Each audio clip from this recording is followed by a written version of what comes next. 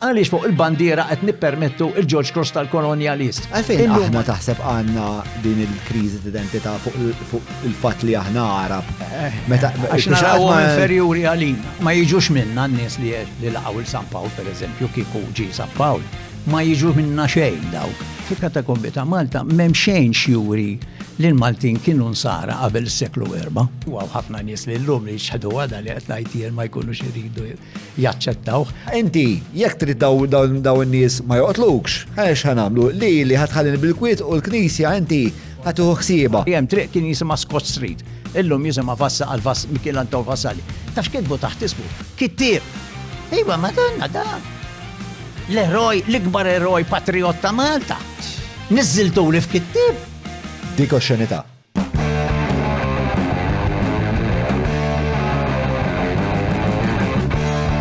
Bil-telefon ngħidu kemm mal-buzz. Mill-waħda neħibu tnejn. Nifhmux dwar x'qadrednu. Nistaqsu kif u x'fatta u fejn.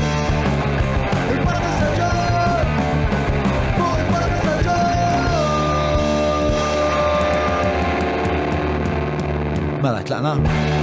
Merħba għal-episodju tal-podcast fl-studio miegħellum il-Charles Xwireb, ħassib storiku kittieb li kiteb diversi kodba dwar l-istorja ta' pajjiżna, ma' Charles ħanitħattu dwar il-hangover kolonialista jew koloniali, ħanitħattu wkoll dwar l-identità Maltija u Charles fil-verità bħalissa dejb naqra ta' taqtija li terrelata mal-iżvilupp f'taslima li se nitħattu dwarha wkoll bla dubju dan għal min jinteressaħ l-istorja tal-pajjiż, il-Malti minnu minn fejn ġejjin u b'konsegwenza fejn nistgħu mmorru dan huwa l-episodju għalik. Qabel ma nibda, infakkarkom patreon.com/John Mallia jekk tixtiequ li dan il-proġett kompli jagħmel ix-xogħol li qed jagħmel media ta' din il-kwalità u jibqa' jistieden mistiedna bħal Charles li huma font ta' informazzjoni mustajt blaqeħ imma u ma vasti immens li jien għandi l-pjaċir, il-privileġġ li nkompli nwasilkom patreon.com/John Mallia jekk tixtiequ tappoġġjaw li u sħabi biex inkomplu waslulkom dan il-proġett. Grazzi wkoll lil Hungry Hippie, il-Browns, il-vini e kapriċċi ta' dan il-whisky splendent. Scotchies, mhux whisky. Whisky? Yeah, shit accent.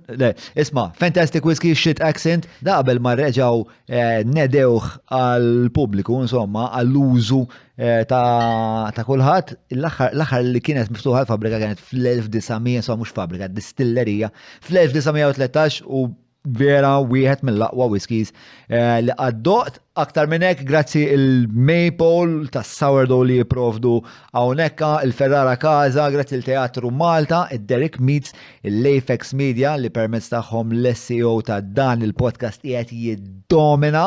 Grazzi wkoll il-Garmin, il-Kutriko, kif ukoll l-Kebs li ta' kull ġimgħa jwasslu lili l-mistieden u l-sħabi hawnhekk lejn dan il-podcast. Art laqna jien u Charles Xwireb. Here we go. Univa! Mela, għana bdejna.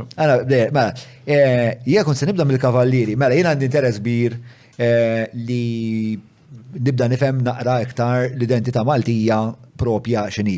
Issa naħseb li biex naslu għaliha hemm bżonn li niltaqa' ma' wħud bħalek, bħal Warrington, bħal Perotta li għamlu karriera akademika twila jistudjaw minn fejn ġejjin minn bnadi differenti.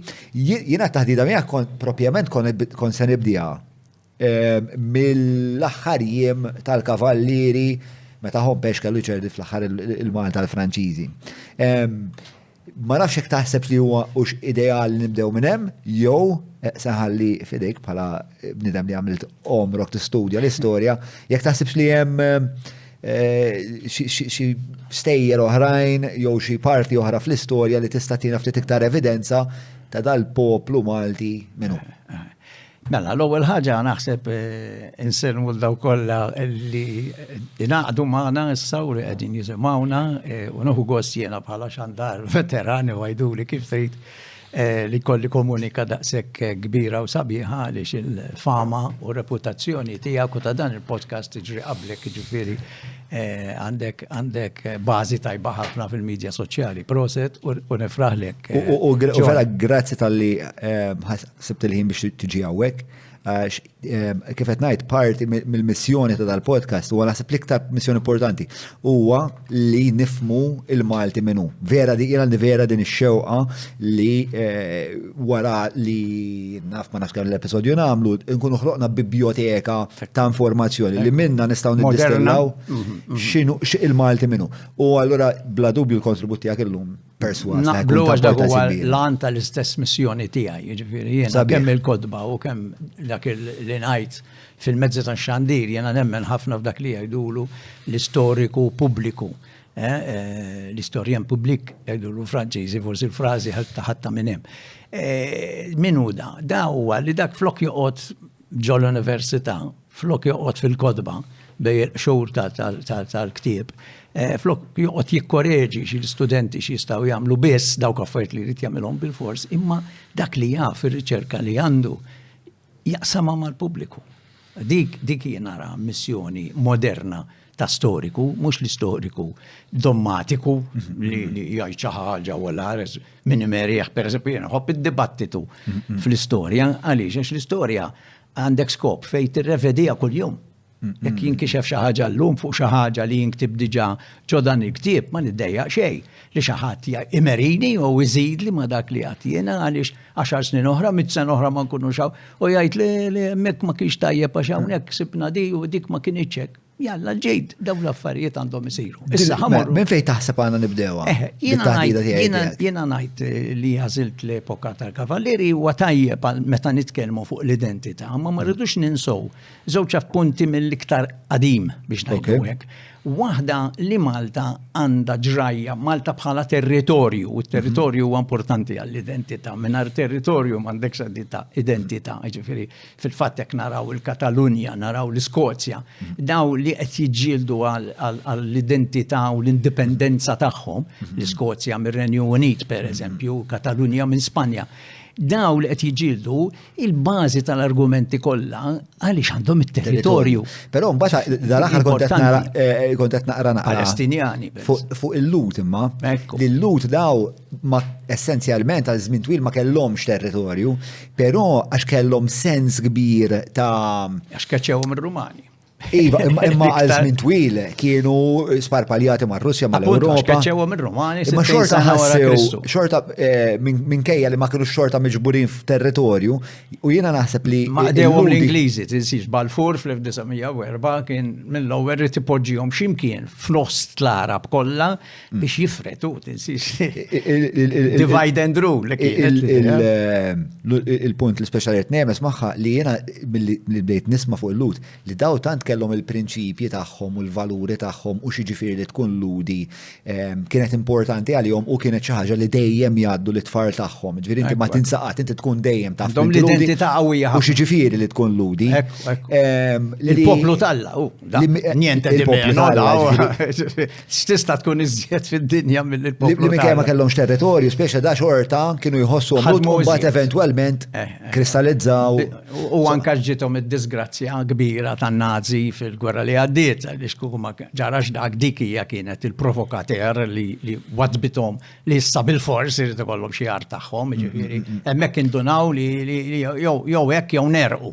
L-Iżrael meta ġiet stabilita? Qabel il-gwerra? Miegħi, jien għandi 75 sena daqshekk ilhom huma. Ġifieri l-idea li jagħmluhom hemm nerġa' ngħid kienet l-Ingliżi li żjed għax il-Palestina kienet f'idejhom f'idej l-Ingliżi. L-idea kienet twildet ma' bidu tas-seklu li għadda u l-idea kienet li jpoġġuhom x'imkien, l-ewwel ridduhom x'imkien fejn fl-Afrika. U ma maċċettawx. Għallu li għax aħna l-art imqazza. Aħna fej kellna l-profeti tagħna, Ġerusalem, qed tifhem. Imma bħalhom il-Musulmani li Ġerusalem għalihom u hija ta' Muhammad, sewwa hemm l-Ortodossi, mela kulħadd irid jieħuġ biċċa minn Ġerusalem. Biss il-lut għax huma determinati forsi iżejjed, sewwa illum il-ġurnata kif spiċċaw jagħmlu saru aggressuri tal-Palestinjani. Il-Palestinjani baqgħu hemm għal dejjem. Qatt ma telqu, Ġifieri issa llum il-Palestinjani kienu l-Filistej tal-antik fil-Bibja. Mela l-Palestinjani u l-lut huma probabbli l-istess razza, più o meno l-istess razza. Imma dawk telqu ġew u issa qed jiddominaw. U l-oħrajn baqgħu bil-biċċa bil-ġonta li qed ituhom. U naħseb li l-lut illum huma kundannati saħansitra mill-Istati Uniti l-ikbar allejat li għandha l-Iżrael huwa l-Istati Uniti. Imma xorta għandna President Biden li qed jiġbidlu widnieh Netanyahu għaliex qed jgħidlu. Qed issegwi x'qed jiġri bħalissa ħafna l-aħbarijiet. Qed issegwi l-kriżi kostituzzjonali li għandhom. Kollox insegwi fl-aħbarijiet jiena xi fissat fuq l-aħbarijiet. Fiex waslu x'in kont qed insegwi l-ġimgħa li għaddiet? Jiena ta' 17 sena kont reporter u sub-editor it-Times. U għamil 3 snin. U daħlet isa. Bil-affinità. Taħt il-ġilda ġifieri bqajtem. Issa ħan ġabur biex ma nizvijaw xil-kun. Minn fejn konna ħanibdew. Jiena għattem żewġ punti. Storja tat-territorju. Qabel ma naqbdu l-kavallieri li inti immarkaj tajjeb ħafna. Waħda minnhom hija li Malta għandha storja ta' 5000 sena mela żmien neolitiku u t-tempji kien hawn 43 tempju neolitiku, megalitiku. Malta għandna ġifieri bħal ġigantija bħall-imnajdra ħaġar im, ta' skorba, ta' silġ, ara kemm hawn. Jekk toddhom kollha iġibu 43 tempju. Ara Malta 5000 sena ilu kemm diġà dit territorju kien importanti għall-inqas għal dawk li forsi kienu jibaħru jieqfu hawn u ridu t-tempju biex jirringrazzjaw l-Alla tagħhom ix-xemx jew il-mara l-ħoxna jixini biex jirringrazzjaw tal-li huma setgħu baqgħu ħajjin, ma jerqux pereżempju. Din il-prevalenza għolja ta' tempji naraw għax imkien ieħor fil-Mediterran?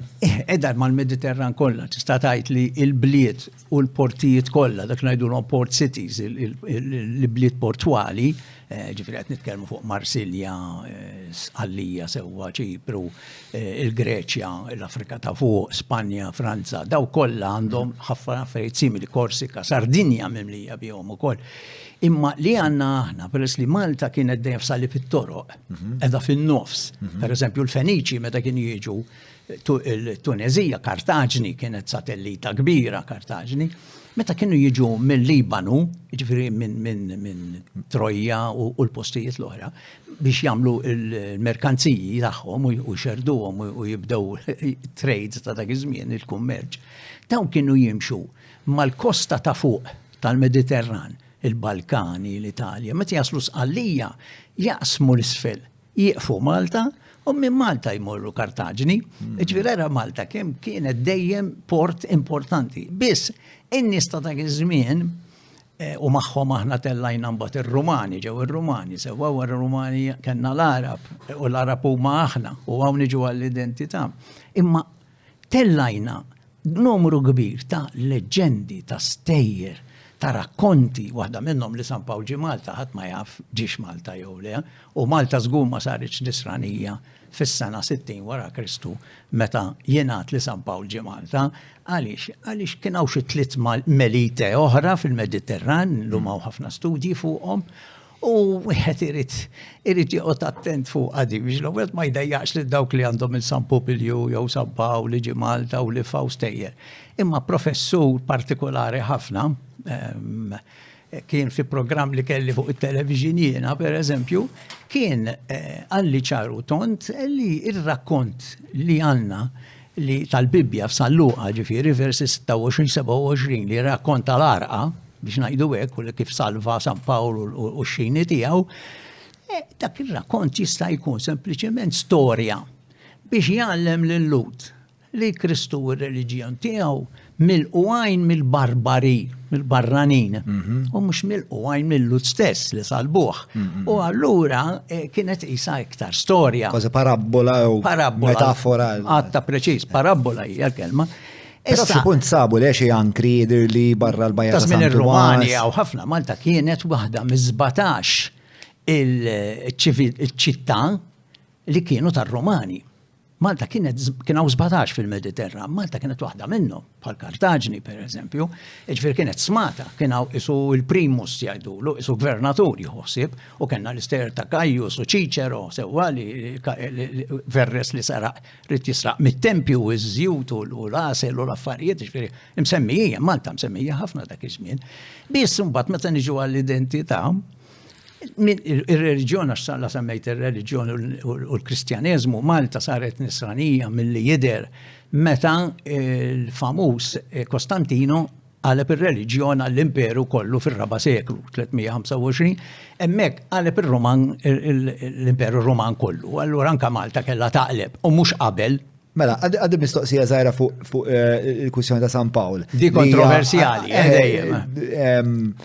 U isa dejjem tinqala din it-taħdida niftakar naqlaħħa darba l-iskola x'missieri għal-isma li dan ma jistax ikun. U di torbot ma' San Publiu wkoll. Allura San Publiu huwa qaddis, żgur li huwa qaddis, imma dak San Publiu li aħna nagħtuh qima kbira u Malta li mid-bliljuni, dak qatt ma ġie Malta, għaliex dak Grek kien, miet il-Greċja bliljuni. San Publiu mhux kien. U għexxi mit-sena wara li ġie San Pawl. Mhux kien xi gvernaturi u xi ħaġa. Il-primus jgħidu. Ma primus li kien ta' Malta, le? Ta' Malta, imma Publius kien isem abbastanza komuni ma' Romani nobli ġifieri, darba għall-istorja, alla jaħfirlu patri Alessandro Bonnici. Qabel ma naddu għalik. Għajr l-evidenza li hemm fil-Bibja, li speċa San Pawl, il-nawfraġġu tal-nafru. Għanna xie evidenza oħra li min jgħidlek li San Pawl żgur Malta. Fil-katakombi ta' Malta kollha r-raba ta' dil-iżjed. Fil-katakombi ta' Malta m'hemm xejn xjuri li l-Maltin kienu nsara qabel is-seklu 4. Ġifieri dik hija waħda mill-qawwijin. Issa, ovvjament, hawn ħafna polemiċi, min jimbotta waħda min jimbotta l-oħra, per eżempju, il-kavallieri, meta ġew il-kavallieri, l-istorja ta' San Pawl mhux hemmnuha biss, imma użawha ħafna għall-finijiet tagħhom, ħalli Malta tkun post apostoliku ġifieri ġejt konvertit minn apostlu u San Pawl huwa apostlu u allura ibbuttawa l-idea kemm jista' jkun biex il-Malta tawha statura kbar fir-reliġjon, dak iż-żmien ir-reliġjon kienet b'saħħitha ħafna. Issa l-istorja li qalli Patri Alessandro Bonnici alla fuori li kien riċerkatur storiku kbir jissemma ħafna Dominikan illum m'għadux magħna. Kien għalli darba kien diħla għal-festa ta' San Publiu l-Furjana f'April. Kien diħel il-Knisja mal-Arċisqof Gonzi ta' dak iż-żmien u da Patri Alessandru li kien moħħu miftuħ ħafna kien jitkellem ċaru tont. Għallu f'moment minnhom għallu maċċellenza mhux aħjar ngħidulhom li San Publiu speċi mhux l-ewwel isqof ta' Malta kif kienu jgħidu bda biex fl-ewwel seklu qas kien hawn isfijiet per se għallu xaħjar najdulhom u da Gonzi fl-infinità tiegħu konservattiv ma fl-istess intelligenti ju kien dar fuq għallu isma' San Publiu qaddis. Għallu billi għandna ħafna qaddisin Malta li mhumiex Maltin, għallu xorta qaddis, għallu n-nies uħobuh u ma qed jagħmlu xejn ħażin. Għallu mela ħallihom hu għalfejn bidlu għadi. Ġifieri l-attitudni kienet jekk hemm il-ġid speċi joħroġ il-ġid minnu. U inti bħala storiku kif tara deċiżjoni bħal dik? Għax storikament mhijiex korretta. Li tħalli hija leġġenda li jien personalment bħala Malti tal-lum naqbel li nibqgħu nrawmuha għax għat-turiżmu tiswilna di nġibu ħafna nies u jaraw pellegrini u jaraw ġew xpapiet jew tlieta marrular il-grotta pereżempju Winja Kurz il-Gran Mastru Winja Kurz fl-1668 ġifieri għaliex għax irid joħloq kult biex miegħu idawwar il-pelleg xrajn santwarju ta' San Pawl ġo Rabat. Tifhem u qal kien għamel 3 xhura u f'dan l-ħar u jekk taqta' biċċa ġebla insomma jsir miraklu tfiq isu tal-Urt jew Fatima Medjugorje insomma eċetera. Ġifieri jiena xettiku mill-verità ta' kemm verament ġie Malta jew le. Iktar naħseb li ma nemminx li ġie Malta milli iva. Imma mill-banda l-oħra għalina l-Maltin huwa parti mill-identità. Għalli qed nitkellmu fuq l-identità llum, għaliex l-identità tagħna, ir-reliġjon kellha parti kbira għall-identità tagħna u damet magħna u għada magħna l-festi pereżempju fl-Irħula u l-bliet li nġibu tant turisti bihom aħna. Mhux parti mill-identità ta' Malta. Ġifieri m'għandniex immorru noqogħdu ngħidu lid-dinja isma' San Pawl ma ġie xejn Malta ta' tista' ma tiġux iżjed, le, ma naqbilx. Leġenda sabiħa. Żewġ sibijiet differenti, jentna dak l-ewwel ħsieb li huwa l-identità tagħna hija msawra ħafna hija infurmata ħafna mill-Kristjaneżmu. Ħafna. U hija xi ħaġa li biss għalkemm konna Musulmani għal xi żmien li issa ġejbija. Però qatt ma naċċett fis-sens il-Malti modern tal-lum qatt ma jaċċetta li hu parti minnu kien Musulman. Dejjem nafa aħna Kristjani sara ferventi. Ma jistax ma jaċċetta. Ma jimpurtax imma ma jridx jaċċetta. Fil-konxu tagħna aħna nipprovaw ngħidu l-xulxin. Li konna falta San Pawl, li aħna falta San Pawl, li aħna nisel ta' li ma jistax konvertina. Għax il-popolazzjoni ma kompliċ. Dik hija ħaġa waħda. Ma jiġux minna n-nies li laqgħu il-San Pawl pereżempju kieku ġi San Pawl. Ma jiġu minna xejn dawk. Għax Malta, ħabta ta' 870, bejt 870 u forsi 1050, Malta kienet disabitata. Skont teoriji oħra tistix fl-istorja. Inti, l-istorja la ma konni xem maħna. La konna fi żmien San Pawl, la konna fi żmien l-assedju, la konna fi żmien il-Franċiżi. Sewa, maħna ma konni xem, ħadd ma kien hemm milli hawn nies illum. Mela meta jsiru l-istudji u r-riċerki, kull ma tagħmel inti bħala storiku, toħroġ verżjoni oħra tal-istorja. Issa jkollok 5, 6, 7 verżjonijiet u biċ-ċans li għada pitada joħorġu oħrajn. Imma dik hija l-istorja hija llum, hija ħajja llum u kif naraw llum. In-nies li kienu jaraw pereżempju fi żmien Winjakur li għatjena fis-seklu 17, l-istorja ta' San Pawl kienu qed jarawha parti kbira mill-identità ta' Malta. Illum jien naħseb intfiet anke r-reliġjoni in ġenerali, ħanajdu hekk. Ma ħadd jibża mill-infern, pereżempju, qabel bl-infern inti kont tara x'tittaqbad tagħmel. Jekk il-kappillani jew xi qassis jgħidlek ħallili id-dar ta' missierek meta jmut ħalli ngħinuh miskin biex jaqbes il-purgatorju, illum ħatemmina, imma kien hemm il-ħanżira tal-erwieħ, għad hemm sqaq ir-rabat jismu hekk. Għaliex, għax il-ħanżira tal-erwieħ kien il-kappillan kien jaqtala widna biex jarafa, ħalli tiġri fit-triq, in-nies fqar jaħasra jitimawhom ġieli joqogħdu lura biex jitimawha meta tismen mhux ħażin, ibieħħa u jgħidulhom issa mill-flus tagħha ħanamlu l-qudies għall-erwieħ tal-familji tagħkom. Bene kienet trikku kif tiġbor il-flus. Jiġifieri meta inti tot kollox u poġġi kollox f'kumpless kbir, l-istorja kif narawha llum, kif qed ngħixuha issa u x'tiswilna għall-futur. Għalhekk l-istorja ta' San Pawl ħelwa nżommuha għax importanti. Imma ħelwa bħala biċċa folklor li mhux neċessarjament nidentifikaw magħha. Ifhimni, hija assoċjata ħafna mar-reliġjon. U allura peress li r-reliġjon li influenzatna ħafna fid-deċiżjonijiet tagħna fil-ħajja, speċjalment jew minħabba biża, jew minħabba eroiżmu għandna l-assedju l-kbir niġġieldu kontra l-Muslem. Xi storja oħra kbira. Mela allura peress li qiegħda parti minn dik l-istorja ma nistgħux qatt noħorġuha mill-identità tagħna. Issa semmejna l-Arab. Meta għadlek li ma kienx hawn nies jgħixu fil-Gżejjer Maltin, awtomatikament meta naħsbu li ħabta tal-1050, waħda mit-teoriji di li iktar ħadet ruq biex ngħidu hekk illum il-ġurnata, naħsbu li ġew misqallija grupp ftit eluf ta' nies li magħhom ġabu l-sin li għandna llum ta' Malta, l-sin Malti, jiġifieri qed insemmu 1000 sen ilu dal-watt.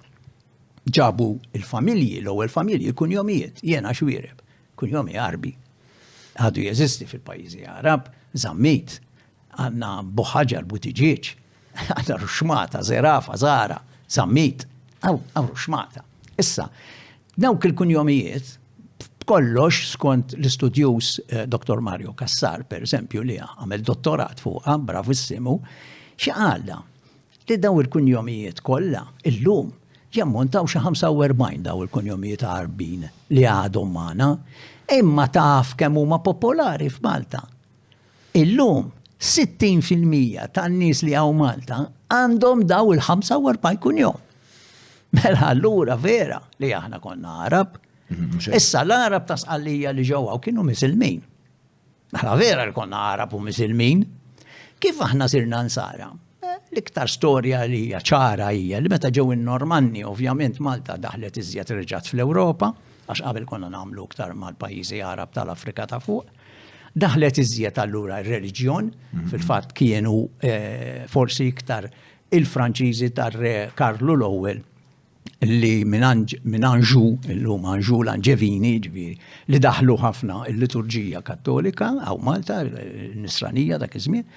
U sal-1250 issa Malta saret iktar taħt l-Ispanjoli permezz ta' Sqallija kienet mal-Ispanja u anke Malta kienet parti minn Sqallija. Allura dana xtaq ir-re ta' Spanja ta' dak iż-żmien li ma jkunx hemm Misilmin iżjed fl-akkwati fit-territorji li jaqgħu taħtu. U għalhekk lil dawk li kienu misilminaw talbuhom biex ma jibqgħux Misilmin jew jitilqu. Telqu ftit gbarat imma l-biċċa l-kbira tal-Maltin Misilmin ippreferew li jibqgħu. Għaliex? Għax kellhom diġà l-art dawn semmew li blitu l-irħula kollha li għandna aħna.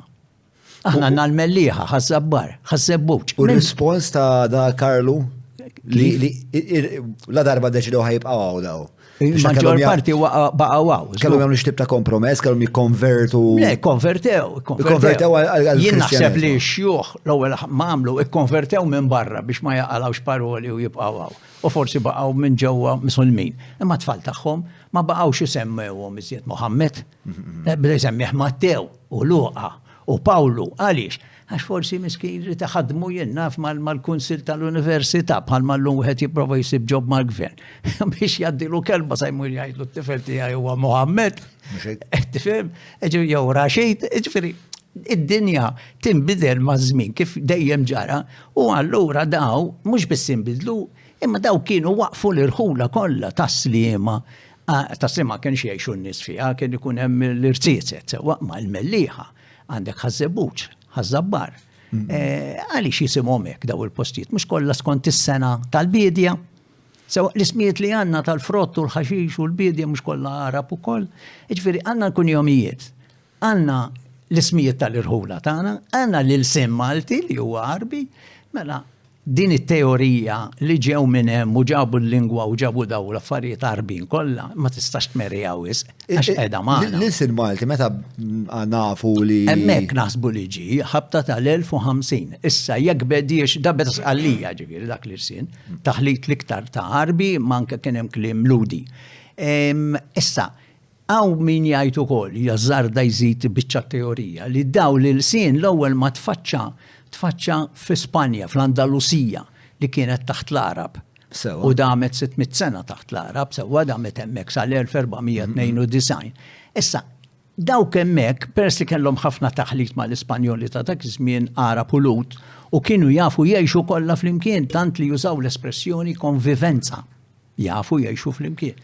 U kien hemm poeti, u kien hemm storiċi, kien hemm l-arti, kien hemm biex ngħidlek ċerta akkademja hemmhekk. Daw ħafna minnhom setgħu marru Sqallija u minn Sqallija meta ġewwaw ġabu magħhom l-ilsien li nitkellmu aħna. Żgur li l-siena jaqbel ħafna ma' tat-Tunezija pereżempju, u allura awtomatikament aħna ma nistgħux niċħdu li aħna għandna sem kbir mill-identità tagħna Arbija. Issa meta aħna ġejna Ewropa panizzati min-naħa ta' Normanni, Spanjoli, mbagħad il-Kavallieri, Franċiżi u l-Ingliżi kollha fl-Ewropa ta' fuq biex ngħidlek iktar mill-naħa t'isfel tal-Afrika. Il-Malti stess bdew ħossu li issa jridu jidhru ma' daw il-ħin kollu sewwa. L-istess, pereżempju, kellna l-Prim Ministru Strickland li kellu. Però kienu żewġ affarijiet differenti li dawk jiġifieri minkejja li pereżempju jaraw il-Kavallieri Malta, il-popolazzjoni Maltija xorta li kienet baqgħet. Ma kienx titħallat mal-Kavallieri. Imma l-popolazzjoni Maltija qed ngħidu li dak il-boton li għandna llum li minnu ġejna aħna ġie Malta xi 1000 sen ilu. Dak li ħadna. Ġifieri m'għandniex naqsmu man-nies li kienu jgħixu fi żmien ir-Rumani pereżempju, jew Neolitiċi, jew taħt il-Biżantini. Iż-żerriegħa ta' dan il-poplu huma daw l-Arab ta' Sqallija. Issa l-Anglabiti li kienu ġew l-ewwel hawn fis-sena 850 ħadu l-Indina, ħallew il-Post Vojt imma żammew il-familji tagħhom hemm. Issa hawn min jemmen ħafna u bisħieħ u jġib ċertu provi wkoll li jgħidlek isma' ma kien baqa' ta' xi familji speċjalment Għawdex li baqgħu insara u dan huwa possibbli għaliex dak iż-żmien kien żmien lil siera wkoll inti stajt kont Nisrani, kont Musulman, Sinjur u kellek l-irsiera insara u bil-maqlub. Ġifieri meta l-insara kien ikollhom l-irsiera Musulmani, ġifieri jista' jkun li kienet dik ukoll possibbli, imma l-maġġor parti tagħhom inqedew bl-Arbi bħala l-sin, sejħu l-bliet u l-ħula kollha tagħna bl-Arbi u ma stess għandna l-kunjom li ma nistax naħarbuha, xwajreb huwa wieħed mhux waf. Għawek bejnietna inti iktar muswaf minni ma jiġwire. Ġifieri, id-dinja tagħna tal-identità tagħna ma nistax noħorġuha. Strickland meta kien Prim Ministru kien imexxi l-Partit Kostituzzjonali fil-bidu tas-seklu ieħor. Ma kienx toġbu di peress li l-familja tiegħu Ingliża, ma kienx toġbu li l-Maltin Arab speċi u ħafna nies li llum li jxħadu għada li qed ngħid ma jkunux iridu jaċċettawh. U fil-fatt għandna eżempju kemm kien jiġħada, semma l-ewwel hotel kbir ta' Malta u vera fej il-belt Feniċja. Feniċja posta. Ġifieri, inti jurik li l-Maltin, jien ġieli kelli nies avviċinawni u jgħidu li jisma' titkellem tajjeb u da imma di tal-Arab speċi ħallija titkellem ġewwa għandna professuri bħal professur Brinkat pereżempju. Joseph Brinkat. Għalfejn aħna taħseb għandna din il-kriżi t-identità fuq il-fatt li aħna Arab. Narawhom inferjuri għalina. Narawhom inferjuri għalina. L-Eġizzjan qatt ma jgħidlek le ta' li xahar bilili u l-Libjan qatt ma jgħidlek għalfej aħna inħossuna. Xaw oħrajn barra Arbin, hemm il-Berberi, hemm l-Eġittu kellhom ħafna razzett oħra li ma kienux Arab, tinsix li huwa element ta' razziżmu fil-verità. Il-Musulmani tinsix li daħlu fl-Afrika ta' fuq meta kien hemm diġà razzett oħra u baqgħu sejrin sal-Marokk. Imma hemmhekk kien hemm oħrajn. Norman Lowell ħajoġbu għal il-podcast. Il-Berberi pereżempju. Le jien jgħiduli xi kultant di toqgħodx tenfasizza ħafna fuq għali konna Arab, xiġifieri ma nenfasizzax l-identità tiegħek. Weġibnu waħda di, għajr li l-ewwel nies li speċa ġew Malta 1000 sen ilu li baqgħu u li komplew jibnu u li hawn ix-xhieda tagħhom il-lingwa l-irħula u aħna. Influenzi li mumiex Arab fil-popolazzjoni li daw l-Arab li għattajt inti il-taqaw maħħom. ħafna. Anka fil-lingwa. Speċa prokrejaw u ġenerazzjonijiet ma kienux. ħafna. Malli ġew in-Normanni, u mbagħad tħallna taħt l-Ispanjoli, u mbagħad l-iktar u iktar meta fl-1530 ġew il-kavallieri, l-influenzi kbar Ewropej hawnhekk żdiedu enormament. Anke fil-lingwa bdejna nużaw indaħlu kliem vokabularju mill-isqalli. Mhux kulturalment qed nistaqsi, naħseb hemm speċjal żewġ konverzazzjonijiet li għandna bżonn ikollna f'dan ir-rigward. Waħda hija kulturalment bħal mettajt il-lingwa, l-arkitettura, kif kienu jgħixu. Eżatt, eċetera. Imma wkoll bħala taħlit ta' popolazzjonijiet, jiġri il-ġeni tal-Arab tħaltu mal-ġeni Ewropej. Ma' ħafna studji. U b'konsegwenza ġejna aħna, jew aħna bqajna Arab ma sempliċement biologikament Arab ma sempliċement il-kultura, l-bixra kulturali imbidlet. Jien naħseb hemm biċċa verità minn kull waħda li semmejt. Jiġifieri illum qed isiru ħafna studji jekk wieħed jiftakar u ġvera għaddejjin ħafna studji tad-DNA barra li fuq l-internet illum.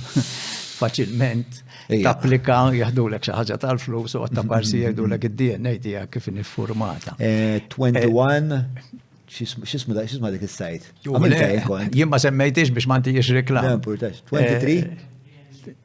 U għandek il-genealogy x'jisimgħu. Il-genealoġija, 23andMe. Sewa, fimni, jien ma nafx kemm isiru b'ċerta serjetà dawk, imma kull meta jsiru dawk, jew jiġu tan-National Geographic darba ftit snin ilu għamlu studju wkoll.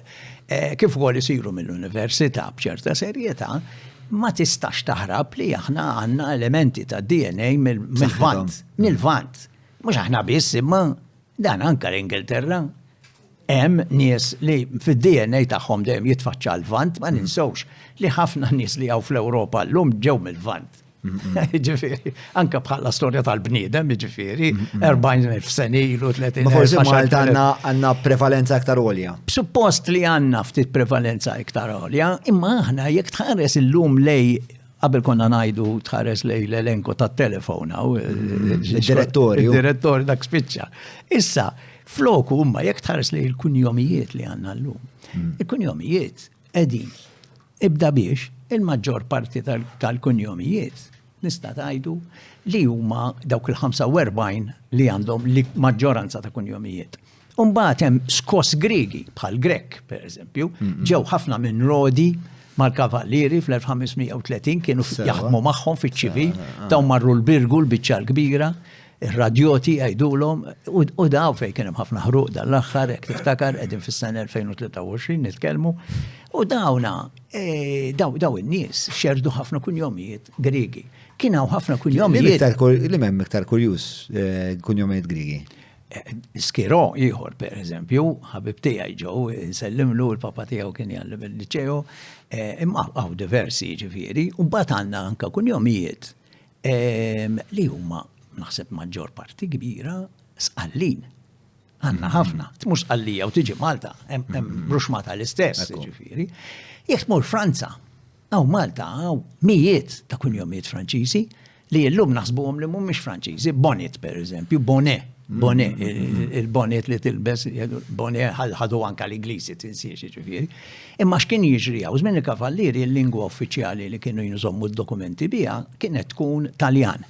It-Taljan tal-Mediterran taħlita ta' ħafna lingwi. Imma l-iktar Taljan sqalli forsi.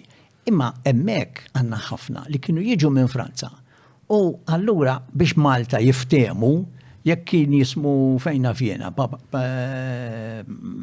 Gonzi wieħed minnhom pereżempju, imma il-kunjom kienu jippruvaw idawruh li jtuh verżjoni Taljana, mela kien jismu Jean, jgħidulu Giovanni. U bekk dew jiġu taljanizzati daw il-kunjomijiet.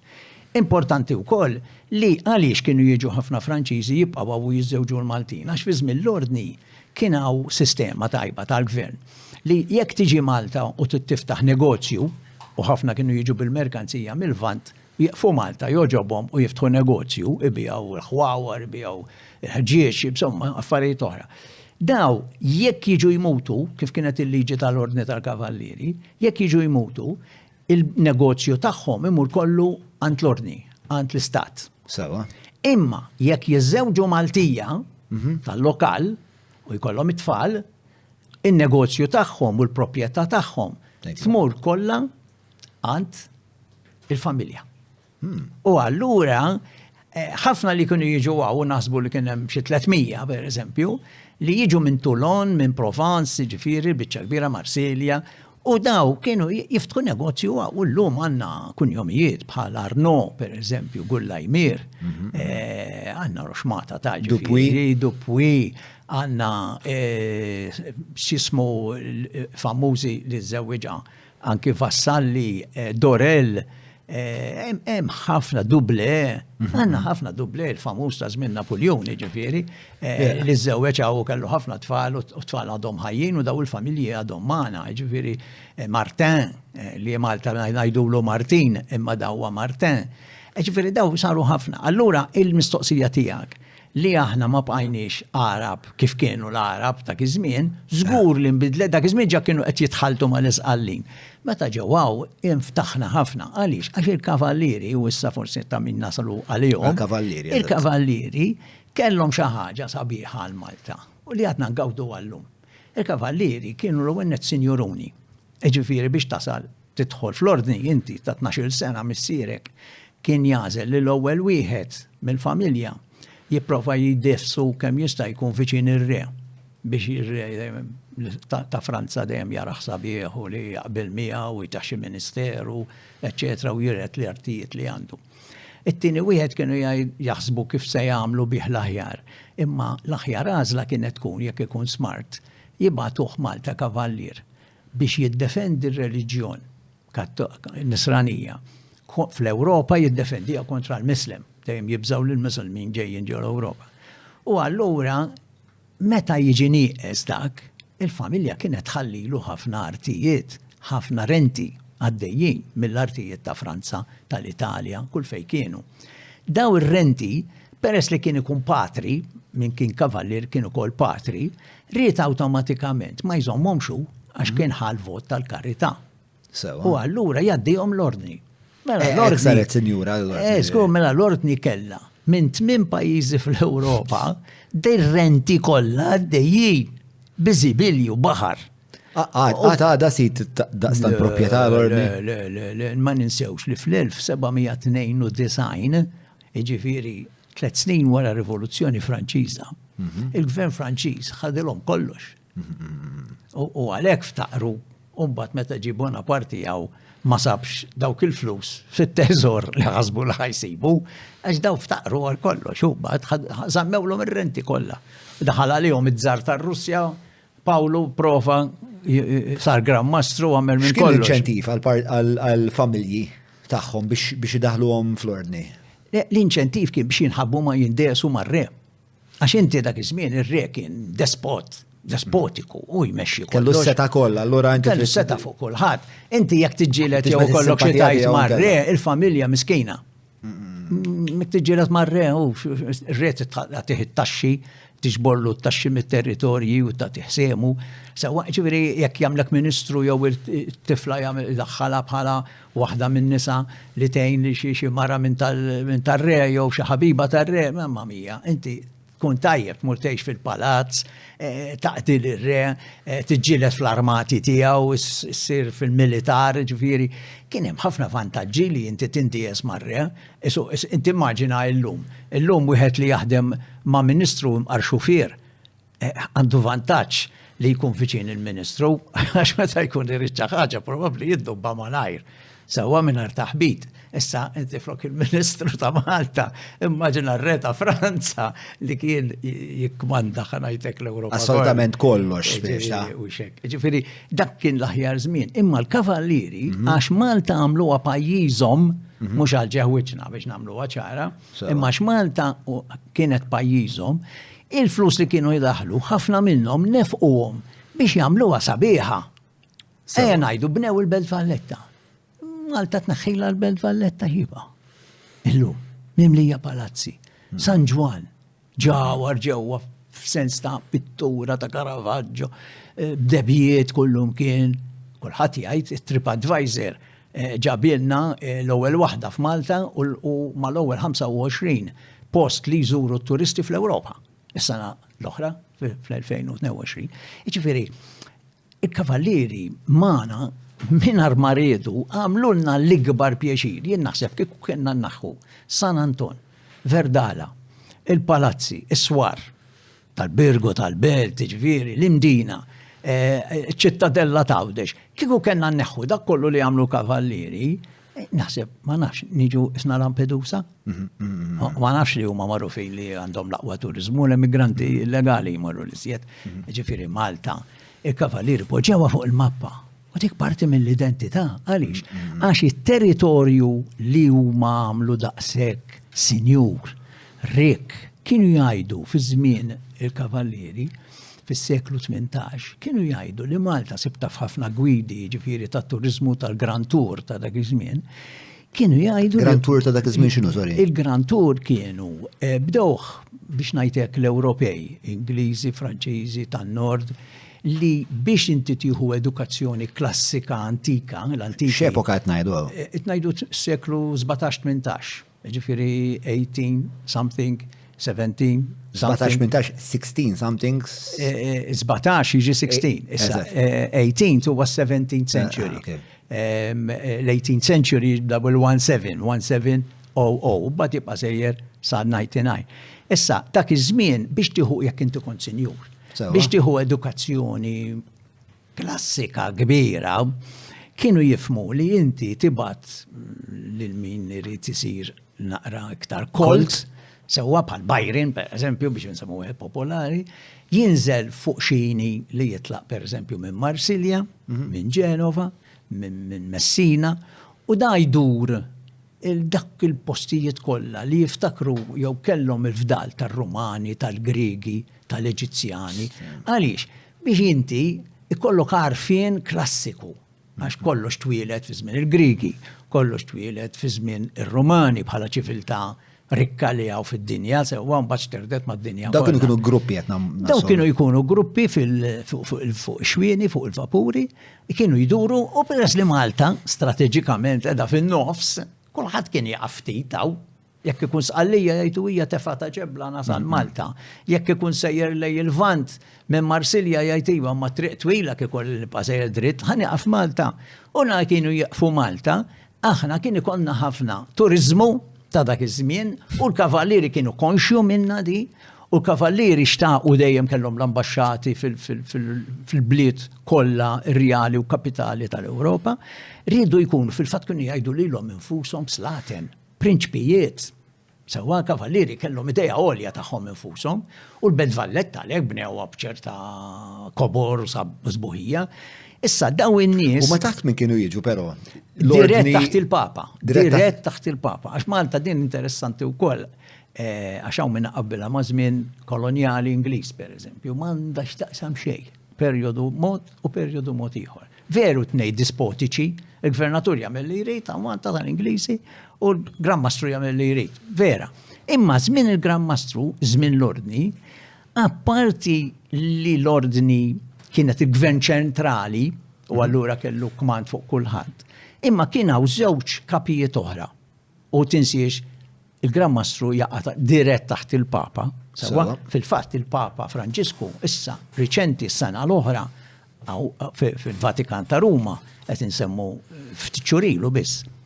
Il-Papa biddel il-liġijiet, ir-regolamenti tal-ordni u ġaba issa kif rieda vassalli 200 sen ilu. Ġaba li kulħadd jista' jidħol u jsir kavallier m'hemmx għalfejn ikun nobli. Kif ried l-istess vassalli. Sewwa. Issa sa dal-punt biex nerġgħu nemżu speċa kollox mat-traġit tal-poplu Malti. Il-Maltin fej qegħdin f'dil-istorja? Il-Maltin tal-lum ġifieri. Le. Il-Maltin ta' żmien kavallieri. Fi żmien il-kavallieri. Kon ġejbija għaliex barra l-Gran Mastru bħala awtorità fil-pajjiż li għandha l-pulizija, rati, eċetera, kien hawn tnej oħra. Li wkoll jaqgħu dirett taħt il-Papa, kien hawn l-isqof li jaqa' dirett taħt il-Papa. U kien għax jaħtru. U kien hawn l-Inkwiżitur li kien jiġi hawn joqgħod il-Birgu kif nafu jew il-Girġenti kellu tas-sajf. U da xogħlu kien li jekk xi ħadd jirrappurtak li samak tidaj.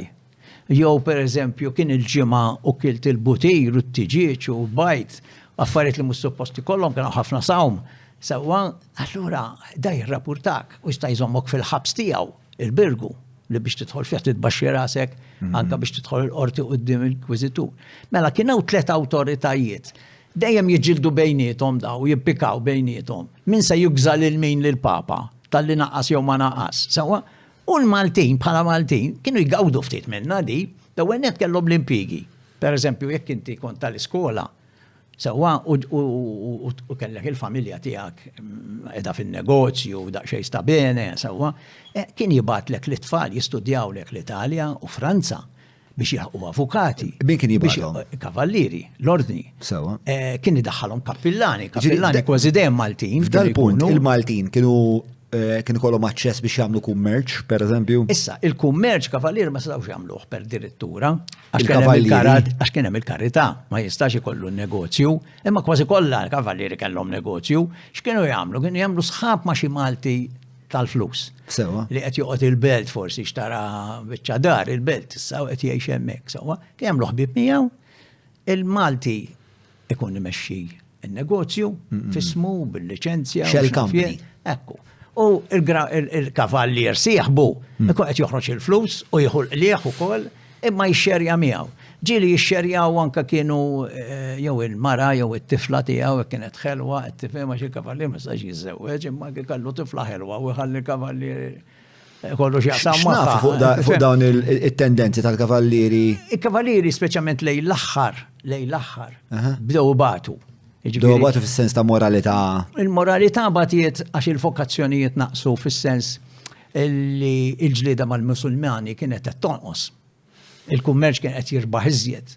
L-Ottomani, jiġifieri tal-Musulmani minn Istanbul, indunaw li wara l-assedju l-kbir ta' Malta u li ieħor ta' Lepanto 5 snin wara dak iżjed.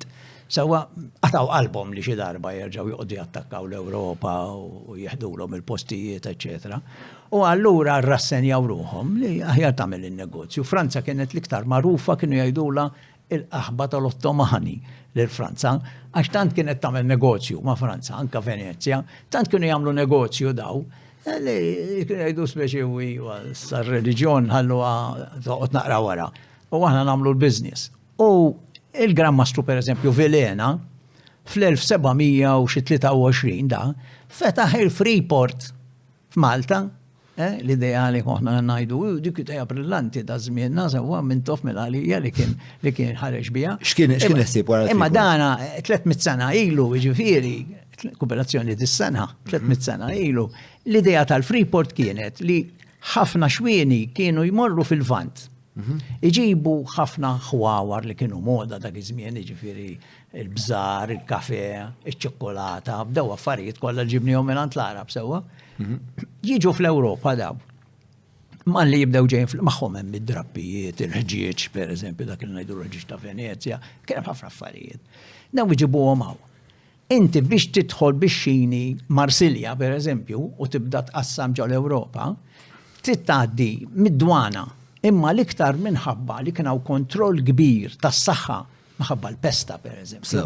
Għax hekk ikollok ġurdien infettat u sakemm tagħmel it-tavlun kbir ix-xatt biex ittella l-ixkejjer jew biex ittella l-merkanzija.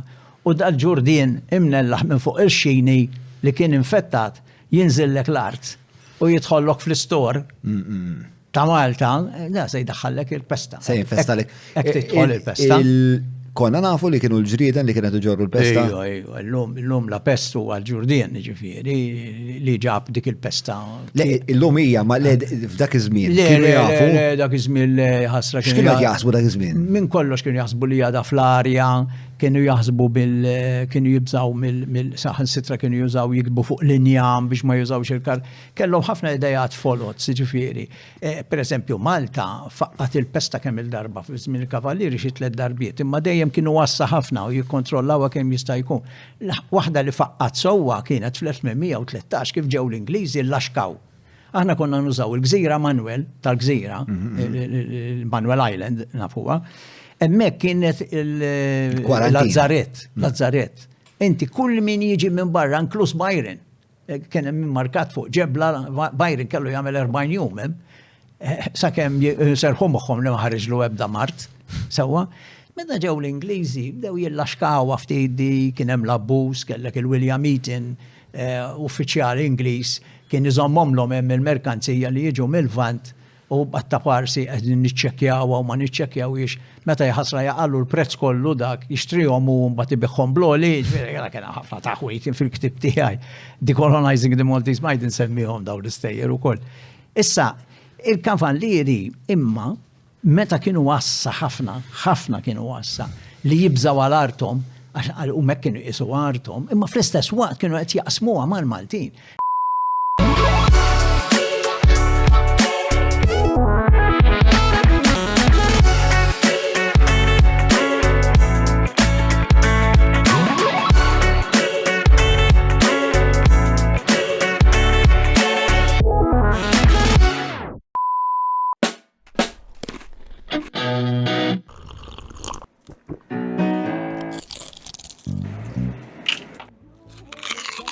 Know your food. Book your food intolerance and allergy test now.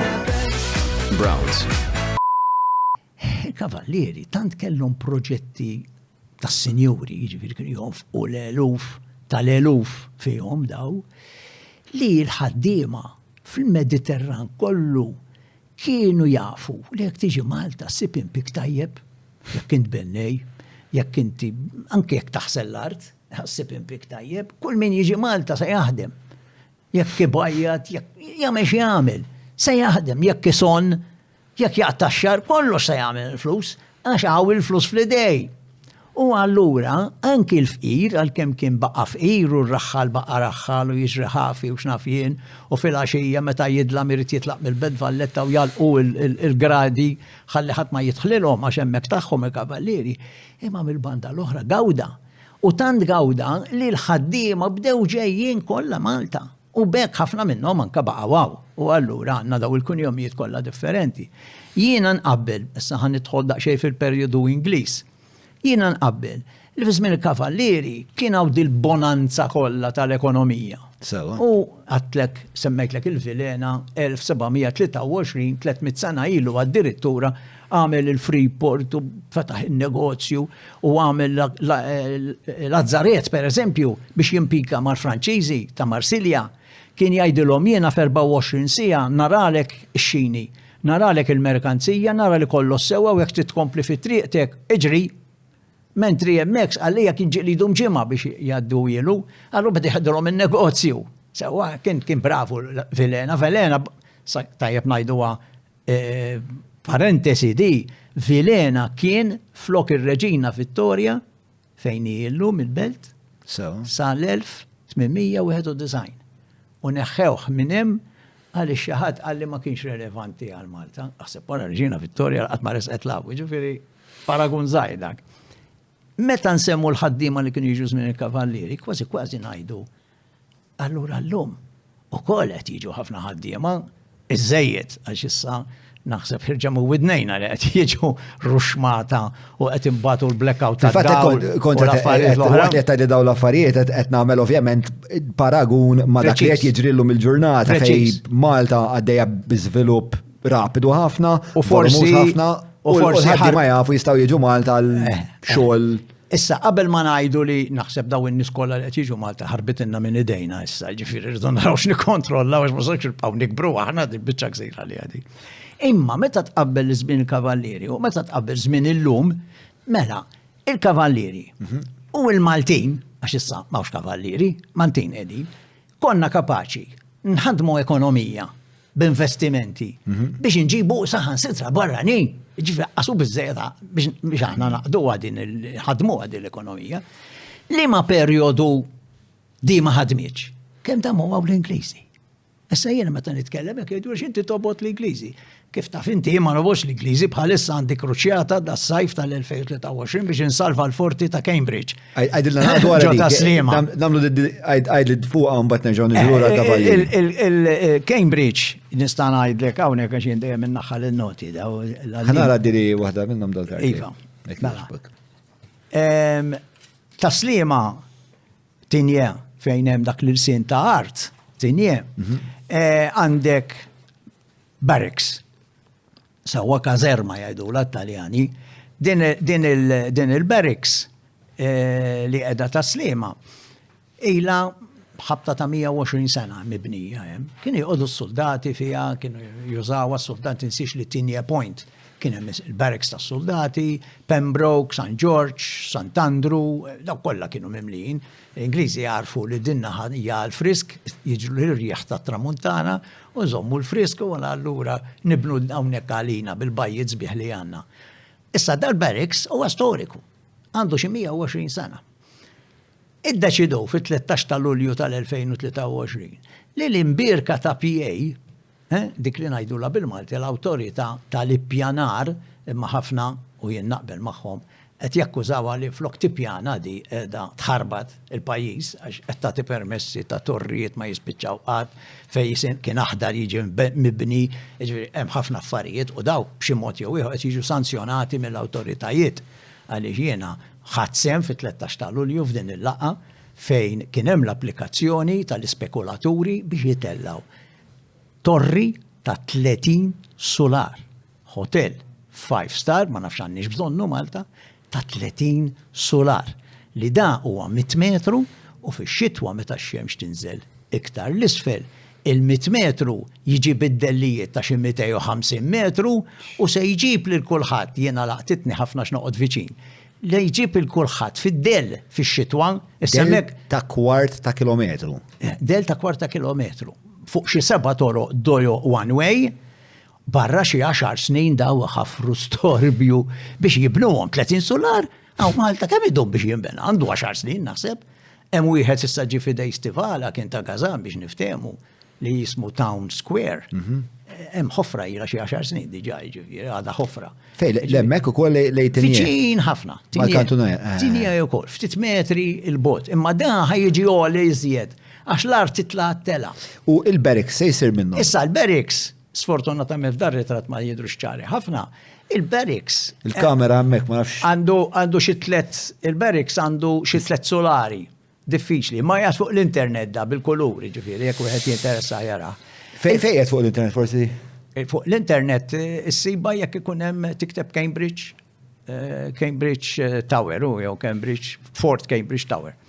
Issa da dikinhar jiena li segwejt Għamlu xi 3 kwarti, jaqraw rapporti tal-awtoritajiet kollha possibbli u konnessi għaw Malta. U daw l-awtoritajiet kollha qablu u rikmandaw li jinbena dal-mostru ta' 30 solar ħireġ isu rocket minn ġodan il-forti sewwa li barra li ħajamil daddel kbir, barra li Alla jaf kemm se jinqata' d-dawl għaliex tmim da fi 400 kamra ħajkun fiha. 400 kamra, jemmu mod ikun 2 f'kull kamra. Mela jisiru 800 nies, 800 ġo toroq żgħar, min jaf kemm se jixalu air conditioners daw, u dak il-power kollu mhux overload se jagħmel, meta aħna id-drainage probabbli se jmur il-baħar, għaliex dik in-naħa ta' Tinja u Kwissisana, id-drainage saru fis-snin 60. Issa ġaw lew ħafna sa' 8 solari, aħseb wara jekk jiġi iżjed. Imma jien nara biċċa ipokresija wkoll John hawnhekk. Għaliex il-gvern donnu ġie jitmellaħ minn dal-bini storiku li fl-2006 l-istess awtoritajiet kienu qalu dan ħaqqu protezzjoni tal-wirt Malti, għaliex wara kollox milli jagħmlu l-Ingliżi jibqa' l-wirt Malti wkoll. U allura mandu qatt aktar minn ir-raba solar. U jiġi rranġat u stmat pulit kif kienet il-Crown Plaza tal-Air Malta floku da. Sewwa, ġo Locker Street. Imma fil-waqt li għaw nieqes minn kull imħabba li il-pajjiż, ġi jitmellaħ li rrovina għal 10 snin l-attività kollha kummerċjali u residenzjali ta' dik l-erja. Għax di tara ħares law tara l-baħar u tħares lem tara l-baħar dejqa. Ġida ġej toqba fin-nofs, sewwa. Għandek naħa il-Tinja Point. U naħa bizzazza street u ħwienet kollha tax-xatt. Sewwa da ġej f'nofshom trabbijiet 10 snin. Sewwa storbju ġieri, ġen, trakkijiet, mixers, 10 snin żguna. Issa, hemmhekk ġejna nitmelħu mill-istorja. U mbagħad Alla jbierek. Ftit snin ilu, Gwarda Manġa. Kien hemm villa ħataqa, ħatitmermer, sa qudiema jekk tmur illum tara fit-tela ta' Gwarda Manġa, tara blokok kbar tal-konkos biex ma tmux teleb kull tiġi fit-triq, ara kemm qiegħda ħażina di. U Alla jbierek l-istat ta' Malta ħallas ħabta ta' l-2013-14, mhux iżjed. Ħallas 5 miljuni ta' did-dar ħataqa. Di mhux se jagħmlu torri fiha Alla jbierek.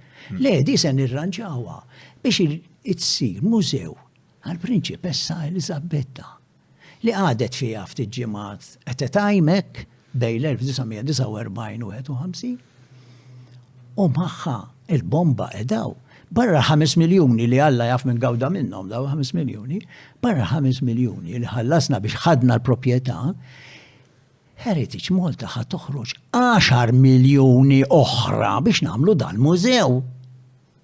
Da nagħmlu mużew aħna.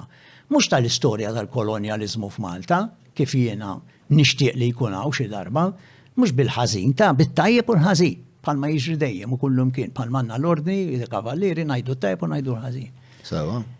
Imma ħanamluh għal Prinċipessa qabel saret reġina li kienet tgħix hemm għal ftit ġimgħat f'liema żmien, iż-żmien ta' wara l-gwerra li skont ma qal il-BBC meta mietet għal kienet marret tgħix ftit żmien Malta għax żewġa kien fin-Navy fil-Port il-Kbir ta' Malta, qalu biex taħrab id-dwejjaq ta' wara l-gwerra f'Londra bħalli kieku Malta kien hawn xi ferħ kbir wara l-gwerra meta kien hemm id-djar kollha tal-Kottonera u l-Belt Valletta u Taslima imwaqqajn u nies kienu bil-ġemx u l-baħar.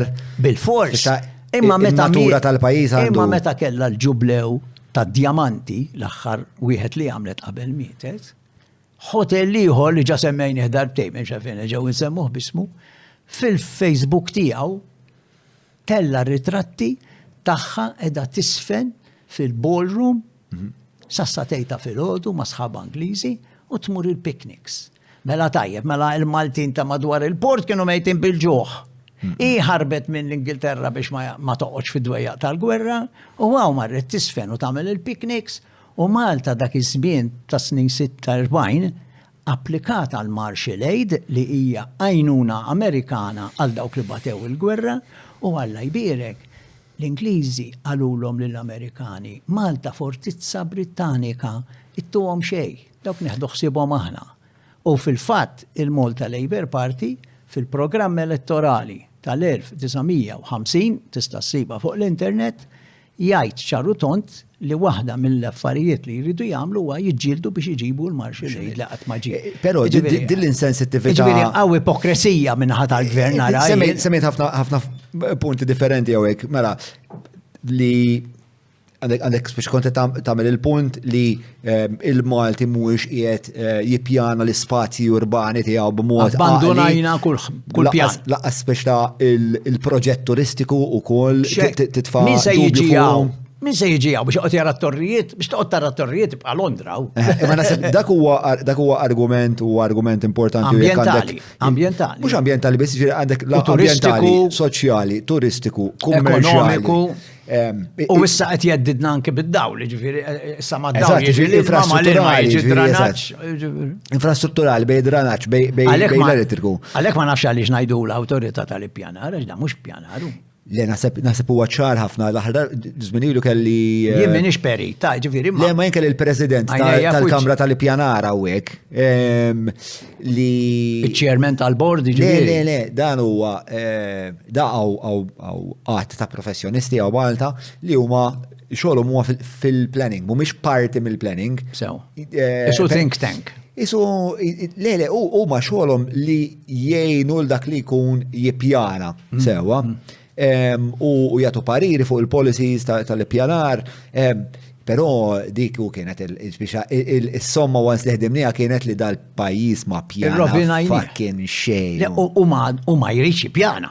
Għax jiena qed nara ġifieri il-futur huwa. Taħseb li ġejja mill-fatt li mela interessanti forsi li nippruvaw inżewġu għalfejn għandna din il-proklività għal nuqqas ta' pjanar, għalfejn għandna din il-furja għal kummerċ. Kolonializmu għallimilna, saxi tarruħ huwa politikant u storiku Indjan minnaħa ta' fuq tal-Indja, rib il-Pakistan.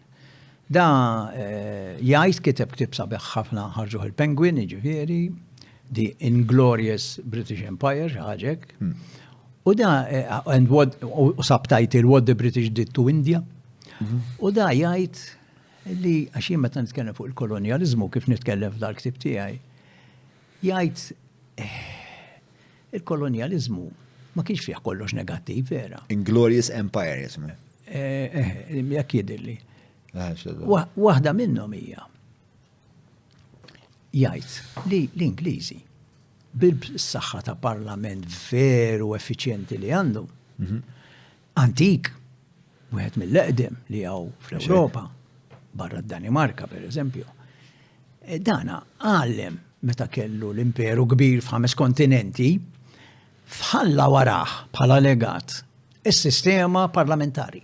Anka Malta, vera, ħaġa sabiħa. Għal imma meta tirrifletti da Saxa Tarur, jgħida, għadu ħajda, għadu jitkellem. Jgħas l-oppozizjoni palissa, jgħid imma meta tirrifletti milli jider ma għalmux l-kolonji wara li jieħdu l-indipendenza kif jigvernaw, għalmuhom iżjed kif jibqaw fil-gvern. U inti biex tibqa' fil-gvern ħafna drabi sfortunatament tagħmel minn kollox. U jiena ninnota anki Malta jien bħala storiku u s-saħħa ngħidha jiena ħbib għandi fiż-żewġ partiti nirrispetta lil kulħadd u għal ma jkunux il-politiċi anki f'Malta għax kieku ma jsir xejn, ma jinbidel xejn, ma jgħaddux il-liġijiet, ġifieri titneħħilhom il-kappell u anke naħseb li mhux faċli toħroġ għall-politika u tgħix dik il-ħajja fejn il-libertà u l-privacy tiegħek tintilef, ħankunu għadna kollox. Jien l-ewwel wieħed dejjem għażilt li ma noħroġx ġifieri mħabba fejn. Imma mill-banda l-oħra, isu Malta malli ikonna partit fi gvern wara 10 snin jiġri xi ħaġa, ma nafx jien ili nivvota mill-1971. Għandi 75 sena għaddejt ftit elezzjonijiet, għaddejt ftit amministrazzjonijiet, imma ninnotadi. X'jiġri? Isu jgħajja. L-amministrazzjoni jisa titlef il-vizjoni jew titlef id-direzzjoni forsi aħjar. Isu jgħajja. Jew forsi jidra żejjed hemm, jew forsi jidra mezzi kif għalda Tarur, Saxa Tarur, jidra isib mezzi oħra kif jibqa' fil-gvern u daw ma jkunux ta' importanza kbira għaċ-ċittadin, ġifieri ma jibqax iċ-ċittadin l-ewwel. Din hija marda. Issa mhijiex Malta biss, m'hemmx dubju li mhijiex Malta biss. Inti ftit ilu għaddejt kumment li kiex tal-Maltin di, li pereżempju vera tal-Maltin hija li aħna ma ħobbux lill-artna biżejjed. Dak ktieb qiegħed in search of identity. Ma ngħid, sfortunatament ma ħobbux lill-artna, għaliex ma ħobbux lill-artna? Għax kikun ħobbu lill-artna qed nirrovinaw il-ftit ħdura li fadal.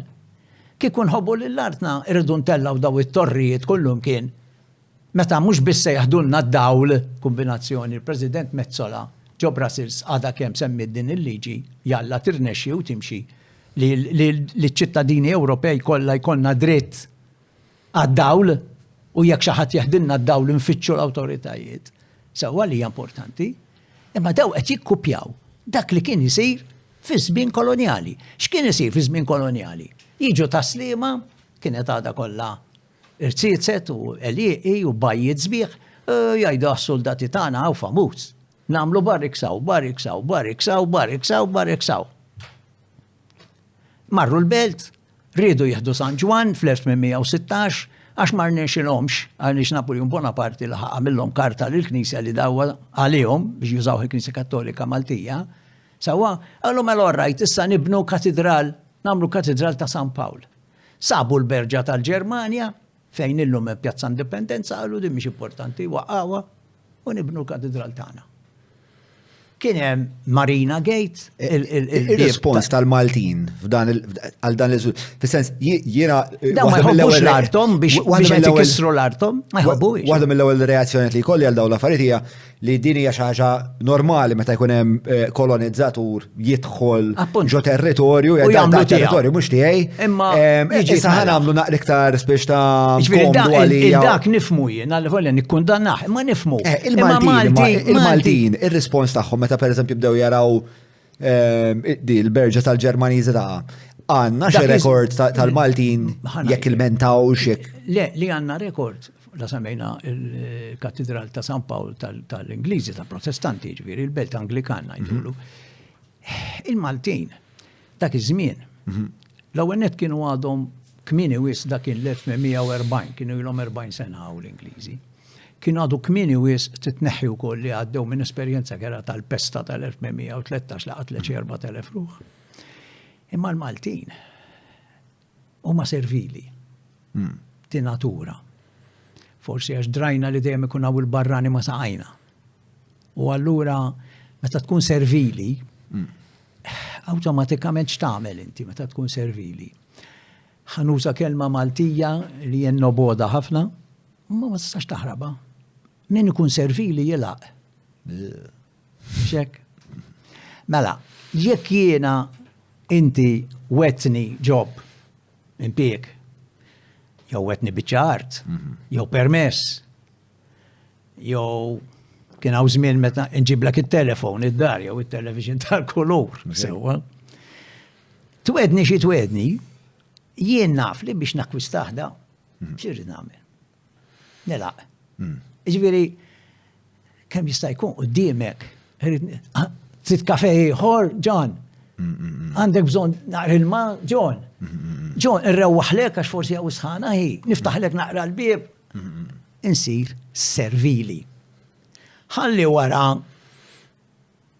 ngħid frażijiet antipatiċi, kif kien isiru wkoll fi żmien l-Ingliżi. Jiġi Ingliż u jgħidlek, "You're all right, Joe?" U tgħidlu, "I'm all right, fuck you, Jack." Ġifieri, kienu jiġru dawn l-affarijiet. Issa, il-Maltin servili. Kważi iktar tgħidlu bil-qalb għax kun ħadlek id-dinjeta u ġewwa tkun. U inti toħodhom mod ieħor, x'kien jiġri hawn Malta, pereżempju jidħol vapur Ingliż kbir. Xi jagħmlu l-Maltin? Il-baħrin li jaħdmu hemm jiserqu il-lanet taż-żebba, blu, ħafna drabi, u l-għada l-gżira tara l-galleriji kollha blu. Kien ikollhom il-mess fejn jieklu u jsajru, li ma jiklux jew li jħallu ikel minn fuq il-mejda, kienu jbijawh il-gaxin fit-taraċ li għadu jismu sallum.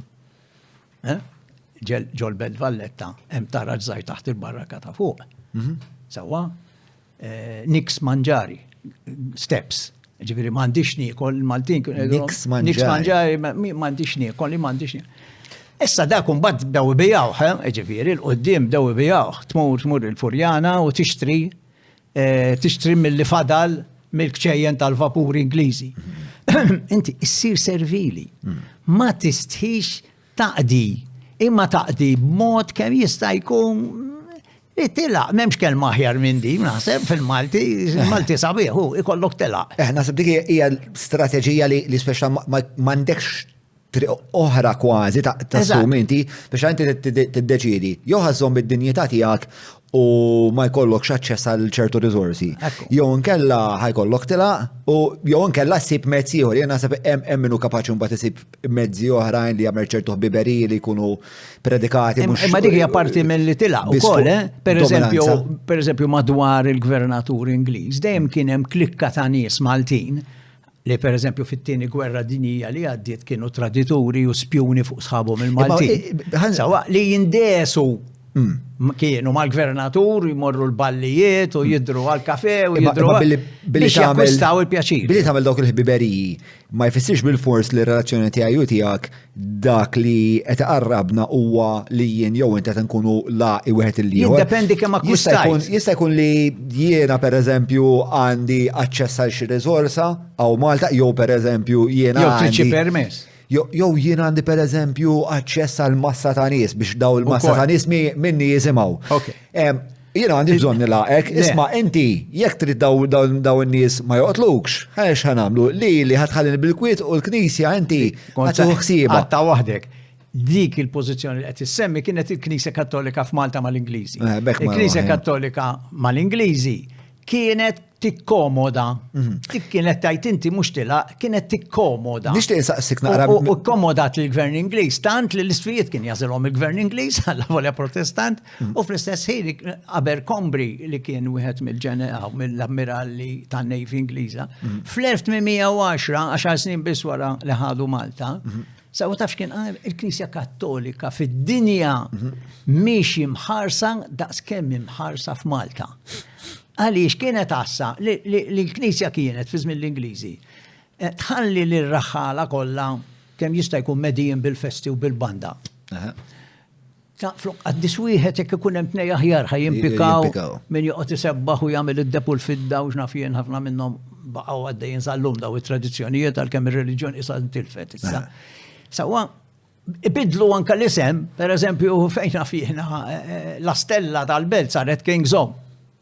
Sawa, l-Isla nsellmilhom għax kienet Vincitrice, saret Queen's Own u reġgħu dawru għalura malajla l-Vincitrice milux, ġifieri ħaġa sabiħa ilha xi 8 snin żgur issa. Il-mellieħa Imperial, pereżempju, fi Queen Victoria, Surrieq, Duke of Connaught, daw kienu jtuhom standard tal-bandira Angliża u joħorġu qudiem il-marċ. U fil-bidu, l-Ingliżi kienu jgħidulhom ma tkomx lob tan-nar, ħanibatulkom il-vapur. Ma tkomx banda, jħassa banda żgħira, ħanibatkom il-banda tan-Navy. Badi mhux strateġija li ilna nismgħu dwarha. L-Ingliżi għamluha. Ir-Rumani, Panic Church, li anke Hompex kien jagħmilha di. Le, Hompex differenti. Hompex kellu ħafna differenti. Ħa ngħidlek x'kienu jagħmel, mhux Hompex biss. Deroan ukoll, pereżempju. Ma li Hompex kienu jmur ħafna daw il-festi. U Deroan ukoll. Ma x'kienu jagħmlu daw? Imur daw il-festi li qed tajt inti, il-festa tar-raħal, il-festa ħażabbar, ħażebbuċ, mar diversi, Rabat pereżempju. U biex jippremjhom għax laqgħu għamlulu jilaqgħuh vera, jagħmlulu tal-kartuna u mina kbira minn fejn jgħaddi. Ikantawlu l-innijiet. Ikantaw l-innijiet poeżiji, sonetti, insomma. Jidħol joqgħod għall-quddiesa kollha, isegwi l-quddiesa. U bat jitħallat mal-nis il-gbar u l-ekklesjastiċi ta' dak iż-żmien, u bat qabel ma jitla' itihom parċmina u jagħmilhom ċittà Ferdinand, ċittà Beland iż-żejtun pereżempju. Sewwa dawn kien jagħmilhom Hompex Gate qabel ħażabbar, ħafna minnhom ħelwin. Dak kien jagħmilhom l-iktar biex jinħabb iżjed bħala sultan maċ-ċittadini tiegħu.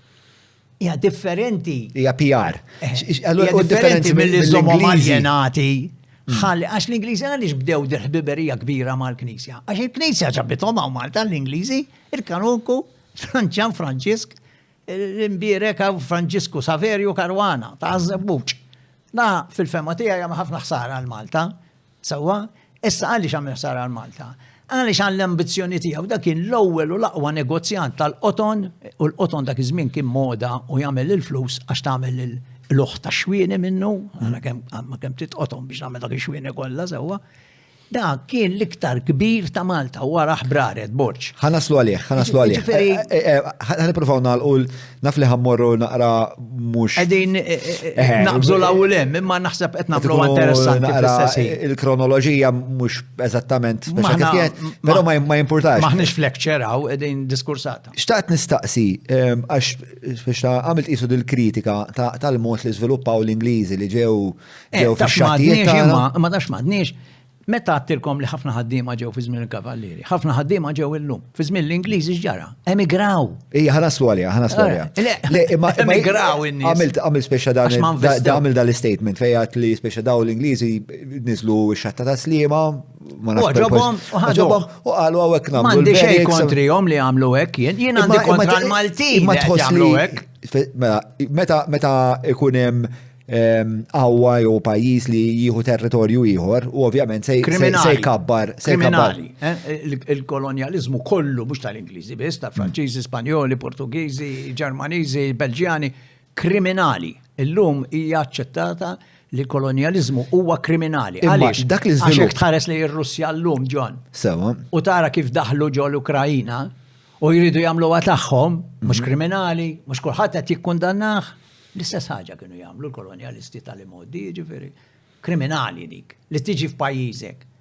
Jiġi xi ħadd pajjiżi jiena, pajjiżi twilitaw li ssir huwa kriminali milli nista' nifhem bil-metrika tal-lum, bil-metrika tagħna tal-bniedem modern li avvanza fil-punent terġgħu tajta naħseb li hemm qatt hemm postijiet fid-dinja. Might is right. Eżatt, inti qed tgħidli li kellna l-korso kriminali. Anka l-korso kriminali. Ġifieri li aħna nimponu li l-nanfusa u xaħat ieħor imponu li l-fusu fuqna għax huwa aktar setan, illum il-ġrata huwa kriminali. Imma dak iż-żmien il-bniedem mhux sofistikat li ma kienx jaf jinnegozja l-politika. Il-politika kienet isma' daħat tiegħu li dal-post jew ħanaqlek minn hemm. Minuta waħda. Jien bdejt id-diskursa ta' miegħek illum billi niftakarat li l-istorja mhix biss ta' dak iż-żmien, ktib magħluq. Istorja kif naraw llum. Mela, illum għaliex għandna diversi pajjiżi, hemm każ klassiku ta' Kenja pereżempju, l-Ingilterra fil-Kenja fis-snin 52, 1952, 7 snin wara gwerra. Wara li kkundannaw il-kampijiet tal-konċentrament tan-Nazi kontra l-Lut. Daw kellhom kamp ta' konċentrament huma ġol Kenja. Għal-minn ma kienx jaqbel magħhom. U qatlu n-nies. X'kien jismu? Ġol Kenja, issa niftakar Caroline, issa niftakar l-isem tal-abtriċi, jgħataw fil-ktieb id-dettalji, jgħataw fil-ktieb, għallum hemm monument ġol Kenja wkoll Nairobi. Issa, hemmhekk bis-saħħa ta' din l-awtriċi Amerikana li għamlet dottorat fuqhom, sewa ġabret nies li baqgħu ħajjin mill-1952 jien twelid 4 snin qabel ġifieri għadhom ħajjin. Ġabret ukoll ħafna xhieda, fetħet kawża lill-Gvern Ingliż ġol Ingilterra biex da jħallas jirripara taħsara li għamel dawk il-familji. Caroline Elkins. Mawx għalik. U di rebħitu. Il-każ rebħuh. U l-Gvern Ingliż bil-Parlament kellu jgħaddi l-liġi li jħallasom il-flus tal-ħsara li għamlu. Meta inti tħallas tal-ħsara li għamilt, x'qed tagħmel? Qed tammetti li kien kriminali, li kien ħasin. Bħalma llum għada pitada nittamaw lil Putin jew il-tawaraħ intellawhom il-qorti internazzjonali li għamlu ħażin l-gwerra li qed jagħmlu huma. Issa, l-istess ħaġa. Però dak iż-żmien ta' kienem minn dal-kolonja. Tiskużhom jiġifieri. Le, jien qed ngħidlek li għax mhix qed nifhem. Le, fil-kuntest ta' dak iż-żmien kriminali huwa Dak iż-żmien ma kunċett. kienux jarawha kriminali. Huwa kunċett marbut mal-liġi. Għax il-vittmi pereżempju l-sira. Ir-razziżmu mhux bekk daħal bl-sira. Għax l-sira li kienu jaħtfu bil-miljuni mill-Afrika u jieħduhom l-Amerika t'isfel biex jaħdmu fil-qoton skjavi u ħafna minnhom kienu jerqu fit-triq u ma sejrin fuq l-Atlantiku u l-kumpaniji l-kbar kienu kollha Ingliżi biċċa kbira bdew għall-Portugiżi imma l-Ingliżi ħadu over għal kollox kważi. Sewwa dak iż-żmien min seta jitkellem jew jaqbes għalihom dawn l-imberkin ta' skjavi fil-fatt Black Lives Matter li beda fi żmienna għaliex f'daqqa waħda bdew jaqalaw l-istatwi u jneħħuhom ta' dawk in-nies li kienu imperjalisti fi żmien l-iskjavitu. Għaliex qed jagħmluhom? Għaliex Bristol l-Ingilterra meta waqqaw statwa ta' wieħed minn dawk li kien jinnegozja fl-iskjavi sewwa xi 4-5 snin ilu. Tellawhom il-qorti għax sabu 4 ring leaders. Tellawhom il-qorti tal-li da mhux waqqawlu l-istatwa Colston kien ikun jomu, mhux tal-li qalawlu l-istatwa tal-li wadbuha ġol baħar. Sewwa għax Bristol qiegħed mal-baħar. U tellawhom il-qorti. U għaddew il-ġuri. Il-liberatom il-qorti Ingliża għax mbagħad l-Ingliżi tagħhom intuhom il-qrati tagħhom neħħilhom il-kappell bħalma nneħħu tagħna naħseb għax Malta niftaħru biha di forsi tradizzjoni Ingliża. Għaliex il-liberatom? Għaliex il-liberatom? Il-liberatom għax qalet iċ-ċittadini għandhom id-dritt li jkollhom il-monumenti li jixirqilhom fil-pajjiż. U allura jekk ma joġobhomx iċ-ċittadini dawk il-monumenti għandhom ineħħuhom. U jien meta nitkellem fuq ir-Reġina Vittoria ġol Belt Valletta fejn hemm 34 monument Ingliż l-iktar maġġoranza ta' monumenti kolonizzanti jien ma nafx kif il-Belt Valletta qiegħda l-kapitali ta' Malta meta l-President ta' Malta ġol palazzu huwa mdawwar ma' 8 armi tal-Ingliżi itwal minni. Sewwa u l-unika arma ta' Malta pubblika li inti u t-turist jistaw jaraw ġol Belt Valletta qiegħda taħt Sor mir-Reġina. Taħt il-pedestal quddiem il-biblioteka tiġi ġifieri. Jekk trid tara jiena rajt gwidi Franċiżi pereżempju għax hemm dak li jgħidulu double entendre, jiġifieri doppju sens, sewwa, u jgħidulek jekk trid tara l-arma ta' Malta pubblika, skolpita, kull ma trid tagħmel tmur derrière la reine. Tara derrière la reine. Derrière bil-Franċiż tfisser wara u l-warrani. Qed jitnelħu bina t-turisti qed jgħidu l-gwidi li t-turisti jekk tridu taraw l-unur ta' Malta, morru taħt Sor mir-Reġina Britannika li qatt ma ġiet Malta. U meta semmejna il-Katedral ta' San Pawl aħna tal-Ingliżi, mhux tal-li ma ġietx Malta di, tal-li t-sija tagħha Queen Adelaide, ir-Reġina Adelaide li kienet tiġi t-sija tagħha u kienet marida u ġiet Malta biex tfieq minħabba li t-tempo aħjar kienu jiġu ħafna jagħmlu hekk minn ħafna pajjiżi.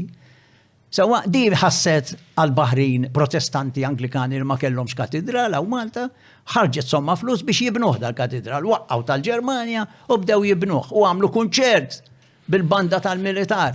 Il-Maltin ma marħat tal-kunċert. ħadd għax daw kienu protestanti u l-Maltin kattoliċi. Imma di talbet li Reġina Vittoria, ġifieri kienet tiġi tzija tagħha, nebutija tagħha.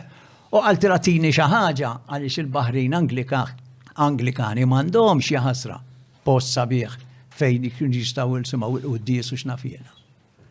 U Vittoria qaltilha m'għandix flus. Ġifieri di relazzjoni li kellha ma' Malta l-unika darba li Ingliża oħra tal-bita tikkontribwixxi xi ħaġa żgħira biex jibnu katedral Baħrin tagħhom. Ukoll qaltilha m'għandix flus. Ekonomikament għal dik il-ħabta. 1840. X'inhuwa? 1840. Kif kienet ekonomikament kif kienet l-Ingilterra? U f'dak il-punt. Di mhux mill-flus tal-Ingilterra kienet tagħtihom il-flus, kienet tagħtihom mill-flus personali tagħha. Enormi li għad għandhom illum ir-rejiet, ir-Re Karlu illum għandu terz. Re Karlu tal-Ingilterra. Karlu Charles. Dak għandu 3/4 terz mill-kosta tar-Renju Unit huwa tal-familja rjali. Ma mhux ħaġa li jista' jillikwida. Biljonari, jista' jagħmel li jrid. Biljonari daw. Żgur li jista' jagħmel li jrid. Żgur li jista' jagħmel li jrid. Mela da għamlu mod l-Ingilterra, l-Parlament għadha filgħodu jqum u jgħid aħna l-monarkija daqshekk fil-fatt hemm grupp. Hemm movement, ir-Robin Hood. Jismu The Republic. The Republic. Li xtaq li make Elizabeth the Last, kien jgħid posters kbar meta mietet. U għadu sal-lum għandu appoġġ issa kiber għal 27%, 27% l-Ingilterra ma jridux il-monarkija iżjed. Għax qed tiswilhom ħafna iżjed flus. Okay? Aradel kemm imidlet waħda. Issa, inti. Not my king. Ekku, not my king, għandhom ħafna għadu kemm xtrajt ktib tal-fundatur tagħhom, ġifieri, u da jismu Abolish the Monarchy. Sabiħ ħafna wkoll interessanti qed naqrah bħalissa u jipprova l-ħin kollu li l-Ingliżi jiftaħru li bis-saħħa tar-re u r-reġina bil-familja rjali huma jirnexxilhom iġibu ħafna flus bit-turiżmu fl-Ingilterra. Mentri mhix vera, da jipprova li meta kellhom xi festi bħal xi żwieġ rjali jew inkella l-ġublew tar-reġina, eċetera, eċetera, ġew inqas turisti. U Buckingham Palace. Kif ġew inqas turisti? Ġew l-Ingilterra, marru inqas turisti meta kien hemm l-avvenimenti kbar irreali. Aqra l-ktieb, Abolish the Monarchy u ssib dak li qal. Tista' issib l-editur tiegħu. Ekonomikament, il-familja reali Ingliża. Jien din narrativa dejjem smajt, jien konnu għot l-Ingilterra, konnu għot terġa' hotel. Ma sirx Ingliż. Le, ma sirx Ingliż u anka ġifieri dak iż-żmien jiena kont ħafna. Nemex m'għandekx. Ma kont nitħallat sew magħhom u konna mela ma. Isma' jien għandi ħafna ħbieb Ingliżi, studjajt l-Iskozja. Il-narrativa dejjem kienet. Chelsea pereżempju. Insertajt kont qiegħed hemmhekk waqt li kienet qed tiżżewweġ dijaw. Mux Megan, xid Madonna jisimha insomma. Kate u William. Insomma, u kienet vera esperjenza disturbanti għax kont qed naħdem fil-hotel minn fejn kienet titlaq Kate. Allura kuljum barra l-hotel, mhux bla eżaġerazzjoni ta' xejn, 1000 reporter, kulħadd kif tiftaħ il-bib. Il-monarkija faxxinanti. Tama, ġifieri l-ammonti ta' flashes li jibdew ifaqqaw, inti ma tibda tara xejn. Insomma, u jiena kont speċi l-istra monarkija xi dwejjaq fiha kemm idea arkaika, kemm idea antika, speċi antikwata da xi għandhom u mhux bla bla. Imma mbagħad bdew jispjegaw li anke nies tal-hotel stess, pereżempju, il-managers u hekk. Kemm hija bħala ekonomija. Ktib li semmejtlek jiena u tbiddel Graham l-awtur huwa Graham, qed nipprova niftakar Graham Smith għandikum. Huwa l-awtur li huwa d-direttur Graham Smith li huwa d-direttur aqra dak il-ktieb, ħareġ milux ġifieri. Li l-monarkija hija net negative għall-ekonomija. Ma tagħmilx differenza, anzi. Ma tagħmilx differenza, anzi, meta jkun hemm affarijiet irjali. Buckingham Palace, pereżempju, fil-lista ta' mużewijiet li t-turisti jmorru jżuru l-Ingilterra, hija wieħed minn tal-aħħar. Ġifieri mhix vera. Hija ħrafa di li jgħidu biex jiġġustifikawha.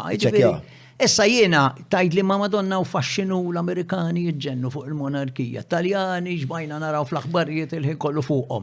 Iva, il-monarkija ibħrata barranin u ċiniżi u Korejani u Afrikani, ma nafx ma kienx kien hemm isu dal-pellegrinaġġ monarkiku, il-mal mim li ma tarax imma arti l-verità.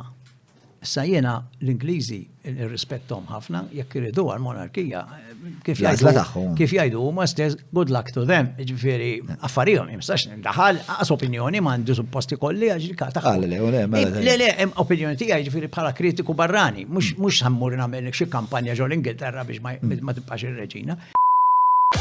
Żur Vini e Capricci by Abram ġewwa Għawdex għall-lifjen ġobnijiet laħmijiet imbejjed kif ukoll wieħed mill-whiskies favoriti tiegħi il-Jericho tal-Lost Distillery.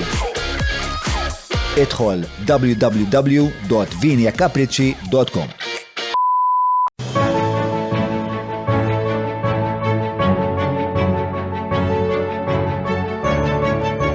Il-ħobża tal-Malti, il-ħobża tal-Maltin, minant il-Maypole. Mela meta saqsejtni x'seta ġara kieku ma kienx hawn l-Ingliżi, l-ewwel kienet tibqa' Franċiża u tiġi bħal Korsika. It-tieni konna nkunu prinċipat. Issa, il-prinċipati li għaw fl-Europa, sa fejna fin, kolla sinjuruni. Fit-tieni gwerra dinjija, l-ebda wieħed minnhom ma waqgħet bomba waħda jew spara bullet ġo fiha. Kolla kienu neutrali. Monaco, Andorra, San Marino provaw jidħlu n-Nazi ma neħħawhom għall-ewwel. Sewwa, Liechtenstein biex insemmu oħra. Daw kollha illum sidien tal-banek. Per eżempju għaw Malta aħna għandna ditta kbira.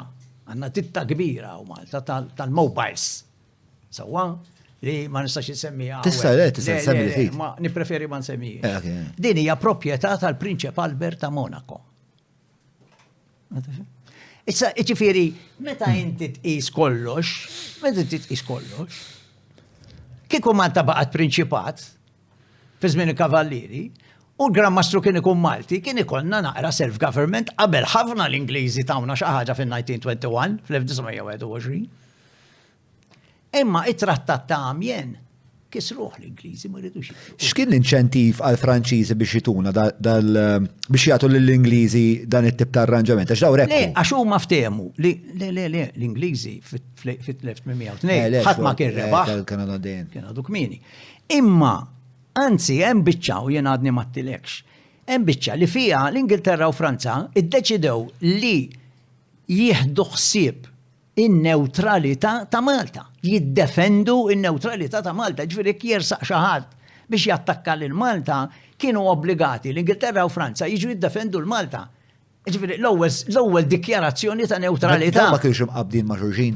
Appuntu ma ftehmu għalhekk għamlu trattat. Issa l-Ingliżi. Kemm kienu jkunu hekk astratti daw l-arranġamenti. Imma llum naraw li l-Ingliżi ma kienu qegħdin jitqu bil-nies jiġifieri, kienu qed jitqu. Ma kellhom ebda intenzjoni. Mhux ovvja.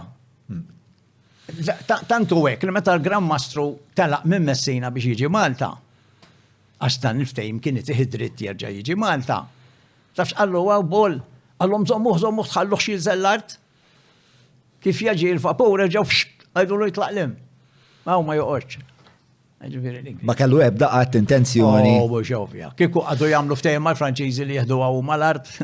Kemm kienet komuni bej il-pajjiżi ta' dak iż-żmien li jagħmlu dak tip ta' arranġamenti u mbagħad. Kienu jagħmlu jiksruhom il-ħin kollu, kienu jagħmlu jiksruhom. U mbagħad Malta saret uffiċjalment tal-Ingliżi bħala kolonja. Fl-1815 ġo Vienna bdew fl-1814. X'utilità kien ikollhom fil-verità? Jekk nafu l-isma' aħna nifirmaw biċċa karta, issa jaf inti ma żommix imma nżommix. X'inhi l-utilità li poġġu bil-qeda Għax forsi taħdem, imma naħseb jiena fl-opinjoni tiegħi kienu jagħmluhom daw it-trattati ta' paċi biex jilħqu jarmaw jerġgħu. Eġir biex jixtru l-ħin.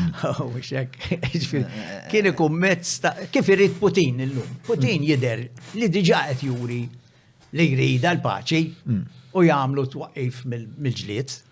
Imma l-idea tiegħu għax tant sejjer ħażin f'din il-gwerra. Li hu jixtieq jikkalma. Jieħu pawża jerġa' jarma ruħu. Ma jibqgħux jisparaw il-xuxin u jibqa' fejn hu bl-artijiet tal-Ukrajina. Jilħaq jarma bil-Kwiet, meta jħossu li rama biżejjed u ġa jiftaħ il-gwerra. Eventualment daw it-trattati. Il-Korea għadhom fil-gwerra, il-Korea ta' fuq tisfel għadhom fil-gwerra mis-snin 50 għax qatt ma firmaw li tispiċċa l-gwerra ftehmu li ma jibqgħux jisparaw il-xuxin. U waqfu. Jiġifieri jiġru. It-trattati bdew jaħdmu essenzjalment meta bdejna noħorġu bidejat bħal United Nations. Ma le, United Nations, l-idea tal-United Nations kien hemm ħjiel bejn iż-żewġ gwerer, imma mbagħad il-League of Nations iktar bdiet fis-snin 40 wara t-tieni gwerra dinjija meta raw li l-gwerer issa saru tant kbar li qed imissu pajjiżi kollha bħalma ġara fil-gwerra li għaddiet u ta' qabilha. Kien hemm attentati fl-ewwel waħda, imma kien hemm ħafna u għaw jidħol in-nazzjonaliżmu sfrenat estrem. Jien naqbel ħafna ma' nazzjonalizmu u l-patrija. Għaw storiċi anki Malta li assolutament ma jaqblux. Jien naqbel u qed nieħu gost taqbel intu wkoll għaliex mingħajrhom m'għandekx identità. Li kieku Malta ma kenniex l-istorja tas-7 Ġunju, l-identità għana ma kienx tissaħħaħ daqshekk. Dikinara xrajna lil ħutna jisparawlhom waqt protesta mhumiex armati l-belt l-Ingliżi u ħadd ma jeħer xejn, imma mbagħad għaliex għaddejna minn dan il-perjodu fl-1919 mala jbidlu l-gvernatur u raw kif għamlu tawna l-ewwel kostituzzjoni li tina ftit poteri u bdejna bl-ewwel parlament. Imma tinħadu r-ruħ. Ħansaqsik fuq l-identità nazzjonali. L-identità hemmhekk Naħseb, mela, minn hemmhekk bdejni għad il-konversazzjoni. Minn nazzjonaliżmu John, m'għandekx bandiera, m'għandekx. Tista' però mela jiena nħoss hemm ħafna kliem li ġew użurpati minn qawwiet li kellhom intenzjonijiet żjiena jew li b'xi mod ġestuhom b'mod ħażin. U b'konsegwenza ċertu idejat ħadu reputazzjoni ħażina ankax fisem dawk l-idejat saru affarijiet ħażina ħafna. Il-nazzjonalizmu wieħed minnu, le? Meta jiena nsemmi n-nazzjonalizmu ġeneralment in-nies li jaħsbu dwar jgħidu Hitler, Mussolini. Ir-Rivoluzzjoni Franċiża hija għad kbir ta' patriottiżmu mhux vera nazzjonaliżmu li l-poplu jieħu kollox f'idejh. Imma bidlet is-sistema demokratika. Jiena nħoss li ħafna min-nies li ma minnet ħaddet. Jekk ikunu estremi l-lemin jew xelluk ħażin. Le, l-estrem huwa ħażin, imma pereżempju kelli hawnhekk il-Jozen Vella pereżempju, u Jozen meta tlasmat lejna l-idea tan-nazzjonaliżmu, ġifieri li jiena nħobb in-nazzjon tiegħi, li jiena il-patriottiżmu, li jiena nħobb il-patrija tiegħi hija xi ħaġa sabiħa tajba bħalli m'għandna xejn minnha. Billi jiena nħobb l-tfal tiegħi ma jfissirx li nobot it-tfal l-oħra kollha, jekk jiena nħobb il-familja tiegħi ma nbotx il-familji kollha l-oħra, jekk jiena nħobb il-pajjiżi ma jfissirx li nobot kull razza Brodel li huwa Franċiż illum mejjed ġie Malta f'1973 jidilli. Brodel studja ħafna l-Mediterran. U waħda mill-affarijiet fis-sens soċjoloġiku, ġeografiku minn kollox u storja. U Brodel jgħid ċara tal-leżannali jgħidulhom dawk li għamlu studji kbar bejn żewġ gwerer eċetera fi Franza u mbagħad il-Ġermanja, l-Ingilterra kien hemm il-liberali. Brodel jgħid frażi vera ħelwa u tapplika anki għal-nazzjonaliżmu u l-imħabba tal-patrija li jgħid li inti tkun pajjiż għalik u jkollok l-identità tiegħek importanti li inti tkun differenti mill-oħrajn imma mhux li jkollok xi tajt magħhom mal-oħrajn. Qed tifhem li hija l-aħjar ħaġa. Aħna rridu nkunu differenti mill-oħrajn. Imma kombinazzjoni ħaġa sabiħa Malta aħna neutrali. Ma rridu niġġieldu ma' ħadd. Li hija ħaġa sabiħa. Mela rridu nkunu differenti mill-oħrajn imma u għalhekk il-ħażin ta' dan li qed ngħidulu binja esaġerat u popolazzjoni esaġerata u maħżiena, għaliex jiena biex it-turist jibqa' jiġini hawn ma rridx noffrilu l-istess ħaġa li qed joffrilu kulħadd bl-istess bini li jara fil-portijiet kollha li jidħol fihom fil-Mediterran, imma jrid xi ħaġa Maltija. Meta jmur Ċipru jippretendi affarijiet Ċipriotti, meta jmur Spanja Spanjoli, Franċiżi, Taljani, Sqallin. Jekk aħna Malta maħniex nibżaw għall affarijiet li jagħmluna Maltin u li jidru iktar Maltin minn kull ħaġa oħra, pereżempju aħna fit-turiżmu immexxu ħafna, għandna ħafna mużewijiet tal-gwerra. Għajna iffissati li dal-perjodu tal-gwerra irridu issa dan ġiel iżjed, m'għandi xejn kontra l-gwerra u l-mużewijiet tal-gwerra, imma rridu qogħdu attenti biex limits li għandna nibqgħu għal dejjem ngħadduha. L-ewwel nett dik kienet tajba għal meta sirna indipendenti konna biżejjed viċin it-tieni gwerra u allura hawnhekk niftakru li kien hawn ħafna soldati u baħrin Ingliżi u tfal tagħhom man-nanniet issa li ġildu fil-gwerra jgħidulhom imxu ħa noħodkom taraw Malta x'hemmhekk jiena kont niġġieled u kien żmien tajjeb li nagħmlu l-gwerer l-iktar ħaġa importanti għalina, imma llum il-ġurnata it-tieni gwerra dinjija bil-mod il-mod. Ettejb. Allura, l-imdirezzjoni għanna nħarsu. Li għanna nħarsu li namlu l-affarijiet li huma tagħna, per esempio il-kolonializmu, semmejt il-monumenti li hemm il-belt, per esempio, ma rridx inkisser monumenti jien assolutament, l-ebda waħda xkollha storja fihom, imma hemm ċerti monumenti li ma ta' nies li m'għamlu xejn għal Malta, kif toħroġ mill-lift, per esempio l-barraka ta' fuq. Hemm monument ta' Edwards, logotenent, miskin miet ta' 36 sena da, fl-1816, 1816. Da kien is-segretarju tal-ewwel gvernatur Maitland. Sri Lanka, Ceylon konna ngħidula. Meta ġie Malta marat da, u miżgħir. Probabbli qas miskin induna li qiegħed Malta dan, miet. Għaliex kienu ħobbu, ma nafx relazzjoni kellu ġeneral miegħu jien, ma kellu 36 sena meta l-ġeneral kellu 60. Sawa? Da għamillu monument daqs dinja b'dak il-kolonna fallika hemm qudiem il-lift. Sawa? Qed timplika ħafna affarijiet f'din l-istqarrija. Imma jgħat attent. Imma jgħat attent. Ma nafx. Jgħat attent, għax m'għandi l-ebda referenza jew dokument biex nippruva. Imma ma nistax nifhem kif da kien ħaqqu. Li f'dik il-parti tal-barrakka ta' fuq fejn dawk il-ħnejjiet qabel fi żmien il-Kavalier kien imsaqqaf dak. Li jisu Pantheon da għalina, sewa. Mem ebda monumenti ieħor ħliftijaw. Mamma bija da, x'kellu għalih da, meta ma għamel xejn għal Malta. U ġieli noqgħod kont noqgħod hemm kasija fuq bank il-ħares, jiġu t-turisti joħorġu mill-lift tal-cruise ships li żjed, jitraw bil-lift, u jkfi joħorġu jaraw lilu. Monument kbir. Jieħdu ritratti miegħu kulħadd jippoża. Imma kollha qed jobsru li da xi eroj ta' Malta.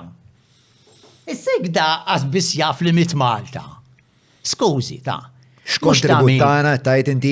X'tifsira għandu dak qed jibblokka li post lil vassalli pereżempju biex meta jiġi t-turisti jieħu ritratt miegħu. Ikun qed jara ritratt ġo Malta ma' patriot Malti. Mhux xi ħadd li laqas jaf li kien hawn. Mort fl-internet tinfittex, ma sibt li ħadd ma ġie jarah minn xi nies li jiġu minnu dan. Mela da ma jixraqx li bir-rispett kollu hekk hemm bżonn anke b'ċerimonja neħduh ta' Braksja pereżempju. U poġġu hemmhekk. U hemmhekk ipoġġu pereżempju l-vassalli, mhux vassalli ġie eżiljat minn Alexander Ball. Alexander Ball għandu musulew ikbar minn dan l-istudio fil-barrakka t'isfel li jeżilja lil patriot tagħna vassalli għal omru ma wara 21 sena ħafrulu ta' waraħ u ġie lura. U vassalli ma jidher imkien il-belt għandu triq b'disa bibien. Sewa kienet Scott Street u semmew għal-vassalli. U taħtu taf x'kitbu l-patriot Malti għara kemm inħobbu għal-artna aħna. Taħtu taf x'kitbu ta' il-lapidi li hemm madwar il-musolew ta' Ball li huwa father of the Maltese u daw x'nafjena. Sewa Ingliż daw għat li x'aqsam ma' Malta. Imma kien gvernatur. Allura ma jimportax inħalluh hemmhekk imma għamilli ta' vassalli. Taf x'għamlulu mal-ħajt ta' triq il-belt. Il-belt fej Hastings ġifieri, hemm triq kien jisimha Scott Street. Illum jisimha Michel Anton Vassalli. Taf x'kitbu taħt ismu? Kittieb. Ejwa Madonna da. L-eroj, l-ikbar eroj patriot ta' Malta. Niżiltu li f'kittieb. Dik oxxenità. Ġifieri. Mela, ġifieri inti qed tajt. Mhix miġnun jienu. Le. Għadek tajjeb. Forsi kważi. Għadek trid. Mela, ismani. Mela, inti qed tajt illi id-direzzjoni li ħadna anka biex nirrappreżentaw ruħna mal-popolazzjonijiet barranin li jiġu jaraw dal-pajjiż x'inhu. Anki t-turist sempliċi. Il-turist meta jiġi Malta jaħseb li aħna forsi għadna kważi kolonja Ingliża f'moħħna. Ħansemmilek oħra ħelwa li naħseb. Imma għax nixtieq soluzzjoni jiena. Ħansaqsik speċa x'ħan għamlu. Li mi id-direzzjoni li nistgħu nieħdu. Għax hemmhekk għandek ħafna soluzzjonijiet.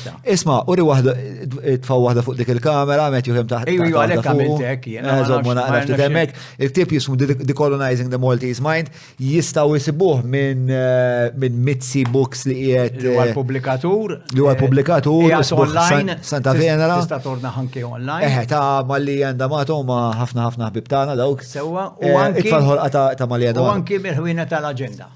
Speċjalment il-belt u taslima għandhom dejjem. Tajb, aħna nitfaw ħolqa fil-kummenti biex dak li jkun. Grazzi. Jena mħajjar ħafna naqra dak il-ktieb. Nawgurali. Nixtieq nifmu iktar dak il-perjodu rajt kif qed ngħidlek ta' Perrotta u ta' Wellington u Simon Sinti. Ma ftijaj iktar milli dati u nies u raġunijiet uffiċjali se taqra għax da fuq hekk ibbażat u naħseb it-taħdita li qed nagħmlu llum ukoll hija bbażata fuq hekk. Jiena waħda mid-dixxiplini tiegħi li hija ftit ġdida għal Malta hija il-memorja kollettiva u l-identità. U da fuq hekk huwa mibni. Tajjeb. Iġifieri, x'inhi l-memorja kollettiva? Il-memorja kollettiva hija dik li aħna bħala poplu bej wieħed u ieħor malli nitwieldu minħata d-dar, minħata l-xandir, minħata letteratura, l-iskola. Daw l-affarijiet kollha ituna ġorasna xi ħaġa li tajdilna x'inhi l-istorja tagħna. Pereżempju, jienu inti ma konniex hawn fl-assedju l-kbir u laqas fit-tieni gwerra dinjija, imma nafu ħafna fuqhom. Ma konniex hawn meta ġie San Pawl jekk ġi, imma nafu ħafna fuqha. Għaliex? Għaliex il-memorja kollettiva jisimha magħha huwa dak kollu li l-poplu jaf u li jaqdu f'poplu komunità waħda.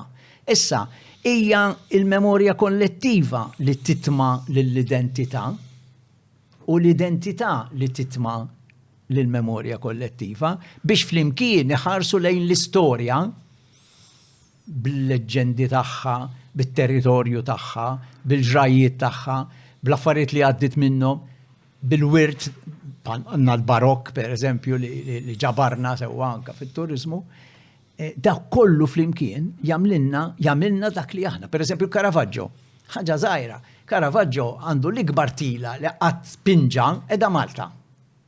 L-unika waħda li firma edha Malta. Issa t-Taljani għandhom 20 ta' Caravaggio, il-Louvre għandu wkoll, kulħadd għandu xi ftit. Aħna għandna l-ikbar u l-unika firma.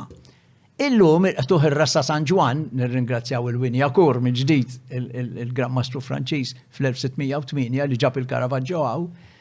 Illum San Ġwan li l-iktar li jżuruh nies, għandna 500,000 fis-sena żgur qegħdin iżuruh, l-iktar li jżuruh nies daw, illum kważi sar parti mill-identità tagħna. Ħammur Malta u kif inkun hemm nara l-Caravaggio. Kien hemm żmien, issa naqas naħseb, kien hemm żmien fid-djar tal-Maltin meta jiżżewġu fis-salott, qabdu xi pittur lokali tad-dilettanti ngħidlu jiena u jagħmilhom tuħ ir-ras ta' San Ġwan tal-Caravaggio fuq is-salott. Jien niftakarni narhom, kelli tziju jiena ir-raġel toħt ommi, Franz Kolejro Alla jaħfirlu nsellimlu minn hawn. Da kien ipitter. Imma kien ipitter hekk biex jaqla xi ħaġa żgħira. U l-ħamrum fejn trabbejt, il-ħamrum kien magħruf għall-Amara mill-Pjazza Fra Diegu li lem, Pjazza San Pawl sal-Bla tal-Bajda kienu jkunu jmissu ma' xulxin tal-Amara, kollha jmissu ma' xulxin. Kollha kont taralhom tal-kwadri bil-frames tad-deb kbar daqshekk tal-Caravaggio. Ma ngħidlekx li kienu perfetti, imma għaliex kważi parti mir-rigal taż-żwieġ kien li kif tidħol u ssib is-salott tara Caravaggio. Ara kemm sar parti mill-identità Maltija. U l-Caravaggio kien fi żmien barokk, kien proprju ħajibda dak iż-żmien. U allura il-barokk u l-Caravaggio huma parti mill-identità tagħna, għalhekk ftit ilu għatlek Madonna qed nimbuttaw wisq il-gwerra li għaddiet. Għadna fissati fuq il-popi, fġieħ il-peprin.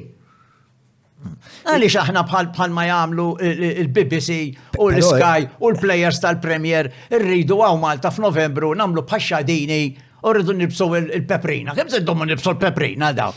Meta ħafna soldati li għadhom kemm iġġieldu fil-fant sewwa anke fl-Afganistan jgħidulek l-Ingilterra li daw għandhom il-miljuni daw li jixbru l-peprini imma mbagħad huma ma jirċevux il-pensjoni li jixtiequ. Mela, ismani. Fissati fuq il-gwerer. Però inti fl-istessin pajjiż tal-paċi da. Qed tgħidli li il-katedral ta' San Ġwan huwa l-iktar post fejn imorru turisti. Huwa ġojjel.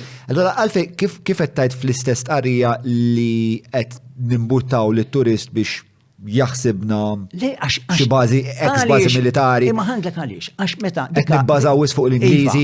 Le mhux għax fuq l-Ingliżi. U fuq l-epoka militari tat-tieni gwerra dinjija. L-Ingliżi, l-Arab, il-Franċiżi, l-Ispanjol, dawn mhux lik tal-futbol irridu naraw min se jirbaħ.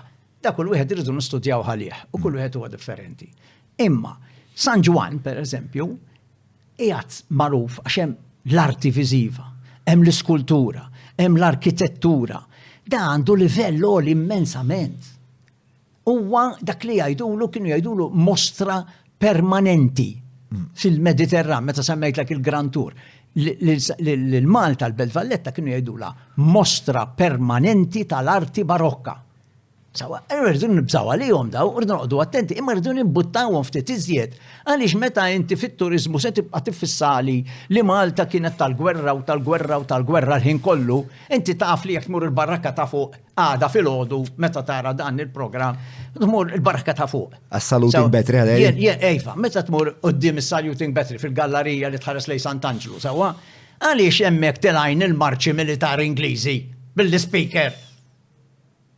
Nafx affarijiet huma. Veru li l-baraka ta' fuq mimlija monumenti Ingliżi, imma allura nagħmlu la tabella fil-bib il-baraka u waħlula l-Union Jacku. Jien għandi suġġeriment kif nirrispettaw il-perjodu Ingliż il-belt.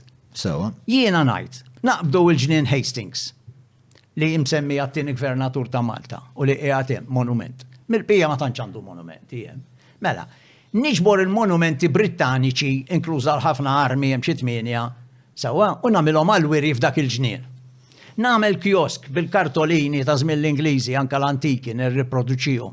Tajjeb, niġbor hemm pjaga oħra l-belt għadna ma semmejniex. Hawn Malta għandna 80. Iġbor, fejn iġbor. Ejwa, għandna, għalija ħaniġi. Okay. Hawn Malta għandna xi 80 kaxxa tat-telefon. Forma ta' tebut. Sewwa, li għad għandhom il-kuruna tar-reġina. U li ġo fiju, m'hemm xejn. Ħlief imbarazz, per eżempju, waħda fil-Katedral ta' San Pawl ħadtilha ritrattu qiegħda fil-ktieb. Pjazza Indipendenza ġifieri. Hemm waħda għandha użu għax kont dejjem iffissat. Li ma baqalhomx użu daw ma nagħmlu xejn fihom, xejn. Xi kultant nara xi turisti bexxaqqa hekk u jaħdu ritratt. Għax l-Ingilterra ma għadhom daw kważi, ħafna minnhom ġabruhom jew bijawhom jew neħħewhom jew għamluhom Wi-Fi. Aħna qasdik ma minna. Imma di ta' Pjazza Indipendenza tant laqtitni, kont ħattilha ritratt f'Ġunju li għadda. Mhux ta' dis-sena ta' sena ta' qabel. Taf x'inhu l-użu tagħha qiegħda eżatt jekk tiftakar fejn il-parapetti quddiem il-Katedral ta' San Pawl. Ġifieri faċċata hemm il-berġa tal-Ministeru u di fin-nofs hemm Dummik il-Xerri u mbagħad qiegħda hawnhekk di. Ħamra ħafna minnhom traskurati. Nista' nipprova naqta'? Aqta' ħannara. Fej poġġu l-pulizija jew gard? Le. Għaski ku għandi kan dużu, għara, tara. Le, di l-użu taħħa tafxiru il-ġirien, il-nies li għodu residenti jem ipoġġu l-borza ta' zibel, jem ismaħħa, biex meta jgħaddi l-iskemil, jiġborom minn post wieħed. Iġvi dik għanda użu, bella dik nħalluha. Hija landmark. Dik ħalluha, għaż-zibel ta' Malta, ġifieri. Jien minix kontra li nżommu 5 minnhom biex nfakru. Ekket ngħid. Jien ekket anke l-armi tal-Ingliżi mal-belt minn 8 iwa ħalli 2. Hemm bżonn 8 u ta' Malta qiegħda taħt patata tar-reġina. Ejwa fġeħ il-bambi. Jew inkella semmejna San Ġwan. Semmejna San Ġwan. Ġieli rajthom il-kjuwijiet jinġabru quddiem il-qorti. Biex jidħlu San Ġwan. Mela. Jien għandi ħafna ritratti, wieħed minnhom jagħtaw. Għaddi ħafna ritratti. Tit kafe? Le, grazzi, jien ma nixrobx kafe. L-ilma miexi. Xi te jew xi. Le. Komdu kif jiena. Grazzi. Jiena, mela ħanġibu fiżjoni ta' San Ġwan. Għandi ritratt sabiħ qiegħataw ukoll fil-ktieb. Fil-ktieb fih 130 ritratt, għax jien biex nikkonvinċi nies li għandi raġun f'dali qed ngħid, jew għall-inqas inti ħsieb biex taħseb fuqu. Ġibt ħafna ritratti. Għalla volja ktib riċerkat, ma xorta ġibt ħafna ritratti. U inti jekk tmur darek lej il-qorti u tħares lej il-bib li t-turist ħajitla dawk it-tlet tarġiet biex jidħol San Ġwan joqgħod fil-kju, jdum ftit fil-kju. Fuq il-lemin, sewwa, għandek il-Papa Piju 5, bust fuq l-irħama li qabel kien fil-Putirjal intu diħel ġewwa, issa qiegħed u biex xieraq għaliex dak kien batilna l-apparelli bxej biex jibni l-Belt Valletta. Ħalsu. Maġlor ma' Kassar, kien ħalsu. Fuq ix-xelluk għandna l-uniku f'200 sena monument nazzjonali Malti fi żmien l-Ingliżi, ġol Belt Valletta. L-uniku li ħallewna nagħmlu fl-1927. Dan huwa tal-assedju l-kbir. Sewwa, mela għadi wieħed hemm u wieħed hawn sabiħa. U l-entrata ta' San Ġwan fin-nofs, għandek fjuru ta' żmien il-kavallieri. Imma intu tieħu r-ritratt x'hemm quddiem il-bib ta' San Ġwan. Żewġ kaxxi tat-telefon vojta mitluqin. ħomor. Għedin hemm.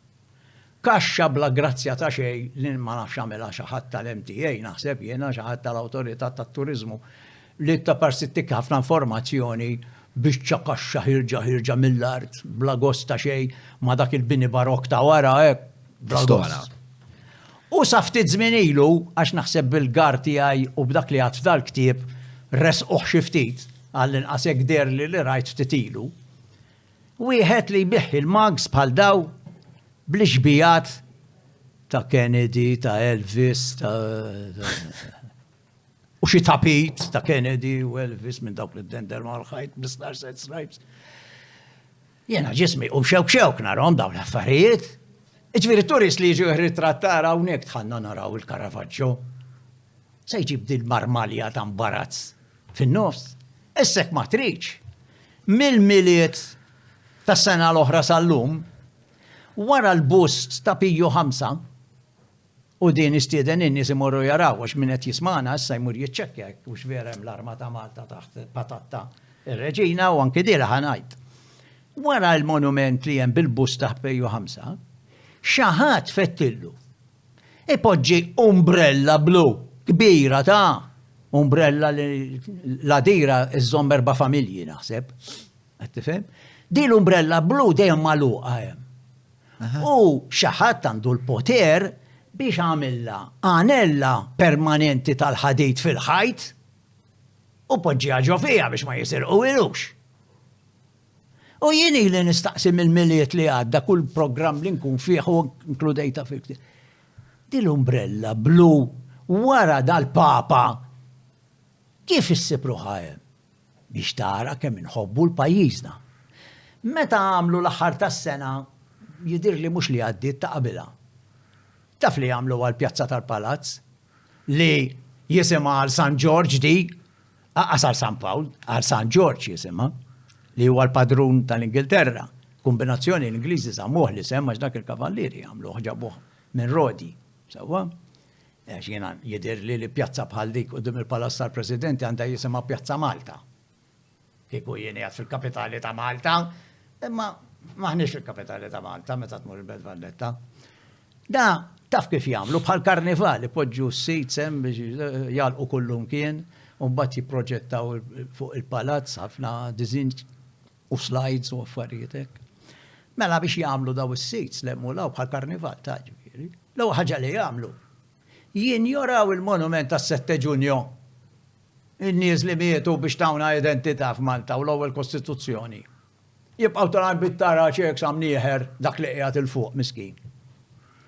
U ma ġembu, u ġbit l-attenzjoni ta' maħadma ta' kasi, ma ġembu l-monument fejn hemm l-ispjegi bl-istens taf kif ikunu bil-lingwi biex inti tkun taf l-eroj tagħna l-Maltin imsieken minn xi xaddew.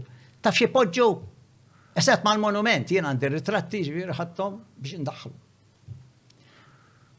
Għatrajtom dawna il-cubicles, il-kabini blu ta' toilet, jamlu 2 minnhom.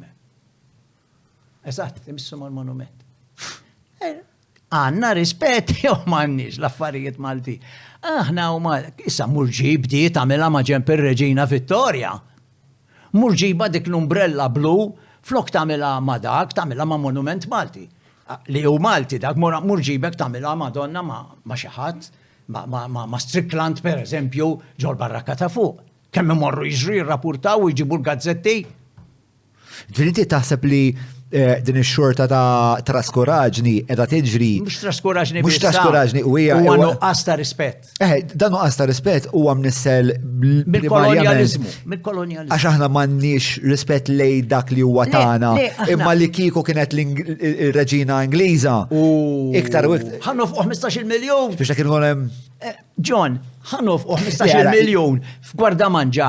U mbagħad b'15 miljun konna nixtru id-dar ta' Don George Preka, konna nixtru id-dar ta' Don Carm, konna nixtru id-dar għada pitada ta' Oliver Frigieri, Antoine Camilleri, Esprit Barté, in-nies magħrufin Maltin, Barté, Iżwar li qiegħed ġo Franza u mhux qiegħed Malta. id-djar tagħhom kollha kieku xtrajnihom niddubita nofquhomx 15 miljun, imma biex nixtruhom għall-prinċipessa nagħmluha mużew iva. Imma it-tfal tal-iskola tagħna fil-primarja sewwa bħalma l-Ġermanja u Franza u l-Italja u l-Ingilterra stess u kullhom kien jieħduhom jaraw id-djar magħrufin tan-nies tagħhom. Aħna it-teacher ġo l-iskejjel primarji tagħna ma tista' turihom id-dar ta' ebda Malti li għamel isem lil Malta. Għax mawx.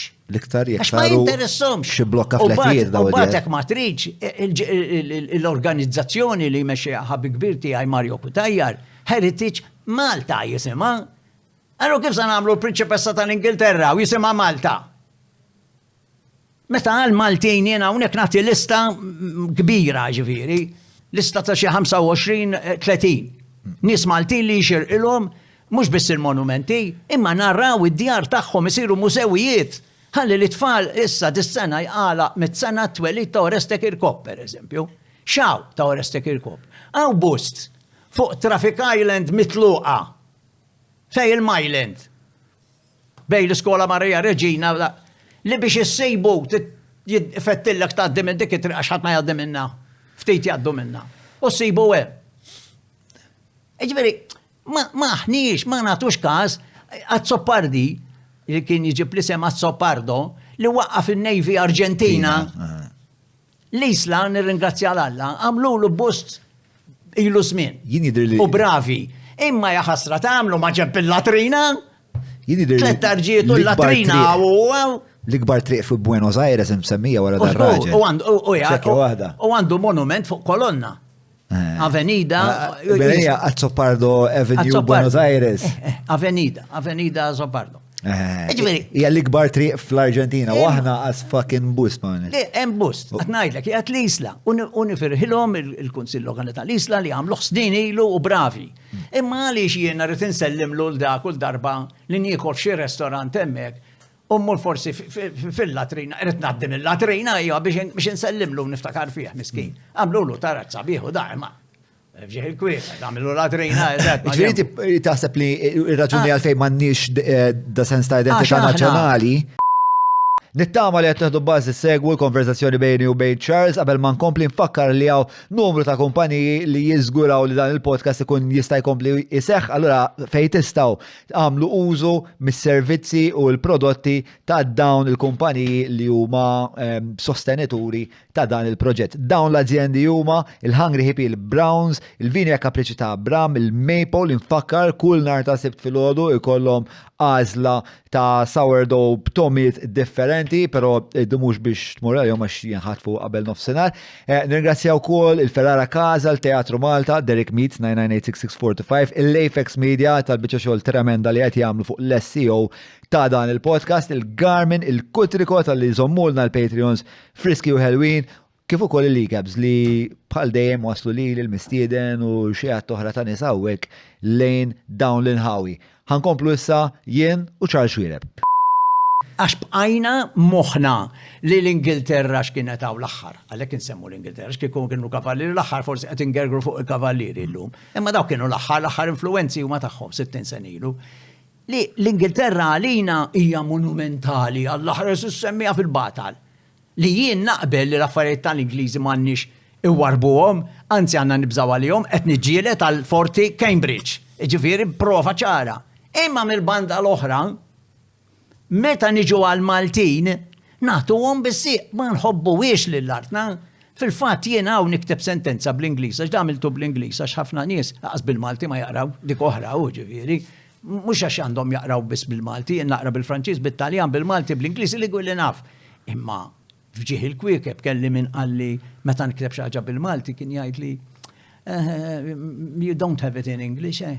Skużi, Malti, ma taqrax xi ħaġa bil-Malti. Għandna ħafna, hawn min qas jitkellem bil-Malti, ġieli kelli intervisti, inti taf għax tgħaddi minnhom daw li jkunu Maltin 100% u jgħid li ma bl-Ingliż u għax jien bil-Malti ma tantx ninqara u jien kont ngħidulhom mbagħtu. Ejja nċekkxku milli tafu mbagħad jitkellmu tajjeb kważi bejn wieħed u ieħor.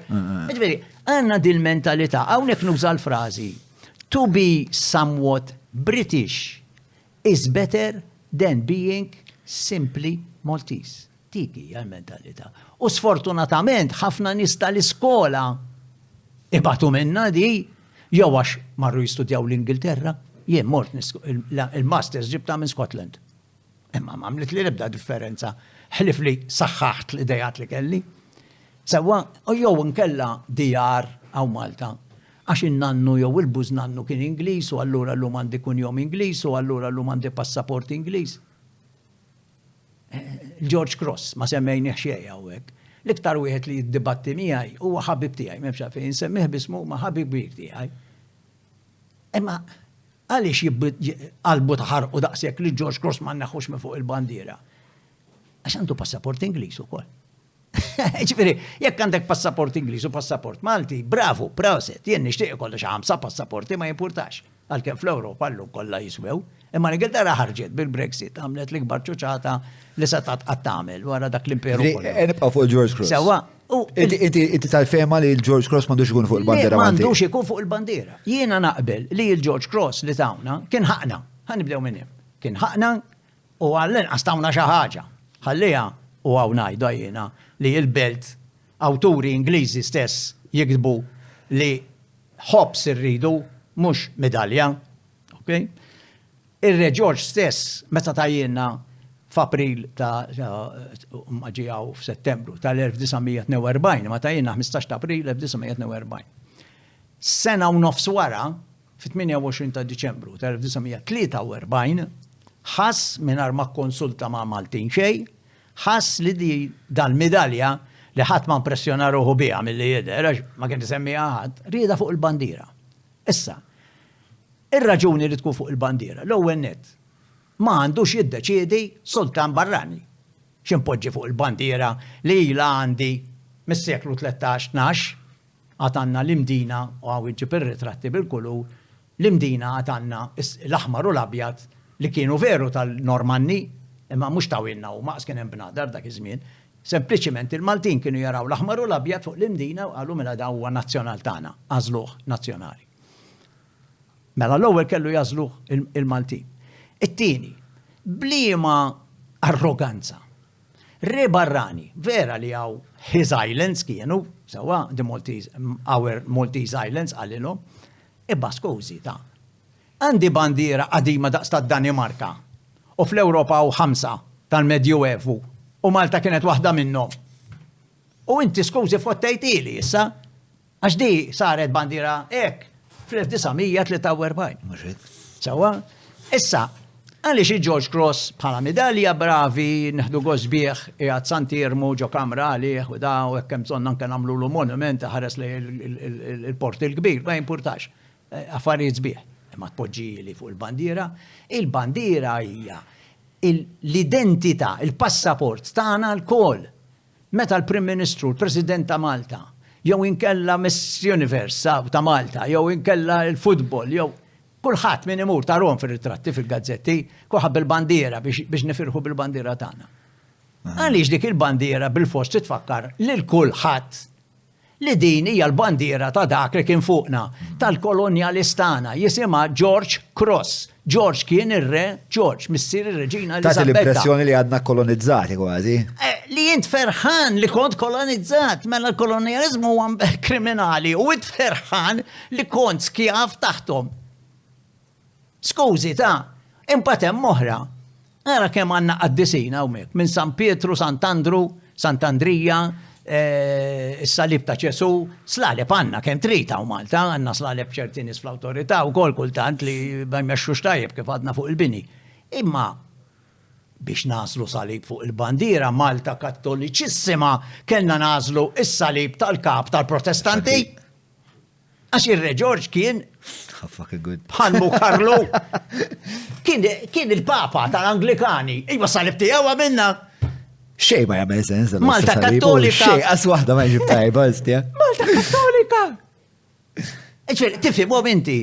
Issa biex nurik. Allora, se nagħmlu. Imma biex nurik issa. Jiena dort ħafna souvenir shops ta' Sliema u l-Betli. Żomm tieni soluzzjoni. Jiena bniedem prattiku. Ma ħana laqlek tal-George Cross. Mor ta' Sliema u l-Bet, diversi ħwienet ta' souvenirs, u ngħidlu ma nsiblek xi ħaġa ta' George Cross, huwa xi midaw, xi ġeżerana, souvenir, jew brazza, ma jkollix, rari. Kif tajdlu x'għandek simbolu ta' Malta? Is-salib ta' tmien ponot. Mela allura, il-poplu, meta jmorru jilabu l-futbol? Sawa, meta jmorru jitellaw il-weights? Meta nidħlu fl-Olympic Games? Meta mmorru fl-qdiet kollha li hawn fid-dinja? Meta nħarsu lejn l-ajruplan tal-Air Malta jalla tibqa' ħajja u naraw id-demp? Sawa, meta l-isqof jaqbad il-xismu għaw il-palu jew xinu xajdulu. Kolla bis-salib ta' Malta għedin, l-istess president għandu ġeżerana daqs dinja mdendla u kolla salib ta' Malta. Il-poplu salib ta' Malta jrid, għax dak kien jara fi żmien il-kavallieri 300 sena fuq u għażlu. Mhux qed insalbu, ma dak il-punt mhux qed impartu salib ma ieħor. Mhux aħjar nivvintaw xi ħaġa. Le, skużi, ma nivvintaw xejn l-ewwel. Mhux tal-kavallieri imma dak. Le. Is-salib ta' Malta ma kienx is-salib ta' Malta, uritnieh. Ħanerġa' ngħidilek mela di. Mux nerġax ma t-tilek sħiħa, il-kavallieri ħadu s-salib ta' 8 ponot minn Amalfi. Jek tara l-bandira tan nejvi Italjana, illum maqsuma f'4 kwadretti, hemm is-salib ta' Malta fuq il-blu. Dik hija l-arma ta' Amalfi, ir-Repubblika ta' Amalfi fej il-baħar, u mbagħad hemm Pisa, hemm Venezia u Ġenova. Mhux is-salib ta' allura. Bamjajni. Tiġrix. Alla dik waħda. It-tieni, il-kavallieri fis-seklu 11, kavallier Franċis Dupuy, kien l-ewwel Gran Mastru, għażel dak is-salib oġbu ta' Amalfi għax qal fih it-tmien beatitudnijiet tal-prietka fuq il-muntanja ta' Ġesu. Qalu aħna patrijiet u da sabiħa, karità u x'nafien. Tajjeb. Jiftitilu għatlek li la Valleġġi Malta. Meta kien Malta u rebaħ l-assedju, semma l-ordni ta' Malta. Għamlinna unur kbir, semma l-ordni ta' Malta li għadha sal-lum. Issa, fuq il-bjut kollha tal-kavallieri f'Malta, dejjem iperper is-salib ta' Malta għal 3 sekli. Ara l-Maltin mhux daħal ġo moħħhom da s-salib li hu tagħhom, kull fejn tmur, il-Verdala, San Anton, il-Birgu, il-Belt, kull fejn iddur, Taraxini għaddej fit-triq, is-salib iperper ta' Malta. Għax huma hekk qed jgħidulu l-ordni hekk qalulu is-salib ta' Malta. Sewwa? Issa x'ġara li meta telqu il-kavallieri minn Malta fl-1798 u mbagħad fl-1800 ġew l-Ingliżi, ftit Maltin li kellhom naqra melħ ġo rashom, jiena not wieħed minnhom illum, imma ovvjament mhux kulħadd għandu l-istess melħ milli jidher, nirrispetta l-idejat ta' kulħadd, imma trid ċertu melħ biex taħseb, imma kien hemm nies jaħsbu. U indunaw li filli konna katedrali, purċissjonijiet, banet, affarijiet ta' lussu tidħol ġo knisja barokka l-piki li kienaw kulħadd irid jagħmel l-isbaħ ħaġa ta' Malta l-Caravaggio jiġi l-inġinier tal-Re Franċiż jiġi ġej kulħadd taw sewwa, il-kavallieri jekk kienu għamluna nies. Imma malli ġew l-Ingliżi dew il-Maltin tal-merħ ġo moħħhom li dejjem ikunu ta' minoranza sewwa n-nies tal-merġa moħħom sfortunatament dejjem minoranza. Dawk in-nies qalu isma' aħna taħt l-Ingliżi taf x'se nsiru. Inservu l-Baħrin. Inservu l-Baħrin barranin. Għax kienu Baħrin il-Maltin. Biż-żmien ħafna damu tama, biż-żmien daħluhom koki u jimpalaw il-faħam fil-qiegħ tal-vapur ġol magna biex jimxi bil-faham, għax kien bil-faham dak iż-żmien. Però mhux unikament, irridu nkunu fair. Unikament. Le, mhux vera. Kaptan wieħed Malti kien hemm fin-Nejv Ingliża. Imma jien għandi t-siju tiegħi sar inġinier mal-RAF u baqa' Flima sena. Ma nafx flima sena sar. Le, ma ġifieri żmienna xi tiegħek. Le, irtira jgħod Wales kien telaq magħhom meta telqu. UK engagement jew Malta engagement. Ġifieri UK, le, kien engaged Malta, u mbagħad meta telqu u telaq magħhom. Ekku. U anzi sar UK engagement. Issa, imma ma kienx la kien nies, la kien alla jimpala l-faħam. Faħam spiċċa dak iż-żmien, imma mhux għal dik. Kien faħamat l-ekskuża. Spiċċa dak iż-żmien, għax ġej l-istimu mbagħad u Malta tilfet ħafna business fil-fatt. Imma dak it-siju tiegħek kien naħilu kappell kien hawn ħafna li laħqu anke l-lumu pilots laħqu u kollox. Imma da żmien ieħor li qed tgħid inti u ħafna minnhom UK engagement Okay? Ma kienx Malta engagement. Jiena meta kelli 17 sena mort nagħmel intervista mal-Royal x'kien jisimhom dawk li kienu Kastilja, il-belt li għandhom il-qalzit bil-lajn aħmar. Okay? Royal xi ħaġa, issa niftakar. Li kellhom x'jaqsmu mal-media, mal-communications. Okay? Dak kien 1967. Okay. Kien 1966. Le, Kienu l-communications tal-Ingliżi. 1965. Royal Signals. Issa qed niftakar. Okay. Royal Signals. Royal Signals ifisser għaliex kienu jaħdmu kif vapur ma ieħor tan-Navy Ingliża jagħmel il-messaġġi għalhekk signal. Sawa jibgħat signal minn hemm għalih. U dana konna jiena u ħabib tiegħi missieru Ingliż Campbell, Peter, nsellimlu jekk qed jisma'na. U morna l-interview. U morna l-eżami kien l-ITS fej kien darba l-ITS San Ġiljan, sawa, dik il-bini sabiħ, jispiċċaw kol. Emmek għamilna l-eżami, konna ħafna, ma d-dejna jenu da biss. U morna għall-interview, il-Royal Signals, biex ikellimna xie kaptan, eccetera. U da għalli ma UK engagement, sawa, 1965. Ġifiri, ġa kienu, kif ġiet l-indipendenza, jekk tidħol fil-Navy u fl-Army u fl-Air Force, magħhom, mhux minn Malta, ġifieri dika hija waħda importanti. It-tieni għall-kursita għal min jgħidu lil Madonna ma dawk applikajt għax jiena kont ħobb il-medja minn dejjem.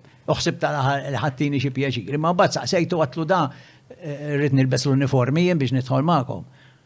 Għalli da skur li bis li l-ġakketta kbira qed jaqfilha waħda għat jipassiġġa qudiemna biex jurini kemm sabiħa din l-uniformi, għatlu mela sorry, I have to refuse. Why, Ali? Why? This is a good job. Għatlu għax I hate uniforms. Għax jiena qatt marit li kolli uniformi, la ta' pulizija, la ta' soldat, inselmilhom ta' kollha jagħmlu tajjeb. Imma ma kienx għalik. Li ta' minni numru jien ma nistax nifhimha. Fil-fatti tuk numru, mhux vera. Bir-rispett kollu, anzi nammirhom għax kapaċi jagħmlu. Jien m'iniex kapaċi nagħmilha. Isma' nista' nieħu minn għandek x'taħseb li kien hemm tajjeb mill-epoka tal-Ingliżi għal Maltin. Kien hemm ħafna u xi wħud qed imbagħtuhom. Pereżempju d-disciplina. Malta naqset. Li tattendi fil-ħin. Malta naqset. Tagħmel meeting, kulħadd ġej kwarta tard, nofsija tard, u ma ġara xejn ħadd ma jgħidlek skużi. Skużani. Irbaħna l-Ingliż għalkemm illum tħares lej Giorgia Meloni, per eżempju, ma tkellem il-Biden tpritkalhom bl-Ingliż sa mexi ġifieri u Malta ħanajdu l-verità ma kenniex bżonn l-Ingliżi biex nitalmu l-Ingliż. Għaliex? Għax aħna meta kien hawn il-Griegi konna nitkellmu bil-Grieg, bil-Ruman, bl-Arbi, tkellimna bil-Spanjol, tkellimna bil-Franċiż, tkellimna bil-Ingliż, ma kulħadd aħna tkellimna għax aħna gżira żgħira. Dejjem nafu. Qabel l-Ingliżi ma konniex nitkellmu bl-Ingliż qed nassumi. Le, żgur li. Kienet l-epoka Ingliża. Minuta. Ħadd ma kien jitkellem bl-Ingliż fid-dinja. Sakemm l-Ingliżi qalu kulħadd ħajetkellem. Il-Franċiż kien b'saħħtu dak iż-żmien. Biż-żmien daret tal-Ingliżi, speċjalment wara l-gwerer. L-imperjaliżmu. Imma mhux l-Ingliżi xerduha fl-Awstralja, pereżempju, u Kanada u l-Amerika. Imma l-Ingliż xteret minn forsi 50-60 sena mill-Amerikani, mhux mill-Ingliżi. Najtalija il-medja u xerditu, CNN. Jiena għamil xogħlijiet kreattivi lil minn xtutna naħdem xi kumpanija insomma. Huwa vantaġġ kbir li jiena minn meta kont żgħir kont nitkellem bl-Ingliż u kelli aċċess għall-Ingliż kien huwa passaport Mhux vantaġġ. Huwa essenzjali llum l-Ingliż. Għaliex? Għax illum nerġa' ngħid l-Amerikani ġabu li l-Ingliż huwa l-lingwa tal-mediċina, huwa l-lingwa tal-internet, huwa l-lingwa tal-Air Force u l-ajruplani anka ċivili, huwa l-lingwa ta' kollox. Għalli saret dik li ngħidula lingwa franka. Qabel kien il-Franċiż. Għax inserta sa li żewġ qawwiet imperjalisti ta' wara xulxin insertaw tnejn kellmu bl-Ingliż. Għax kellek l-ewwel l-Ingliżi li kienu qawwa imperjalista. Inti taf li hawn 93 miljun jitkellmu l-Franċiż? Ija, ma xorta. Għaxin għandi Franċiż ukoll. Ma xorta kumparat ma kemm hemm nies jitkellmu bl-Ingliż. Illum. L-Ingliż iktar jitkellmu nies jew il-Mandarin? Iċ-Ċiniż. Mandarin. Il-Mandarin, mela. L-Ingliż mhuwiex l-ewwel wieħed, u mbagħad għandek. Ma fid-dinja tiegħi. Għandek l-Ispanjol. Li naħseb jgħaddih l-Ingliż. L-Ingliż huwa l-ewwel apparentament skont il-quota resources. Li ma sit Ingliż qed tikkonsulta. U ejja, naħu n-nisbina. Li għara s-siti ta' d-dinja, min jiprofa jiddominu? Mux daw. Mux kullħat tu jiprofa jiddominu. Mux kullħat. Kullħat jiprofa jittajt li l-ċinizi ma jiprovawx jiddominaw s-siti ta' d-dinja. Għada pitada ċiniz ħajkun number one ta' kollu. Mela, u fil-fat fuq dan is-sit ċiniz għaw miktub li ċiniz li ktar li jitkellmu fid-dinja. Isma, x'inhi il-website? Bebel.com. Bebel. Bebel hija app li tgħalmek titkellem ħafna lingwi differenti. Sewa, issa probabbli xi ħaġa fuq il-lingwi jafu u skont il-Bebel l-iktar lingwa li titkellem tiġi mitkellma fid-dinja hija il-Mandarin, u xek. Numbers very widely. Għalix bil-fors. Għalix ġoċċina. Roughly 900 million who speak Mandarin. Le, għax ġoċċina. 1 biljun u nofs. Għax ġo l-Indja, 1 biljun u nofs. Issa kombinazzjoni, l-Indja għandhom il-Bengali u għandhom diversi. Li issa u Malta, naħseb da waqt jirbaħ l-Malti. Għax għas kemaw Pakistani u Indjani għaw. Naħsibx li għaw dak il-volum. Le, mela mawx volum. Mux dak il-volum imma. Le, mux miljon, aħna miljon sissa, forsi għedint minn 100,000, jien naħseb, għax uffiċjalment maħniġ, imma ek naħseb. Jien naħseb ma naqbżux il-600 naħseb, il-suspetti. Ġaqbżniju, skont l-NSO. U dik fiex tifem, 640 għaw, uffiċjali dawk. 640. 640. Għanamlu naqra riċerka malaj fuq il-popolazzjoni Maltija. Live, xini s-sit jek jaġobkom? Worldpopulationreview.com. Ma min jablu zomma bil-mana. Idħol fl-NSO, National Office, Statistics Office. Għax dik taħna, ma najmnu xil-dik, jisla ma nafx minn samnu. Ġifiri tinduna li il-popolazzjoni saġerata. Ma' spazju għalina kolla. Ma' spazju. Jima six li ma' spazju, jena sepp li għanna sistema ħazina. Inti t-tqis, ma' spazju. Fuq kemmuna, kemm tiflaħ poġġi. U kemm il-kemmuna d-daħħal ġo Malta u għawdex. U tinduna wahdek li ma' spazju. Ma nasalx għal dik il-konklużjoni, jena nasal konklużjoni li bħalissa għedin overpopulated. Imma overpopulated għax għanna sistema tanti fucking tannik, tant kullħat jgħamil li jrid, tant għanna kullħat tisuq kif irid joħorġu per eżempju, il-Singapur. Il-Singapur, mux il-ġena tal-art, sawa, miex il-ġena tal-art, pero il-Singapur edin 5 miljon ruħ, 5 miljon, fil 10 darbit iktar minna fuq art li fija id-doppju tagħna. Fil daw edin 10 darbit fuq id-doppju tagħna. Imma jena naf. Għadrajtu fuq xuxin. Jena naf nis mis-Singapur, inti biex toħroġ licenzja tal-karozza bis-Singapur, ħaġa titla lotterija. Sewa. Dik mannix. Dik mannix.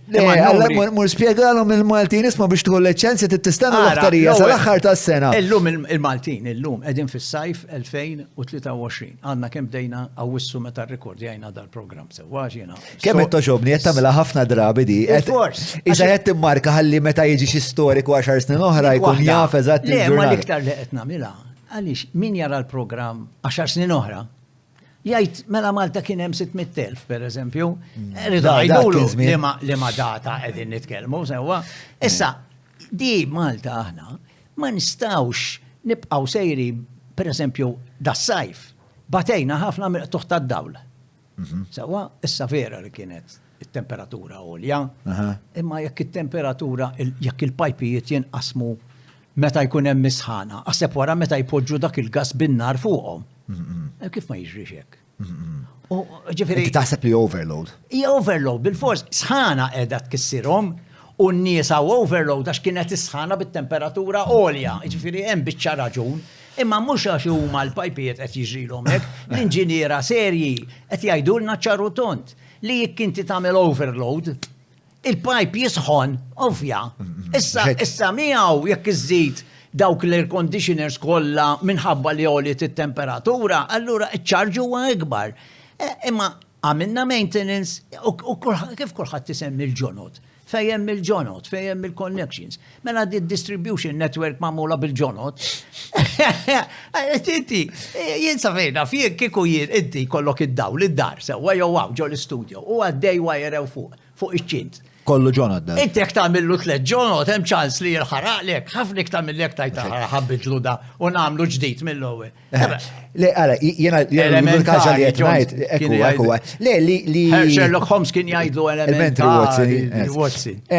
Li jtnajt huwa li aħna badna indaħlu n-nies fil-pajjiż, nibnu, diħlin il-flus, kummerċ, żvilupp. U biex dak l-iżvilupp ikun jista' jsir, daħħalna 20 ta' eluf ta' barranin biex jagħmlu x-xogħlijiet diffiċli aħna ma rridniex nagħmlu. Li ma jridux il-Malti. U li jew li maħniex kwalifikati. U anke li kieku konna kwalifikati, xorta m'hawnx biżejjed nies biex jagħmluhom. Sewa. B'dan il-mudell ta' ekonomija. Dak il-mudell ta' ekonomija.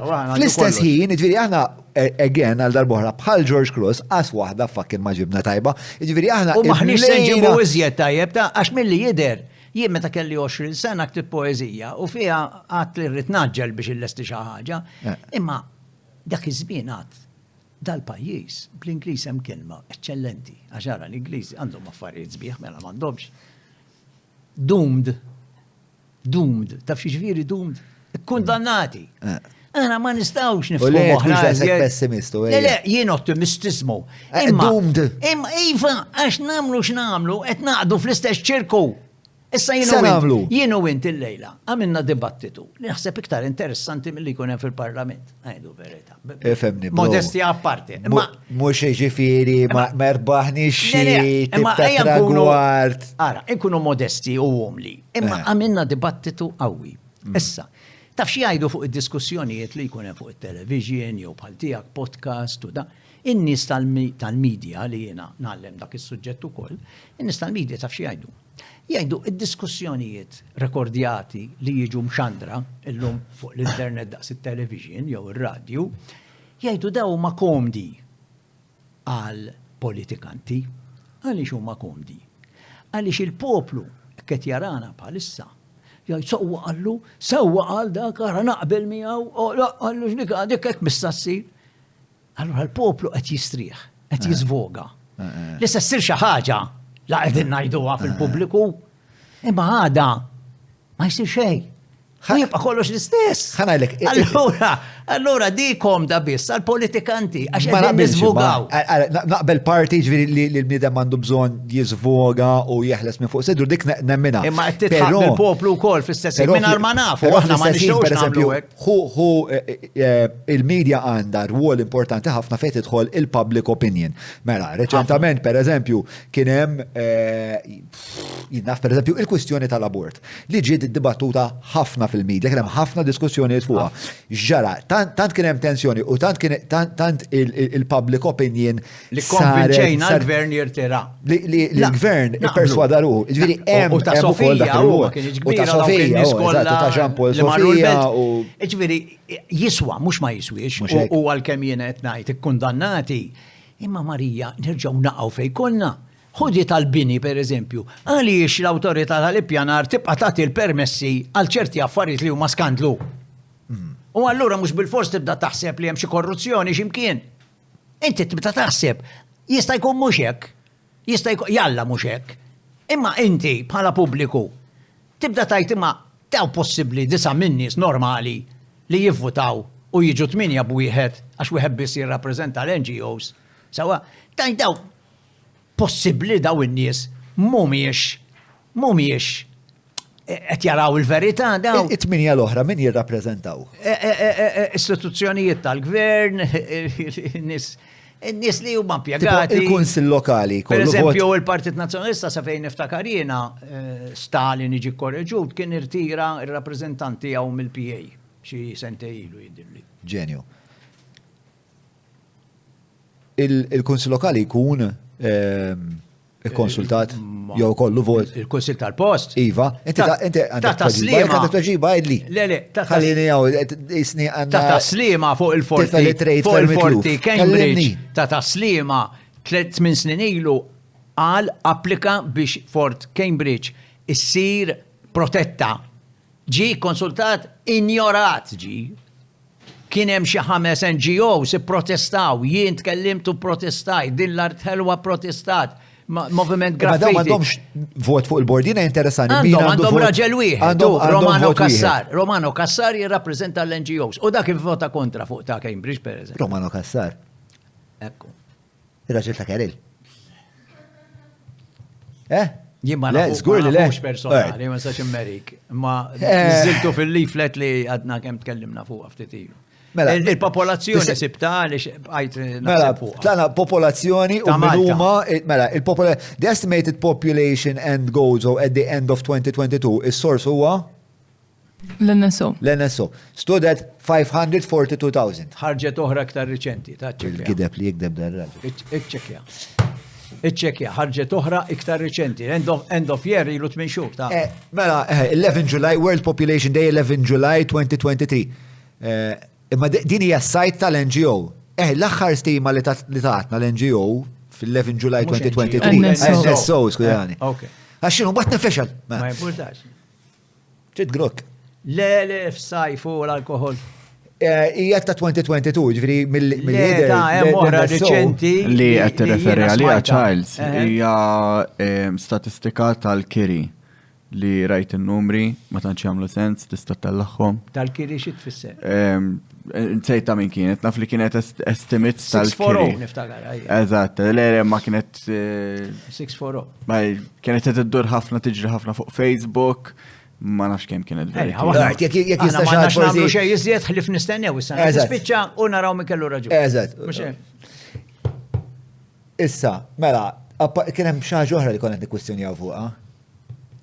Mela, the population increase in 2022 was driven by a total of net migration of 21,798. Third country nationals made up 83%, not to be confused, guys, with third world country nationals. Thank you. Third country nationals make up 83.1% of the total net migrants in Malta. Natural increase reached the lowest value over the past 15 years at 79. The result of 4,309 resident live births and 4,230 l-istra.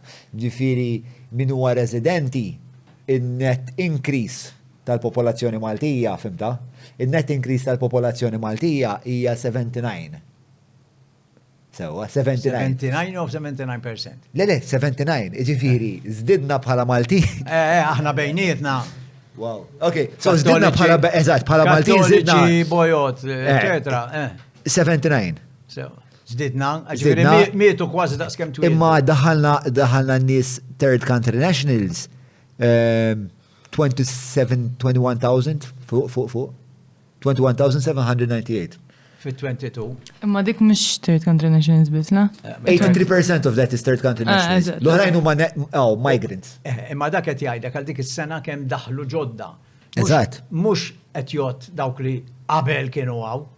Yes, le, aħna tnajdu li f'dik is-sena żdidna 20,000 jew 21,000 immigrant u 79. Jien naħseb li biżna 79. 600,000 żgur u jekk tistenna sal-aħħar tas-sena tieħu paċenzja qegħdin fawissu bħalissa tal-2023 jekk tistenna Diċembru tal-2023 naħseb it-tieni raġun.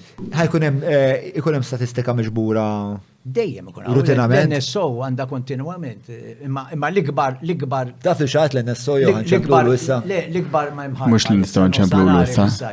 Għal xejn ma Ma nsib. l-ikbar kalkolu jkun iċ-ċensiment dejjem li jsir kull 10 snin dak. Ma nasbit ċensiment riċentament le sar. Milux ħafna le, sana l-oħra. Fadlilna l-żasnin nistennew. Kemm nikkoreġik biċċa waħda. Le, ħalli għadik. L-83% huma third country nationals, il-bqija jkunu Mill-Ewropa jew tal-Lvant. EU jew migrant, inti qed migrant biss. Jingħad 21,000 migrants, 83% of which are third country nationals. Which amount to Look, there's video evidence to me saying this fucking exactly. Kontu għed t-diskutu il-board tal-PA. Il-bord tal-PA, jemmek konna seri. il-bord tal-PA għal-kem fuq l-internet sessi peżat xi rappreżentat. Eżatt, min huma il-board tal-PA? Alright, the board is composed as follows. Votaw kontra. The chairperson 5 independent members, 1 members chosen from amongst the chairperson of the planning Ma commission. ikkwalifika dawk l-independent members. Mawra sal-ħadnu ta' Derek mhux transazzjoni kif ġibu laħa, fejn apparti tinqeda blifjen kwalità se tiġi mejjun sabiex issawar l-arfin tiegħek dwar dak li qed tiekol u titma' lil familtek. Biss jekk m'għandekx il-ħin tad-disa fejnhom il-belt, ibad WhatsApp lil Derek fuq 9986-6425 biex waslulek ix-xirja fuq l-adba.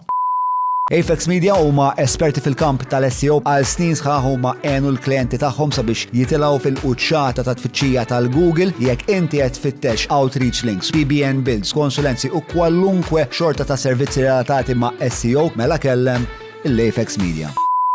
L-independent persons jażilhom il-Ministru, per eżempju, min jażilhom? Ma tantx jibqgħu independent dak il-każ vera? Jela, lek għat nistaqsik, kif rajt independent għaw Malta l-iktar kelma miżjust li għaw hija independent. Independent xi tfisser? U responsabilta politika. Independent ġifieri m'intix irreġistrat f'xi partit, per eżempju, xi tfisser? Impjegat mal-gvern, per eżempju, xi tfisser? Ma nafx. Independent kwaħt jużal. Taf tfendi għal rasek. Kważi l-gazzetti kollha tagħna huma independent. Ma dekx toqgħod mommok forsi. Ma nafx, m'għandix li jabru. M'intix dependent. M'intix dipendenti, ma nafx. Għalkemm fil-politika dependency carries on after independence. Yes, yes. U hija kolonja, dik hija tendenza ta' xem il-post-colonialism, mhux vera, aħna wara 60 sena wasal iż-żmien li anki s-sistema ta' nsemmejniha llum u għaru każa x'jien edukatur. Imma waħda mill-affarijiet li maħniex inħobbu l-artna, li maħniex inkunu patriotti moderni, hija għax is-sistema edukattiva tagħna mixtejn. Bir-rispett kollu lejla għallima, jiena għallim għall-after all. Imma għanna per eżempju, it-tfal bej 5 u 7 snin għam Malta, għam l-studju Dr. Charmaine Bonello, nselmila minnaw, li hija studjuża tal-Early Childhood Education, u ħarġi ktib ma' Routledge, ġifieri di tal-affari tagħha. Charmaine qalet li daw bej il-5 u 7 snin għadna nalmuhom mis-sistema formali kif titgħallem tikteb l-ABC, kif tagħmel il-mezz ftit, imma ma ntuhomx ċans jesprimu ruhom liberalment fuq idejat, bil-pittura, bit-tpinġija, bil-kuluri, jistaqsu fil-klassi, dak imbatu minnu, għanna il-textbooks bej 5 u 7 years, għadna nġibuhom mill-Ingilterra, tajt li l-kolonializmu madu xaw. Il-modell li nużaw huwa l-istess modell li daħlu l-Ingliżi fis-seklu 19. Għadu l-istess modell. Iġveri, irridu nibdew minn hemm. U ħaġa oħra pereżempju, minħabba li jibżaw minn nazzjonaliżmu naħseb jien. Fl-iskola meta jagħmlu l-assembli. Għaliex ma titlax il-bandiera Maltija u jitkanta l-innu Malti kuljum. Biex it-tfal minn ċoħon jibdew ħobbuha dik il-bandiera. Issa jiena kieku sur mast irrid nattilhom il-George Cross u għandi problema. Ma imma għall-inqas. Għati rispett li l-bandiera tiegħek. Għati rispett li l-affarijiet li huma Maltin. Mhux aħna kull mu Malti nkemxu xuftejna. Ġda Malti. Issa, naqqasna ħafna minnu dak, nirringrazzjaw l-Alla. Kien hemm żmien fi żmien 70 Pierre Nora, Franċiż, filosfu Franċiż għadu ħajl fuq 80, jgħid li teżisti dik ngħidula la liturġi repubblikana. Il-liturġija Repubblika. U minn tof naħseb daħħal ftit minna, għantu ħmertu għalija. Għax fi snin 80 beda bil-monumenti li huma patriotti ġol belt, mbagħad għamel tal-ħaddiema l-insida, sewwan baġġi tal-Helsin il-Birgu, imma kellu wkoll dik id-drawwa li beda pereżempju Si Malta, Air Malta, Tag Malta. Taraħ qed juża ħafna il-pajjiż. M'għadna xejn illum, ma nafx baqa' xejn. Kemm trid, bro? Ma għadna xejn.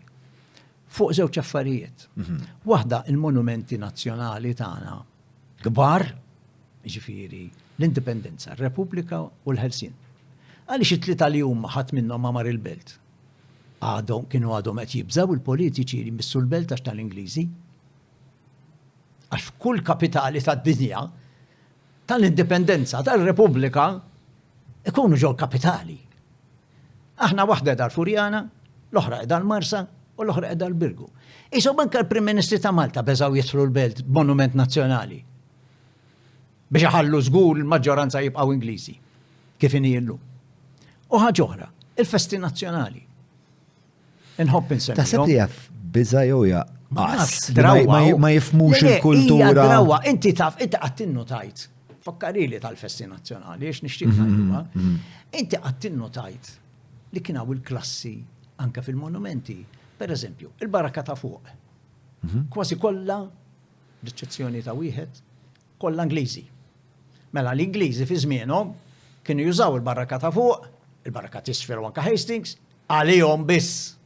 U ma hemm ebda monument ta' Malti ħlif wieħed li kien jilaqhom li għad biljuni hemmhekk. Minu? Mhux Muscat, dak li għamel l-ismijiet għasa kull missiġġiwi da, missiġġiwi, qiegħed meta tidħol il-barrakka, m'hemmx il-latrini fuq ix-xelluk, iddur magħhom u l-aħħar wieħed fil-kantuniera kbir. U għaw, issa nsibuha x'fi ktieb qiegħed. Okay. Nimxu passiħor. Barra l-belt fil-fatt, meta ġejna biex namlu l-monumenti tal-Prim Ministri li issa jidru ħajdawru Kastilja, l-Pjazzata Kastilja, l-istess. Porċu li vir wasal kważi sal-bieb tal-barrakka ta' fuq, ma daħarx. Ġo l-barrakka ta' fuq, hemm wieħed Prim Ministru Malti. Minu? Strickland. Għax nofsu Ingliż. Sawa? Il-monumenti tal-Prim Ministri Maltin kollha barra qegħdin. Barra mill-barrakka ta' fuq. Jekk rid tagħmel monument fi żmien l-Ingliżi, għalli xaħat li kien filantropiku li ħadem ħafna biex jgħin il-poplu, eccetera, kien ikollok tissapporti u toqgħod l-argotti. Hemmhekk hemm il-Maltin ta' żmien l-Ingliżi. Għax hemm ma jimpurtax minn ġo l-belt. Il-belt kienet tal-Ingliżi. Fil-fatt meta bnew il-Katedral ta' San Pawl x'għamlu fl-1840. Għamlu li Kampnar jaqbes il-koppli kollha ta' 33 knisja li hemm il-Belt Kattolika. Għabizhom kollha. Biex inti meta tiġi bil-vapur li kien ma kienx hemm ajruplan, meta tiġi bil-vapur u tħares lejn il-Belt Valletta, l ħaġa li tara ara l-Kampnar kemm hu li dak gotiku, dak protestant. U l-Belt Valletta tiġi protestanta. Nirringrazzjaw il-Karmelitani ta' teatru tal-Belt. Li meta fl-1981 ġew biex jibnu l-kopla, ftehmu mal-perit li l-kopla tal-Karmelitani taqbżu dak il-Kampnar. U llum jekk tħares minn taslima lejn il-belt, tinduna li l-ola ponta hija tal-Knisja Kattolika tal-Karmnu li qiegħda eżatt ma' ġembu. Int Kattoliku? Ma' biżnieħ. Int Kattoliku? Tammit Kattoliku. Kulturalment. Għandi kultura kollha kemm hi Kattolika bħal m'għandek int wara kollox, ntrabbaw għandna kultura Kattolika. Naħseb li l-Knisja Kattolika għamlet ħafna ġid lill-umanità, m'hemmx dubju, u anke dik nisranija biex ngħidu hekk. Tħoss li għamlet ħsara wkoll imma ġejbija. Fil-prattika jien ma nipprattikax ħafna u laqas jien devot biex ngħid il-verità. Imma mill-banda l-oħra, il-Knisja eżatt, meta kellha l-poteri materjali, il-papiet kienu joħorġu biż-żiemel jiġġieldu għat-territorji, għaw Malta għandek il-kanonku Karwana meta kien hawn il-Franċiżi jmur iġib l-Ingliżi u sar il-ġeneral jiġġieled magħhom. Sewwa hemmhekk il-Knisja kienet ħanżira. U jiddispjaċini għamlet ħafna ħsara. Ħsara kbira. Daqs kemm għamlet ħsara pereżempju minn xi wħud fis-snin 60 meta għamlu dnub il-mejjed lil wieħed mill-partiti politiċi. Ġifieri l-Knisja tiddeċiedi il-min tivvota. Xi ġifieri tmur tqer jgħidlek mhux se tikla soluzzjoni jekk tgħidli li mhux se tivvota lil Mittoff pereżempju. Redikola. Jew jiġi Ministru għax kien ma partit minnhom iżżewġu fis-sagristija. Jew imut il-Ministru ellu l-Mercer u jisfnuh fil-miżbla. B'xaffarijiet huma. U l-Ingliżi gallerija. Fl-1962 huma kienu jikmandaw dirett. Malta ma kellix parlament, għalhekk saret dik. Tawna Kostituzzjoni fit-62. Għamlu anke fl-1933, taw id-nub il-mejjet li Strickland dak il-każ.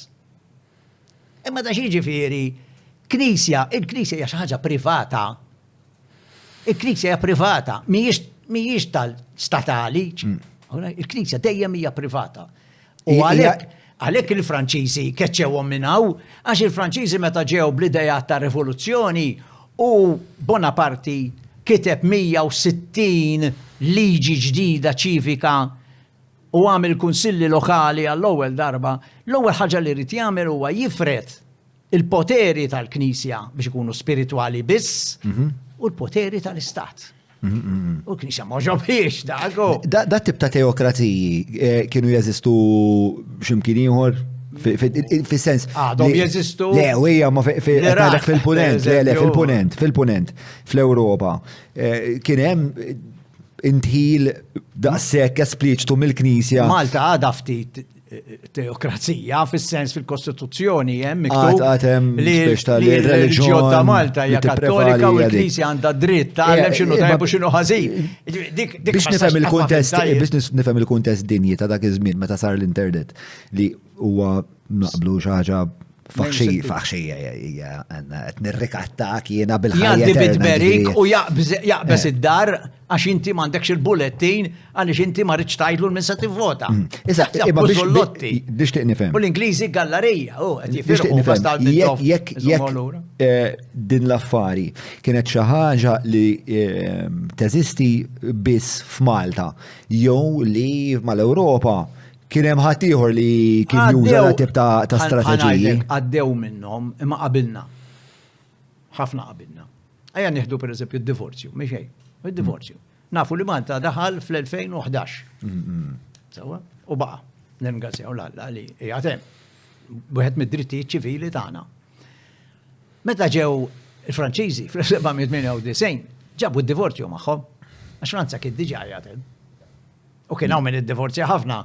Speċjalment dawk iġbejbiet li kienu miż-żewġi xi wieħed xieħ li missierhom żewġielu biex ħallaslu d-dejn li kellu u miskina dik għandu 20 sena tiżżewweġ il-Pariżi li għandu 70. Kemm kien hemm minnhom? Dik telqitu għax ġew il-Franċiżi u marret tiżżewweġ wieħed Franċiż żagħżugħ ta' 20 sena soldat bjont. Ġifieri daħal. Minn dawk kemm għad li 160 liġi li kiteb. 160 liġi f'6 ijiem kiteb. Kollha mhux militari daw, kitibhom. ċivili kitibhom il-belt fejn hemm l-uffiċċju tal-Foreign Affairs Pariżja. Bid dawk il-160 liġi, kemm minnhom ġew applikati dak iż-żmien. Għax ovvjament minħabba l-blok, minħabba l-ewwel affarijiet kollha. Il-Franċiżi setgħu japplikaw għal 82 ġurnata kemm damu jikmandaw Malta u għawdex. Ma kienu qed jiġu applikati. Żgur u għamlu l-kunsilli lokali, 5 Maltin fit-12 il-kunsill, kull kunsill kellu 5, ġifieri 60 Malti mexxu, għamlu kabinett tal-gvern, jgħidulu kummissjoni b'10, 2 Franċiżi u 8 Maltin, għalhekk il-Knisja ma ħadġiġ gost, alla volja l-Knisja dak il-famuż kanonku kien wieħed mill-ministri. Ġifieri Napoleon Bonaparte għamlu ministru u għamel ministru s-segretarju tal-Isqof. Ġifieri l-Knisja tawa dritta għaliex ma l-Isqof Labini li kien Napoletan, Bonaparte kien jiftijem ħafna. Għax l-Isqof Labini kien moħħu miftuħ. Imma ovvjament. Rid iktar. Le, mhux dak l-Isqof ma rridx. Il-kanoniku rid iktar. Il-kanonku kien kontra Labini ħafna ġifieri baqa' fil-fatt baqa' barra jiġġieled bħala l-ġeneral u Labini fis-sentej li għamlu fl-imblok il-belt, Labini baqa' hemm ġew mal-Franċiżi. U meta Vobwa kien jibatlu xi ħuta sabiħa għax ovvjament kienu jistadu ħafna, ma kellhomx provviżjon, kien jaqbad Labini u qasam għal-fqar tal-belt, jew mhux fqar, nies li kienu bil-ġuħ il-belt, kienu ħafna bil-ġuħ. Jiġifieri, imma d-divorzju semmejtulek bħala eżempju biex tara l-influenza tal-istati konfessjonali. Ġifieri kellek id-divorzju fil-98, fl-1998, daħal u ħareġ mal-Franċiżi. Fl-1860 l-Ingliżi daħlu fl-imperu kollu. U minnaw telaw jiġru Dingley, Adrian Dingley, li kien iħobbhom ħafna l-Ingliżi, żewġ Ingliża biex daħlu il-Union Club u ma daħlu xorta. Da marru jiġru l-Ingilterra l-Parlament biex jagħmlu exception għal Malta. Birdu deroga. Ħalli żgur ma jidħolx id-divorzju. U bad daħal id-divorzju fl-2011 fi żmienna. Jiġifieri aħna fi żmienna llum għadna qed nimxu fuq l-aġenda li kiteb Bonaparte meta jserilu, 22 serilu. Apparti f'Malta għamil għad il-ħaġa Bonaparte li mar territorju qabad jiksbilhom il-liġijiet u qabad jimmodernizzhom skont ir-revoluzzjoni. Hija kurjuża. Wara għamilha, għax imbagħad wara għamilha fi Franza pereżempju. Le ma f'territorji li mhumiex. Le, jiena fil-fatt għandi teorija u semmejta anke film li dawqt jintwera anke Malta ħadmitu waħda direttriċi minn Korsika fil-2021. Jiena semmejt li Bonaparte li kienet kellu 29 sena meta ġiew, kien ġeneral żagħżugħ, kien għadu tjielaw fil-karriera tiegħu. Meta ġie Malta kien mimli bl-idejat tar-rivoluzzjoni. Ħafna mill-idejat tiegħu mill-drittijiet tal-bniedem li fi Franza ħarġu fl-1792, l-ewwel drittijiet tal-bniedem fl-Ewropa. Sewwa, il-human rights. U naħseb li Malta, jiena ħriġ bli teorija li Malta huwa għamel il-blueprint ta' dak li kien fiħsibu jagħmel fi Franza u f'pajjiżi oħra fl-Ewropa. U għam Malta uża 10 pajjiż żgħir.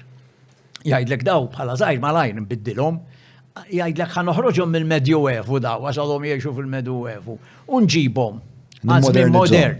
Dak iż-żmien kienu jgħidula demokrazija u l-kelma demokrazija kienet tikkundannata bid-dnub mill-Knisja. Jekk inti demokratiku sejr l-infern. Hekk kienu jgħidu ġifieri. Id-demokrazija ta' dak iż-żmien ma kienx demokrazija gwappa, ma kienet l-ewwel ħaġa fil-pasti kbar tad-demokrazija. U jien ngħid li uża bħala blueprint. Ħareġ daw il-liġijiet kollha għax meta mar Franza, kważi kollha daħħalhom Franza, u mbagħad l-Italja, u mbagħad il-Ġermanja, l-Awstrija, l-Prussja, l-Svizzera, l-Belġju, kullum kien. Jiġifieri naħseb li l-Malta uża għalhekk biex jagħmel jara kemm hu kapaċi jagħmel kostituzzjoni, għax dan 106 liġi hija kostituzzjoni, l-ewwel kostituzzjoni li qatt kellna. Jiġifieri hu minn hemm tela u mbagħad tinsix Napoleon ħareġ ukoll il-Kod Napoleon. Il-Kod Napoleon, il-liġijiet kollha ta' Franza. Sewwa, aħna Malta, meta għamilna l-liġijiet tagħna fl-1860, daħħalna ħafna minnhom mhux biss dirett minn Franza, għax kien hawn l-Ingliżi, imma daħħalnihom anke mill-Italja, għax kull fejn mar daħħalhom. U meta ġejna biex nagħmlu liġijiet, ħadna mill-Ingilterra, imma ħassejna li kien hemm bżonn nindaħlu ċertu liġijiet fuq l-istil Franċiż. U għadna sal-lum, ġifieri l-liġijiet ta' Malta tal-lum, ħafna minnhom ġejjin ukoll mill-Kod Napoleon.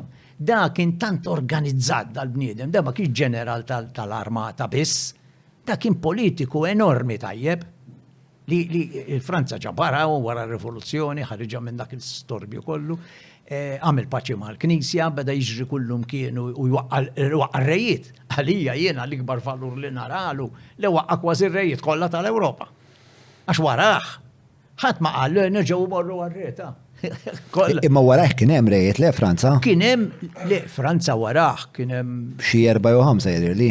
Sa ma ġi l-ewwel kien hemm jew xi tlieta insomma. 18, Luigi 18 u mbagħad Karlu 10. Imma malaj bdew jaqgħu jerġgħu marru għar-Repubblika u mbagħad ġie neputi tiegħu. Mbagħad ġie neputi it-tifel toħtu Napoleon III. Dak it-tifel ta' ħuħ. Louis Philippe ta' qablu kien. U ħuħ iż-żewweġ lit-tifla ta' Josephine, allura isu kien ta' Napoleon ukoll miż-żewġ naħat. U dak dam hu mill-1852 sa 70. U rida waqqat l-Italja. U rida tal-imperatur ukoll. U għamel ħabta rida ta' imperatur ukoll, u rida ta' Napoleon. Napoleon inkuruna lilu nnifsu. Għalija ħdimt għalija jiendi. Marma l-Ewropa neħħi l-kuruni ta' kulħadd. Mbagħad għal ma jena nieħu waħda. Dik hija l-enigma li qed ngħidlek, hu l-enigma imma hu nduna li biex tkun rispettat mid-diplomatiċi l-oħra kollha tal-Ewropa. Sewwa, trid tkun demmirjali. Kien għadha daqwija u id-dritt divin kienu jgħidulu. Allura hu fil-fatt telaq lil Josephine id-divorzja li miskina mbagħad mietet wara dak u iżżewweġ lit-tifla tal-Imperatur tal-Awstrija biex hu t-tfal tiegħu ikunu mnislin mill-familji reali ta' vera, mhux li jagħmlu biss. Imma sfortunatament it-tifel li kellu li kien il-Prinċep ta' Ruma miżżajt 20 sena. U meta kien Sant'Alina qabel miet ħalla testament interessanti ħafna għandi kopja tiegħu. U f'dak it-testament jikteb l-ibnu minn xiex jinduna x'sintomi jista' jkollu jekk ibati bħalu mill-ulċera u l-kanċer fl-istonku. Ma kienx jaf li t-tifel tiegħu sejmu żgħir. Ġifieri hemm ħafna fuq Napoleon Bonaparte xtajt, huwa bniedem li tobodu tħobbu fl-istess ħin, li tammiraha u Malta, pereżempju, anke żmien l-Ingliżi, għaw Malta, jien għandi waħda minnhom kienu jdaħlu ħafna statwi tal-ġibs bil-moħbi fi żmien l-Ingliżi, għax kien hawn kult kbir ta' nies fid-dinja kollha anke r-Russja, ġifissa r-Russja da rrid ikissiraw u keċċew u rebħulu u mitu n-nies tiegħu u xorta jammirawh. Bħal Pushkin kien jammiraħu. Imma anki Malta, ġifiri Malta għandek nies Taljaferro, per eżempju Napoleone, kienu għadu qed isemmu anke nies għalih fl-1860s u 70s, qed tifhem huwa bniedem li tammiraħ għax huwa riformatur kbir, riformatur enormi. Issa kien despotiku, ġifiri li għajdu jrid jagħmel ukoll, ma kienx it-tip mhux dittatur bħal Hitler, per eżempju. U jiena dik l-Ingliżi niprofa speċta. L-Ingliżi waqqgħu għedu l-bowni u mhux bowni. L-Ingliżi huma biżbravi. Il-punt li kont qed prova nagħmel l-ewwel fuq il-kriminalità tal-kolonjaliżmu. U għal-punt li speċa qed inħoss li qed tagħmel inti wkoll, u forsi l-ewwel ma għamiltu sewjien, li kien hemm epoka nħoss fej everywhere it was might is right. For me to say something li xaġa hija kriminali, jekk inħares lejha llum il-ġurnata għall-ħares jiġi hawnhekk xi ħadd u jipprova jekkolonizzana. L-aħjar eżempju, l-Ukrajina. Però jisu dak iż-żmien, inti kellek ħafna daw il-figuri, Napoleon, Nelson. Imma inti anka wara li tgħaddi l-istorja, ġifieri, inti għandek tiġġudika. U tajt, dak il-xorta ta' aġir politiku, ġeopolitiku, mardu nerġaw nippermettu ħadd. 100%. Però, mhux ma nippermettuhx biss, imma naddu ġudizzju li dak kien ħażin. Ma nistawx, għaw Malta dik il-problema, għaw Malta qed jaħsbu li l-kolonializmu kiexi barka imnalla kien għaw l-Ingliżi għax għamluna nies. Għamlu nies il-mi kien ibaħħilhom il-birra sa ta' stretta. Żgur li nies. Imma missieri ma kien ġibbeħ xejn qassu l-farina, ma sarx nies. Qed tifhem xi rid ngħid jien. Ġifieri inti trid tippoġġi l-affarijiet f'posthom. Jien meta jgħidulek inti għall-Franċiżi. Le! Imma l-Franċiżi f'Malta ġew iddemonjati, għaddewhom bħala xjaten biex joboduhom apposta għax l-Ingliżi ma ridux li l-Maltin Alla ħares għadxi darba jqumu kontrihom bħalma qamu kontra l-Franċiżi. Allura l-Ingliżi dejjem jagħmluhom id-demonji u aħna ġejna u salfajnejkom. Ma jgħidux li intom il-Maltin kontu kapaċi tkeċċuhom il-Franċiżi għax iffirmaw mal-Ingliżi, allura aħna salfajnikom. Bħal-gwerra li għaddiet, il-gwerra li għaddiet il-kbira, mhux huma salvawna. Iżgur salvawna wara 3000 attakk bil-bombi bej ferba xhur. Għal dik id-dinamika ta' bej il-Franċiżi u l-Ingliżi. Aħna kellna xi aspirazzjoni ġifieri bħala ġens li wara l-Franċiżi niġu nazzjon ħieles li. Kieku trattat ta' Amiens baqa' rispettat mill-Ingliżi, kieku hekk konna nkunu illum bħal Monaco. Imma aħna bħala ġens kien hemm xi grupp minna li kienu jirrappreżentaw il-ġens tagħna li kienu qed jgħidu isma' għamilna għaw konsens bejnietna bħala ġens li aħna nixtiequ nieħdu rajna fidejna. U l-Ingliż qalu thanks, but no thanks. L-Ingliżi kienu potenti la ġewwaw. Le, ma dik il-mistoqsija hija aħna stajna nagħmluha, ridna nagħmluha, kien xaw konsens prevalenti. Stajna li għax l-ewwel trid il-maġġoranza. Eżatt. Meta kien hawn il-Franċiżi Malta u qam l-irvel tal-imdina fit-2 ta' Settembru tal-1798 bil-qnieben idoqqu. L-ewwel ħaġa li għamlu il-Maltin Kattoliċi, l-ewwel ħaġa li għamlu qabdu 60 soldat li kien hemm l-imdina. Qatluhom kollha biex bdew rivoluzzjoni kontra l-Franċiżi. Qatluhom kollha. U fil-pjazza l-imdina qasmulhom żaqhom, ħarġu l-fwiet sajruh kiloh. Maltin daw. Mexjin mill-Kanonku u minn Vitale, mill-eroj tagħna. U dawk is-soldati Franċiżi kienu Kattoliċi jekk ma dridx. Bħalhom.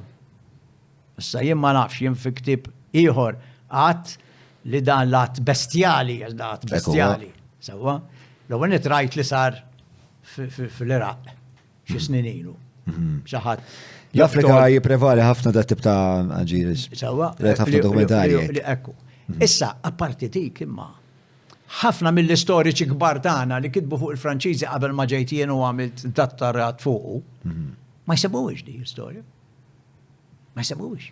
Semmija wieħed fis-seklu 19, imma mbagħad sibt 3-4 Eżatt, inti fejn sibta allura, fejn sibta? Jiena sibta minn għand il-konslu Franċiż fl-1840 Miege li kien konslu Malta, kien ħabib tal-gvernatur ħafna, u kiteb l-istorja u saba. Sibta fil-gazzetta Moniteur li kienet toħroġ Pariġi u li l-kavallieri u wara baqgħu jiġibu għaw Malta u ġiet irrappurtata bħala event dak iż-żmien. Xi ħadd qala lill-gazzetta. Sibta fuq wieħed Malti li Kastanja li kiteb fuq għadi u mbagħad sib ġew xhieda Mikiel u uħtu li qalu xraw isir.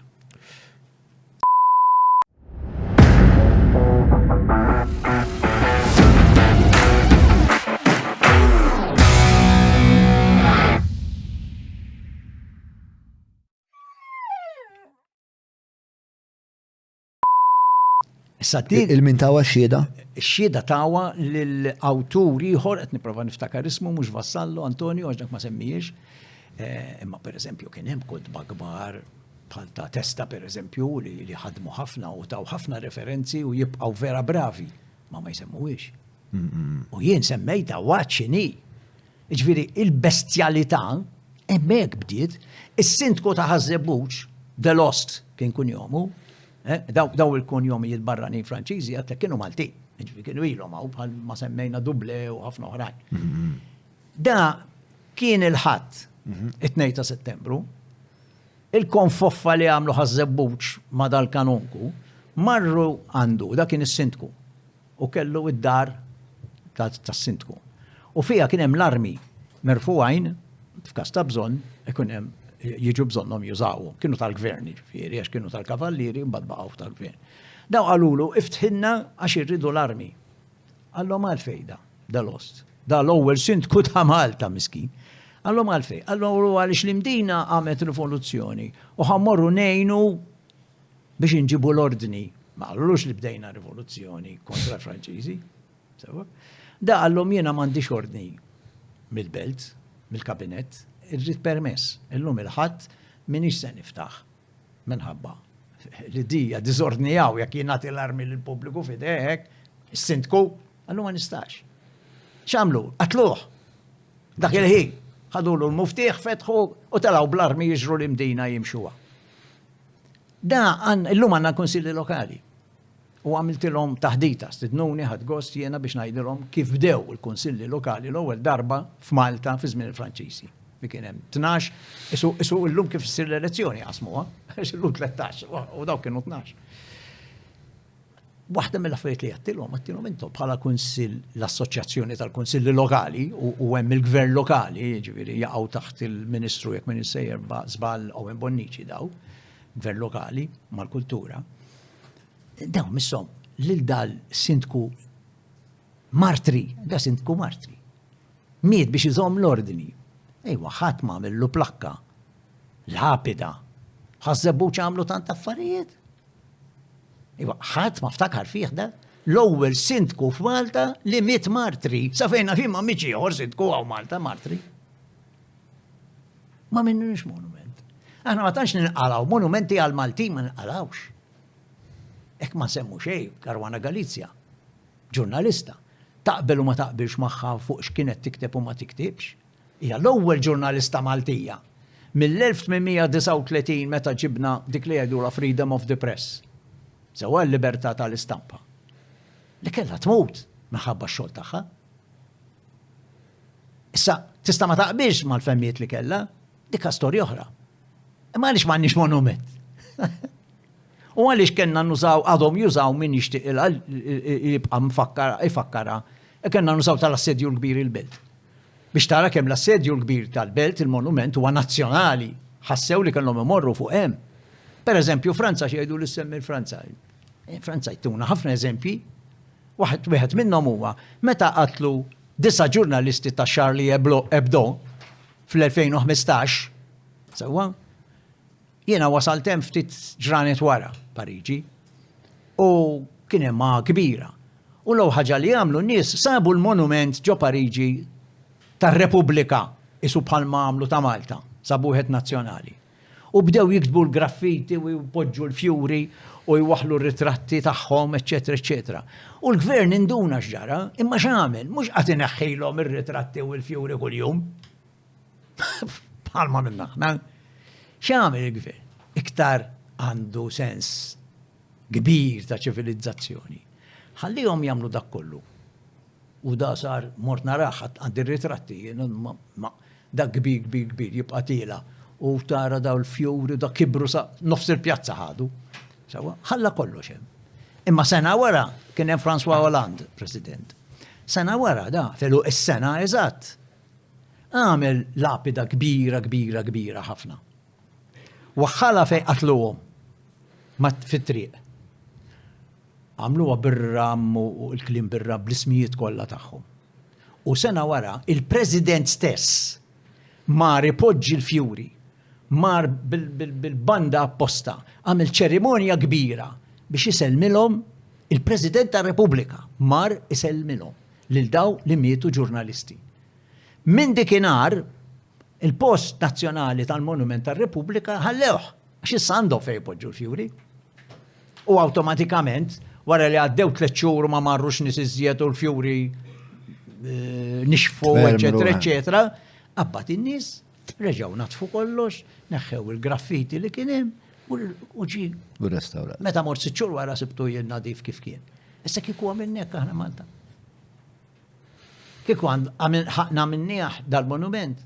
Għalfejn taħseb ma minniex imma. Għax hija kwistjoni politika, hija kwistjoni politika. Di mietet milli jidher x'kienet se tikxef xi skandli. X'ġara? Issa veru saru inkjesti u saru ħafna affarijiet sbieħ. Salmula u anki l-Ewropa għamlet ħafna affarijiet sbieħ. Imma baqgħet il-pika teżisti politika x'imkien. Imma ma nħadmux moħħna kemm kellna dawk il-ħmerijiet ineħħu dawk imorru daw taħlu l-qorti, kellha tidħol il-qorti biex fl-aħħar ħallewhom hemm l-affarijiet. Issa tista' ma taqbel xejn assolutament mal-istil ta' dik il-kitba ta' ġurnaliżmu, tista'. Mela le għandek kull dritt, għalhekk il-ġurnaliżmu jeżisti, aħna anke jien u int illejla ma qbilniex xejn kollu.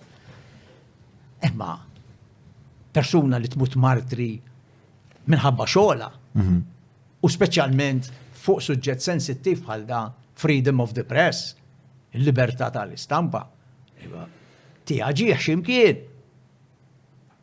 U batin fejn inħaraq jien. Sabu fl-arkeoloġija ta' marittima tal-baħar, sabu barra minn Sant'Irmu xi submarin tal-gwerra li kien hemm xi Ingliżi u mitu hemm imsiken baħrin fil-gwerra. Mamma mija, f'affarijiet ta' 3 xhur mar il-President jikxef monument Sant'Irmu ta' 40 baħri jew x'kienu Ingliżi fil-gwerra. Marna niġru, 3 xhur wara kien hemm monument. Zidna ieħor il-belt, ġifieri. Qed tajt li għadna laqgħa tal-barranin inti. Fors! Biex insemmilek iżjed kemm aħna laqgħa tal-barranin. Ejja nieħdu il-Ministru fi żmien il-budget, il-Ministru tal-Finanzi. Nsellimlu minn hawn għax naħseb għandu rasu fuq onqu dan din il-persuna, nammiraħ. Imma x'għamel f'Ottubru li għadda? Ferħan fil-gazzetti kollha bil-bagalja ħamra. U saqsew il-ġurnalisti, għaliex il-bagalja ħamra?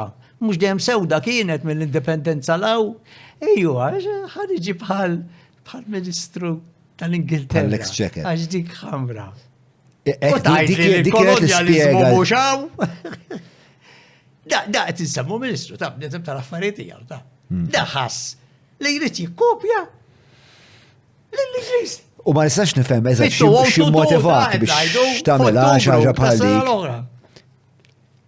Fix-sens inti ministru ta' pajjiż, Iva, għalfejn ma- tixtieq temula Mhux ministru ta' pajjiż ieħor. Xadini X'imma- jagħmlu x'imma- hekk, x'imma xadini ximjaw, jikkupjaw. Nasib kollha nimitaw naqra l-ġurġin, imma l-motivazzjoni. Uled, bħala speċi naħseb aħna kollha naħdmu Iva. bl-idea tal-emulazzjoni. Iva, imma inti għandek, ara kemm inti rispettax il-pajjiżek. Inti għandek tradizzjoni, illa ġejja mill-ewwel mill-indipendenza, l-ewwel parlamenta wara l-indipendenza. Il-bagalja dejjem sowda. Imma u ta' spiega l-fejn kienet l-spiega tiegħu. Dik, li qed ngħidlek jiena biex ikun bħal ta' l-Ingilterra. Mela. Għatta fil-ktib, għawe, da fil-ktib page 7. Għandek quote minn għandu? Biex għandi quote, għandi rapport ta' Times. Le, fil-sens li ċar. fil-rapport ta' Times saqsaw xi ħaġa u qalulu sma u għallhom. Jiena naħseb biex għallu għal-ġurnalisti għalilhom, jiena nista' naqra għalek eżatt il-footnote li għamilt. Biex ma le. nitfawlux klim falqu. Le. Ekal, għandi ħafna you saying. Għawna. If further evidence was needed for a colonial mentality in Malta, et naqra bl-Inglis, footnote bl-Inglis, in October 2022, Basta. the island's finance minister abandoned a traditional budget day black briefcase for a pillar box red one to mimic his British counterpart. Jiena fil-brackets namel, quote, budget briefcase pillar box red. In Times of Malta, October 25, 2022, page 2. Issa, dika tfisser li jekku ma merjom Times. But what I would like. ħat ma merja What I would like, le daw taf kemm huma l-labbibhom il-ġurnalisti. Le, xanda xtaqsam di. Mela, tiċċe raġuni. Minni, dak ħajslu hija whatever. John, di mhix liġi. Naf, jiena Di nixtieq hija tradition, kellek bagalja sewda u armejta. Imma biex nifmu x'immotiva lil Clyde Ma jagħmel ħsibx li ħwejjeġ kopja- bħal daw. Hija tajtik Nixtieq kopja- nifhem, Eh. speċa jekk ta' spjega Għaliex nixtieq rida nkun ħamra. nafa. Eh. Jekk da ċemplu Iċċekkja. l-qalus ma' Iċċekkja. Clyde għalfej. Ma skużi ta' jiena mhux dak il-punt qed taqbdu daqsxejn minn xibkien ieħor. Jiena Moħħok fil-patati Le, tal-nies inti. ħanajdlek biex ngħidlek il-verità inti. Inti qed timmissja li mindu ġiet fl-1921 l-ewwel Parlament Malti. Sas-sena l-oħra kienu għaddew Naf, 100 bro, u sena. naf. 100 u sena. Malta, il-Ministru tal-Finanzi dejjem joħroġ bagalja Bagalja sewda. sewda, U naf. probabbli kienet l-istess bagalja għal ħafna snin. Kif inti tarmija minar ma biss tħabbel moħħok li ħatarmi tradizzjoni? Qed issaqsi lili, jien qed insaqsi lila biex tara jekk saqsewx lil Clyde biex Clyde jgħidilna isma' jien di għamilta. Il-rapport rajtu jien ma ilu sa sena li rajtu. jiġifieri. Għax inti qed tifhimni x'qed jiġri qed tgħidli tista' tgħidli għalfejn u tgħidlek Le. le ma nistax ngħidlek għalfejn. Le. Clyde jista' jgħidli għalfejn. Asma, probabbli qas jista' jgħidlek. Dan kamila. Għal ħaġa Clyde jew ma xejn. Le. Joħib għal is-seba misteru. Dak jagħmel. Our heart was, remains and will always be socialist. So declared Finance Minister Clyde Dik Caruana ir-raġuni, in iva. his no pain budget for Ir-raġuni biex ma Ma how that jinqabadx. has nothing to do with the briefcase. Le, ir-raġuni kienet li għamela Xiex kwet jgħid li ħamra għax soċjalist. soċjalisti. Żgur li dik kienet it-tweġiba. U mhux hekk, u mhux hekk. Għax inkella kif tiġbora, u. Jekk la Times jgħidulek li jinti qed tikkopja Londra. Inti Imma kif u mhux tiġbora, bispall qed jikkopja soċjalista. Londra, da mhux tuba. Da mhux tuba. Imma- Jekk qed jikkopja Londra, jaf qed jikkopja Londra. Biex għalfej, xinu jimmotivaħ mill-li għajdilna, isma le, xina toġobni li nerġaw, Għax inkella jiġi ċar nerġaw. xwiereb u jgħidlu dak li għallu f'dak tipu. X'qallu f'dak il-ktib? Li qed jikkopja mimik użajt jiena verb. Li qed jikkopja lill-Ingliżi. Minar ma jaf, inti tikkopja. Minar ma jaf, intu rajt ju, da kull sena joħroġ il-Ministru tal-Finanzi Ingliżi xejjer Ejwa, waħda ejwa, mill-aktar xtaq momenti emblemiċi Allura ma tal-politika jiġix Ingliża. moħħok li dak influenzatu tant lil dar raġel li hu minar mariet rid Minar marit, mela da għal maddofi tifel tannuna jew. Da għal jiena nixtieq li nkun kull da smax minn kien hemm lecture ħanajdek dik oħra is-sena. li ddaħqek, ħanajdek oħra li ddaħqek. Biex ma fihom spjega daw.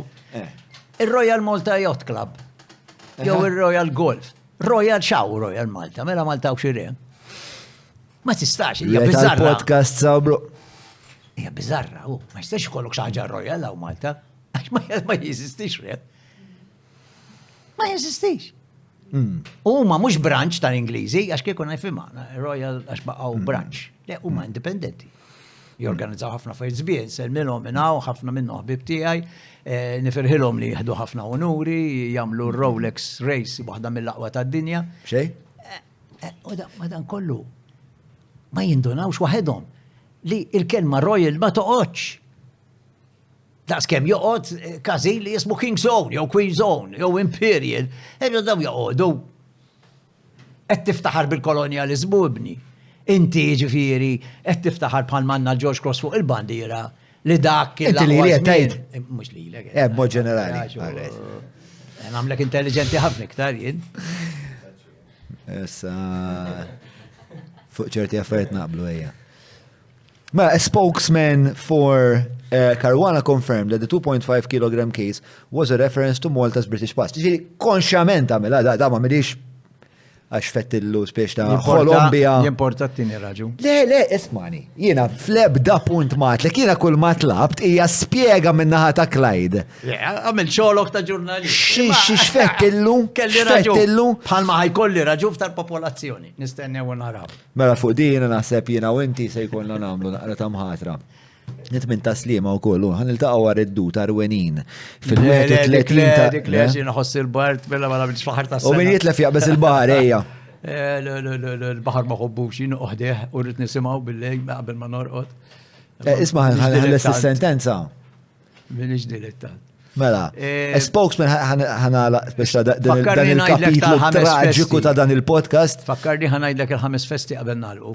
Mela, a spokesman for Caruana confirmed that 2.5 kilogram case was a reference to Malta's British past, saying the symbol was used in a number of Commonwealth countries such as Singapore. Semmejt li oħra sal-Commonwealth. X'inhu Commonwealth? Club. Empire 2. Ekk jgħidulu l-Ingliżi, storiċi Ingliżi jgħidulu Empire 2 Club. Ħanajdlek storja fuq malajr. Helwa. Waħda ċogim. Manta kena t-nej ċogim. L-axar wahda l-2015 li għaddew 8 snin ilu. Mur il-belt. Għax jena bil-fatti nitkellem u nġib il-ritratti. Mur il-belt. U intu diħel, Putirjal, fej għanna il-pont, bl-injam, fuq il-lemin, qabel ma titħol, hemm biċċa isar ħama sewda, twila. Forsi fija ftit inqas minn 80 ċentimetru. U fija hemm miktub u jispjegalek x'inhi Queen's Way. Għaliex fl-2015 ġiet ir-reġina għaċ-ċogim. ċogim taf x'inhu. Il-laqgħa ta' kull sentej li jagħmlu tal-Commonwealth. U Malta saret darbtej, darba b'żmien nazzjonalisti, u l-Labor għamel oħra wkoll fl-2015. Sadi jispjegalek x'inhi u mhijiex, insomma, jqgħod jitkellem kollox fuq l-Ingliżi ħelwin u da, ma jimpurtax. Issa ebda dieħel bil-passek, il-pont. Kif tasal kważi fit-tarf tiegħu biex tmissi l-belt palletta, fl-art hemm tappiera. It-tappiera fija il-kuruna tar-reġina, hemm Commonwealth Way xi ħaġa, biex tfakkar din laqgħa ta' ċogim li kienet Malta. Li minna m'hemmx għalfejn ngħidu bħal kull laqgħa oħra ta' ċogim ma joħroġ xejn. Assolutament. Ebda. Riżultat. Xejn. Zero. X'inhu l-anima? Għalfejn jissir allura? Klab. Hija ma klab għal raġuni. Għalhekk jiltaqgħu biex jiltaqgħu jieħdu bidejn. Jieħdu sijanik. Allura di ma tistax kollha sijanik ir-reġina.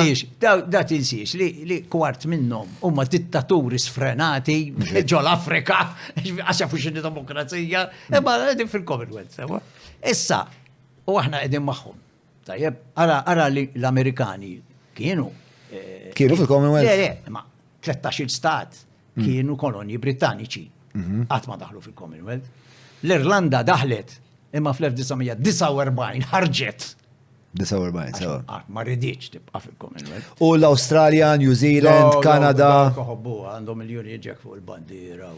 Ma dak marru tajjeb, bħala nazzjonijiet marru. Imma issa Albanese, il-Prim Ministru l-ġdid, għandi ritratti għaw ukoll, għamel Ministru għal-Repubblika, għal-kemm huma għandhom il-karlure, għamel Ministeru għal-Repubblika, għax ħajamel referendum is-sena d-dieħla biex jinqataw minn marra, minn mal-Ingilterra. About time. Tanto hekk, huma Dominion, tanto hekk illi għall-ewwel darba ma li mietet ir-reġina Fuq il-karta tal-5 liri, tad-dollars tagħhom, Australian dollars, fuq il-karta fejn kien hemm ir-reġina qabel, għallu aħna l-Karlu bussa nagħmluh.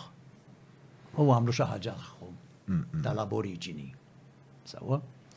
Issa, niġu lura U għal-Commonwealth. dak għalik huwa evidenza ta' xiex. Li jridu jaqataw. Li jridu jaqataw. Il-Kanadiżi kienu ktar bravi. Fl-1967 il-Kanadiżi dejqithom bandiera bil-Union Jack. Sawa, u għamlu il-werqa tal-Maple. Daqshekk reċenti dik. 67. Sibt aktar. U ġaqalu. Aktar żmien. Ġaqalu li huma mhumiex komdi ħafna bir-re Ingliż, ġifieri qed jaħsbu. Huma Dominion ukoll. Dominion, dawk huma New Zealand u l-Awstralja. Dawk baqgħu Dominion. Dominion jiġifieri. Indipendenti imma jagħmlu mar-re. Għandhom gvernatur. Ma meta tajt jagħmlu marre, x'jiġifieri jagħmlu Għax marre? baqgħu jassott, ġifieri l-liġijiet jirfirmu bil-gvernatur li jirrappreżenta lir-re. Għadhom sallu. Palma konna aħna. Imma il-gvernatur jista' jażel li ma jiffirmax liġi, per eżempju. Ġieli kien hemm xi kriżi kostituzzjonali maħabba dal-affarijiet. Ma naħsib tisix l-Awstralja magħmula mill-Ingliżi ħallelin, prostituti u qattila li kien hemm il-ħabs l-Ingilterra u fl-1878 rridu jeħilsu minnhom u bagħtuhom l-Awstralja. Qed inħoss li qed tkun kattiv ġifieri.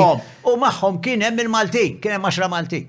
Biex tkun taf, kienu fil-ħabs hemmhekk l-Ingilterra. Hekk bdiet. U mbagħad meta raw li mlew l-Awstralja bl-irġiel biss, għamlu l-om vapur kbir, u mleħ bil-prostituti, u batu l-om ukoll, għalli kollhom il-min jiżżewġu ħajkollhom it-tfal. Hekk bdiet l-Awstralja. U l-aborigini li kienu minn dejjem hemm. Kemm il-ġenerazzjoni ilu qed ngħidu? Mijiet ta' snin. 1878 di li qed ngħidlek. Issa l-aborigini 1788 kienet. Wara li saba kukki ġifieri. L-aborigini li minn dejjem kienu hemm. Sewwa. Injorawhom daw, għalu għawart mitaħat. Bħal mamlu meta marru l-Amerika. Għaw mitaħat. U kien hemm ir-Red Indians. L-Awstralja kien hemm l-aborigini. Issa fil-fatt l-aborigini issa llum talgħu anke fil-Parlament taf x'qed jgħidu. Meta fis-26 ta' Jannar tagħmlu Australia Day jekk jogħġbok. Dik il-ġurnata tfakru. Meta Saba Cook, meta invadejtuna. Għalina mhix Australia Day.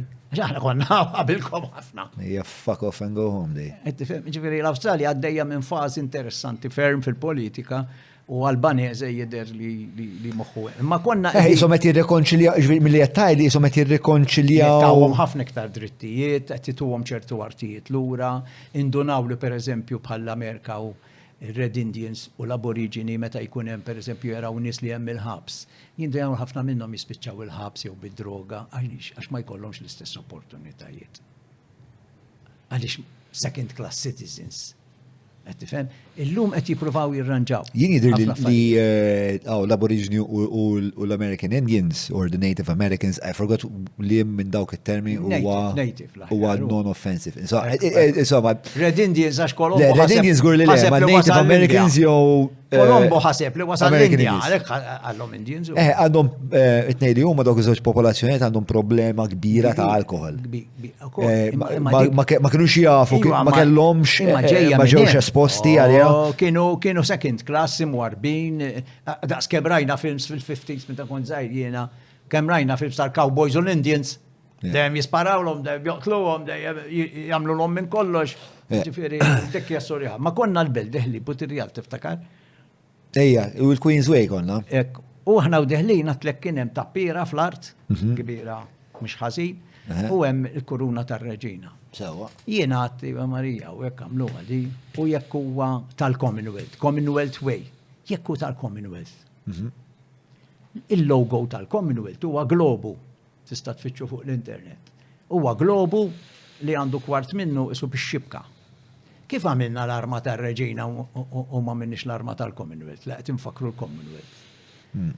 Wartu żgħar sa hemm u bax ġara. Bdej diħel il-belt.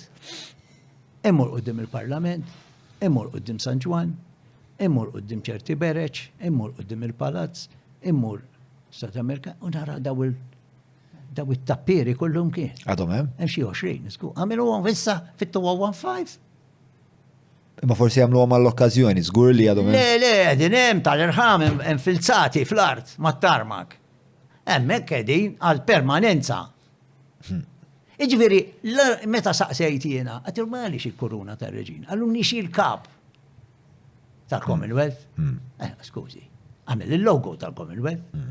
Meta Malta telawek, anka l-Prim Ministru Malti dak iż-żmien, telawek l-Ingilterra biex jiddeċiedu min jilħaq meta tmut ir-reġina għax bew jaħsbu. Kien hemm proposta minn ċerti membri tal-Commonwealth. Ċokim kien l-Ingilterra. U għalulhom isma' aħna nipproponu li bħalma jagħmlu l-United Nations, bħalma jagħmlu l-EU, li jkun hemm roster. Ġifieri darba jmiss anke Malta tkun il-kap tal-Commonwealth. Demokrazija biex inbidlu. Le għalulhom oħrajn u wieħed milli qal le u mbotta biex ikun le kien il-Prim Ministru Malti. U għallhom, le, jilħaq ir-rekarlu il-kap tal-Commonwealth u ma limitet ommu ekġara laħaq Karlu illum. Issa, tajd li bdaqsek fija, mux l-Commonwealth mux tal-Ingliżi kien. Plus li mill-leader club insignifikanti li ma għandu influenza. Le, mandu xej influenza ta' xej. Zero, biex jitaqaw bis. Imma, x'inhija l-implikazzjoni li jkun ir-re tal-Ingilterra il-kap tal-Commonwealth? Mela, il-Commonwealth, biex tara kemm m'għandux tifsira demokratika, il-Commonwealth meta jiltaqgħu jistgħu jiddiskutu kollox. Imma għandhom fil-Kostituzzjoni tagħhom li ma jistax jikkritikaw pereżempju lill-kap tal-Ingilterra. Waħda. Żgur anka per etika mhux se joqogħdu jitkellmu fuq il-kolonjaliżmu u jgħidulu għax inti f'pajjiżna kont kissiltilna dik u ma jistgħux jitkellmu da chairman. Għandhom miktub ukoll li l-ebda riżoluzzjoni ma torbot lil ħadd minnhom. Mhux ġenel ta' nagħmlu. Ġifieri, issa li hemm ir-re wara r-reġina, dew moħħhom mistrieħ. Li meta jittaqgħu daw, kulħadd jgħid viva r-reġina, viva r-re, kemm konna tajjeb neħdu drink, ċin. U aħna tisma'hom jitkellmu ċerti niesa u Malta, il-Commonwealth, nafx ħaġa. Għas il-games li kellhom isiru fit-2006 imiss issa il-Commonwealth Games fit-2006. Daw, meta ġew biex jażlu fejn ħajamluhom ta' 2006 xi sena sentej ilu, mill-pajjiżi kollha tal-Commonwealth ħadd mofra. U l-Awstralja u New Zealand b'rispett lej il-Commonwealth għallu nagħmluhom aħna. U kulħadd magħhom mistrieħ li fl-2026 ħajamluhom l-Awstralja u New Zealand. X'ġara? Xi xarejn ilu l-Awstralja u New Zealand ħabru li huma ma jridux qed jirtiraw milli jorganizzaw il-Commonwealth Games. Għaliex jiswew flus. Ara x'tifsira għandu dal-Commonwealth. Il-FIFA ġib il-flus minn kollu kienu għal-Commonwealth m'hemmx. Fil-fatt, illum il-Financial Times jidirli qalet ftitilu qalet probabbli il-Commonwealth Games ta' 2026 mhux se jsiru. Għaliex? Ħadd ma jrid jagħmilhom. Huwa klab li għamel żmienu bħal ħafna li tkun fih. Però jidher li ma tantx qisu għattem mabtit biex dal-klab jibqa' attiv. Għaliex? Isma' għandi mistoqsijiet oħrajn li hemm il-Commonwealth li qisu hija mistoqsija se fundamentali għal dak l-offert kolli qed tgħid inti. Qed tagħmel enfasi kbira fuq il-nuqqas ta' monumenti Maltin u anzi il-prevalenza ta' monumenti li mhumiex Maltin. Il-maġġoranza ġo l-Belt Valletta huma Brittaniċi, koloniali. Issa ħanistaqsik. Għalfejn hija xi ħaġa li lilek tippreokkupak tant? Ħafna. Il-belt kapitali f'kull pajjiż ma tirrappreżentax il-beltin, ma tirrappreżentax in-nies li jgħixu hemm. Barra lilhom il-belt kapitali ta' kull pajjiż tirrappreżenta l-identità nazzjonali tal-pajjiż. U jekk tmur f'kull pajjiż tad-dinja, il-belt kapitali huwa l-post fejn l-aktar issib monumenti biex jollu l-istorja, il-ġrajja, il-patriotti, l-avvenimenti li jagħtu identità lil dak il-pajjiż. Aħna l-eċċezzjoni. Issa, ftit snin ilu, mhux ħafna, 2-3 snin ilu, ħafna pajjiżi, inkluż il-Kanada pereżempju, li qed ngħidlek hija Dominion Status tal-Ingilterra, neħħew il-monument, waqqaw b'daqsxejn brutalità, ġifieri ma naqbilx magħha, ta' Victoria u ta' Elizabeth II. Anki dawk għandi ritratti jew fi ktieb. Qegħdi wiċċhom mal-art. L-Ingilterra stess kien hemm minn naħa l-Rhodes pereżempju, kien hemm ħafna li neħħewhom l-Ingilterra u kif għatlek il-qorti ta' Tom raġun. Ġo l-Afrika bidlu l-ismijiet, Port Elizabeth ġo South Africa, taw isem lokali. Għaliex? Għaliex fil-belt kapitali ta' kull pajjiż fid-dinja, il-belt kapitali tirrappreżenta n-nazzjon, tirrappreżenta l-identità. U għalhekk skantajt jien kif it-tlet monumenti kbar prinċipali ma kienux il-belt. Waħed minnhom għall-inqas kienu se jagħmlu tar-Repubblika fejn Santirmu l-isfel kien ħajamlu Austin Camilleri, ħabib tieħor tiegħi jinsellimlu artist. Mietet fuq ommu jgħidu għax ma semmix iżjed dal-monument. Ġifieri, jien naħseb flok ir-Reġina għandna bżonn nagħmlu monument ta' kif Malta għaddiet anke kikun astrat, imma kif Malta għaddiet minn daw il-ġrajiet kollha u waslet fejn waslet illum. Għamilna bravura kbira, ġifieri.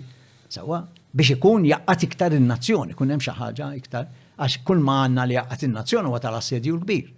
U l-Ingliżi fl-1947 il-gvernatur ma ħamilx li aħna konna dejjem nagħmlu l-festa mill-1565 tal-Vitorja tal-assedju l-kbir u għallhom illum il-qudiem mal-bandira Maltija titla l-Union Jack u dal-assedju l-kbir jinkludi wkoll tan-1942 meta ġejtu attakkati bi 3000 air raid mill-Luftwaffe u mill-faxxisti.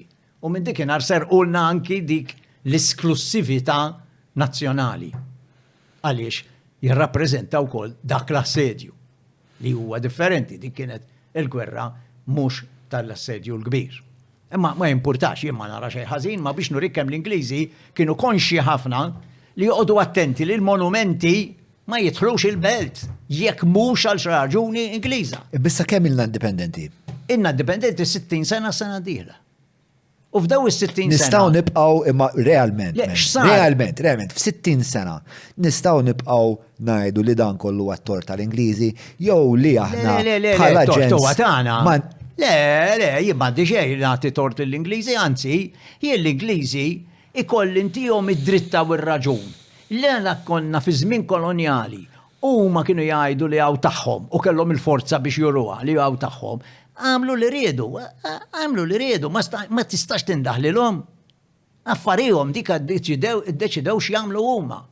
Imma mindu ħadna l-indipendenza l-hawn, sta għalina x'nagħmlu huma l-gvernijiet tagħna li kellna x'jagħmlu u dawn jew m'għamlu xejn, jew għamlu ftit, jew il-ftit li jagħmlu esu b'nofs kedda ngħidulu aħna. Ħan semmilek ħaġa li tfisser. Għax għandi bżonn vera nifhimha dan il-punt tiegħek għax qisu huwa. Hawn ktipoħxon iġifieri għandi xi ngħidlek dejjem. Qisu il-nukleju tal-ħsieb tiegħek. Naħseb qed naslu għalih. Il-fatt li m'hemmx daw il-monumenti fil-belt u li inti jinkwetak u li li huma maġġoranza. Jiena qatlek intihom ġnies. Imma uża l-kelma maġġoranza għax il-biċċa kbira. Il-biċċa kbira. Tajjeb. U l-fatt li meta tmur fi bliet kapitali mhux mad-dinja kollha, ma żgur li fil-punent u fl-Ewropa żgur. Ma kullum kien. Mor l-Italja u ssib il-Garibaldi f'kull belt u raħal. Garibaldi ssib. Ma ssibx ir-re tal-Ingilterra jew tal-Ġermanja jew ta' Franza. Naf, jekk mur Franza ssib il-Charles de Gaulle kollox. U anke ir-re Luigi 14. Mela le ma kollha tagħhom. Għalfejn għamluha. Jiġri għalfejn dawn jagħmluha u aħna ddeċidejna li ma nagħmluhiex. Ir-raġuni li għatu nies ta' skola storiċi, nirrispettom, kollegi tiegħi, imma skużi ma naqbix magħhom. Dawn jgħidulek anka nies f'istituzzjonijiet lokali li jieħdu ħsieb il-wirt u l-monumenti biex inkunu ċari. Daw jgħidulek, imma dik storja. L-istorja ma tistax Ija, rajt, imma. Imma skużi, l-istorja edem biex tikkomoda lejlek. Jiena mhux qed ngħidlek kissira, jiena l-istatwa tar-Reġina Vittoria li saret fl-1891 minn ċertu Valente minn Sqallija għaliex kien hemm ordni mill-monarkija Ingliża li għalqet din il-ġublew tal-fidda tad-deb minn 1937 sa 1987 u kellhom ordni li jagħmluha kullum kien sewwa bil-qiegħda Majestic kienet jgħidula the Empress of India dak iż-żmien. Sewwa jiena dik l-istatwa doġobni ħafna. Ġifieri artistikament sabiħa. Għandha wkoll jgħidu li minħabba l-Ewċin tawha xi rigal ta' xi xalla tal-bizzilla u qiegħda biha fuq dara. Ġifieri hemm affarijiet sbieħ. Imma di tmur il-ġnien ta' Hastings. Mux naħħajna ta' 7 ġunju għamilniħ fl-2009 Hastings, ta' 7 ġunju ta' nafajna me fej il-palazz u Reġina ma nistawx immissuwan. Għaliex namila hemm? Jekk ma jridux l-Ewċin, bis-saħħa ta' Sir Adrian Dingley u l-Arċipriet tar-Rabat, l-Ewċin fl-1891 talbu permess il-Gvernatur biex ir-Rabat ma jibqax ir-Rabat u jsir Victoria. Allura jixraq jitoqgħod hemmhekk trid it-tok. Imma jibet ansaqsi ħafna ħbib tiegħi Ewċin nsemmilhom minn hawn ma tantx juruni entużjażmu. Ngħidlek ħadd ieħor xi jaf jagħmel l-Irlanda, Dublin, Parliament Square. Ma tittajli għalfej di huwa importanti. Nixtieq nasal għall-għalfejn tiegħek huwa daqshekk importanti li jkollna monument ta' Mikela Anton Vassalli li jkollna. Għaliex għax il-belt kapitali ta' pajjiżna trid tirrifletti u tipproġetta l-identità Maltija. Ma nistawx nibqaw aħna nġibu t-turisti, indaħluhom il-belt uħlif affarijiet koloniali ma jarawx. Imma insa t-turisti lil-Malti. Anka l-Maltin, it-tfal Maltin. X'ngħidilha jiena tifla ta' 6-7 snin di minni, u meta nsaqsi anka turisti Ingliżi di minni, taf xejduri, she must be some German queen. Għattilhom minn away yes, għax dik kienu familja Ġermaniża. Habsburg, so dak. Kienu ta' x'ismu, Hobza. Mhux Habsburg, Gotha, Coburg, tliet ismijiet għandu, fej Hanover. Sawa, issa, jiena qed ngħid, ejja npoġġu l-affarijiet f'posthom, mela ejja naqbdu Hastings, nagħmluh English Garden. Għaliex ne, ħaġa sabiħa. English Garden. Impoġġu l-iktar monumenti importanti Ingliżi hemm, nagħmlu kiosk bil-kartolini u daj kollu timbru tal-posta li inti t-turist, per eżempju, mort l-English Garden tal-Belt Valletta, rajt ħafna monumenti koloniali u fl-istessi kif kontem għamlu l-ek timbru, qed tifhem u żammejt rekordju ta' wara x'importanza qed tittihom ġnien kollu monumenti tagħhom. Imma aħna nneħħuhom minn ħafna postijiet oħra, nħallu wieħed l-emura, pereżempju Marina Gate saret tal-Kavallieri, saret Victoria Gate u hemm ukoll monument daqs dinja tal-arma tagħha. Sewa dak inħallih kieku jien pereżempju għax hemmhekk fil-port il-kbir kien ikun hemm ħafna vapuri Ingliżi. Allura qed aħares lejn il-port, Marina, Navy, iva, jagħmel sens. Kieku ħalli hemm. Ġifieri jiena nirraġuna qiegħed mhux qed ngħid inkisser, imma tibqax tippreżenta li l-Belt Valletta li hija l-kapitali ta' Malta bi 33-34 monument fil-maġġoranza tal-monumenti l-oħra kollha għandi mappa hawnhekk u tispjegalek eżatt. Dik hija xi ħaġa li qed tiġġieled kontra l-interessi tagħna. Kont qed insemmilek Dublin, il-Parlament, kellhom waħda bħal tagħna tixbaħna ħafna. Dawk kienu nkwitati għaliex għalkemm jgħixu fixin l-Ingliżi fuq l-istess gżejjer, sewwa ma jaqblu magħna b'ħafna affarijiet u kattoliċi kienu, eċetera. Daw qalu ma kif se neħilsu minna ma jaħdux għalihom dan l-Anġel Ingliżi ħdejna. Taf x'għamlu? Fin-1986 daw. Weblu lil Canberra l-Awstralja. Għalulhom xi tgħidu kif kuntu wilkom rigal ir-Reġina li għandna fil-pjazza. U żommuha għax għandkom building ismu Victoria Building tagħmluha hemm fil-Pjazza Canberra u tieħdu gosbija. U dawk l-Awstraljan ġeħlew iwa tajb aħna m'għandniex bħala di. Ma tawilhom. Ħelsu minna ħelu. Il-Pjazza tal-Parlament żvujtawha minna, poġġewha hemm ma ġildu maħat u tawilhom rigal. Issa aħna qed ngħid flok intuwilhom rigal. Jekk ma jridux l-Ewċin, nagħmluha Hastings. Intu għapos sabiħ, kif tidħol, namlu il-pedestal postu, eccetera. Ma mux nibqaw għaddejjien b'din l-ignoranza kbira u ma' Reġina Vittoria kien hawn anki diskussjoni meta il-Reġina fejn se jsir il-monument ta' Elisabetta II wkoll. Meta Elisabetta II f'70 sena tagħmel l-indirizzi tal-miliet bħalma jagħmel ir-re kull sena fil-miliet u qatt kieku xi darba issemmi l-kolonjaliżmu. Jew tajt isma' skużawna pajjiżi tal-Commonwealth, jekk xi darba fl-imoddi l-rejiet ta' hekk kienu għamlu xi ħaġa ħażina ta' skużawna. Skuża, għas issemmija. Qatt ma semmit il-kelma kolonializm. Jiena ħabib professur tiegħi mimli bl-onor għax tampari.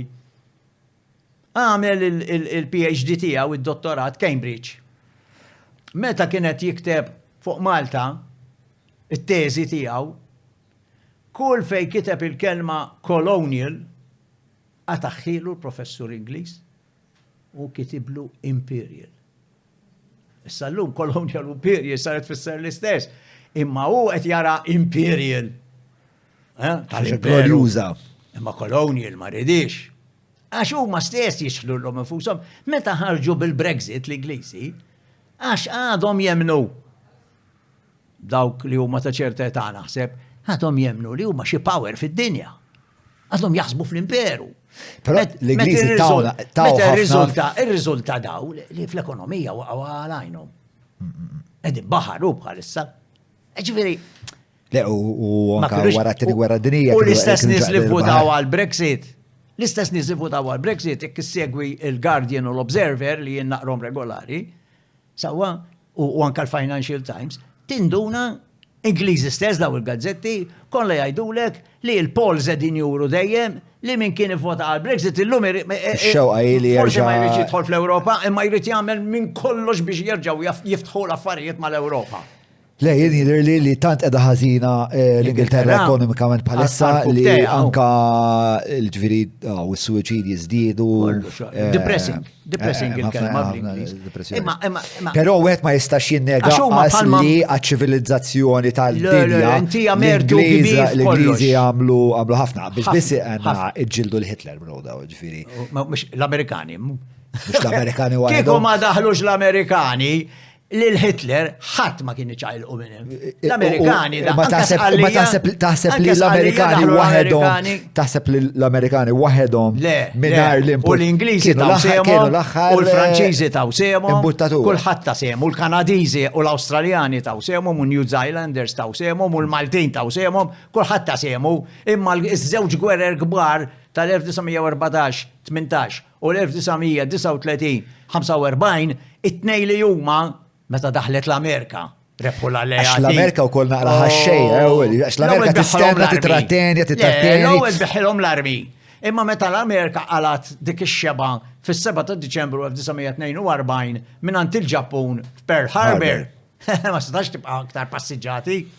Kella tidħolu. Hemm min jgħidlek li kienu jafu li ġejjin, Ġappuniżi, u ħallewhom jiġu apposta biex jipprovokaw il-President ma naħsibx għaliex l-ambaxxatur Ġappuniż. Dak FDR u kien dak iż-żmien President. Għaliex l-ambaxxatur Ġappuniż ġo Washington kien għadu kemm tkellem Sitta ħataj li jismu ġo Washington. Kien għadu kemm tkellem mal-President u taħxifem bil-maqlub li l-Ġappun qegħdin kwieti li aktar xogħol. U huma Ġappuniżi għamlu hekk biex jagħtu ċans il-flotta tal-ajruplani tasal. Imma l-Amerika għamlet id-differenza kollha. Naħħi l-Amerika mill-ewwel gwerra u mit-tieni gwerra. Fej, min kien jerbu lil Hitler? Hitler kien miġnu. Ġifieri jekk kulħadd kien qed jikkalkula xi ħaġa, Hitler għal għajnu kien jibqa' dej ġifieri. U r-Russja ma ninsewix, għax illum ir-Russja nikkundannawha. Skont it-tifel tiegħi ġifieri ir-Russja kienu li fil-verità. Imma r-Russja swit min-naħa tal-Lvant, in-naħa tal-Lvant. Speċjal l-ikbar żball li għamel Hitler, u mhux it-tifel tiegħi biss jgħidha, ma speċjal smajt il-ħadd ieħor jgħidha kien li jipprova jgħaddi dik ix-xitwa għalila Russa.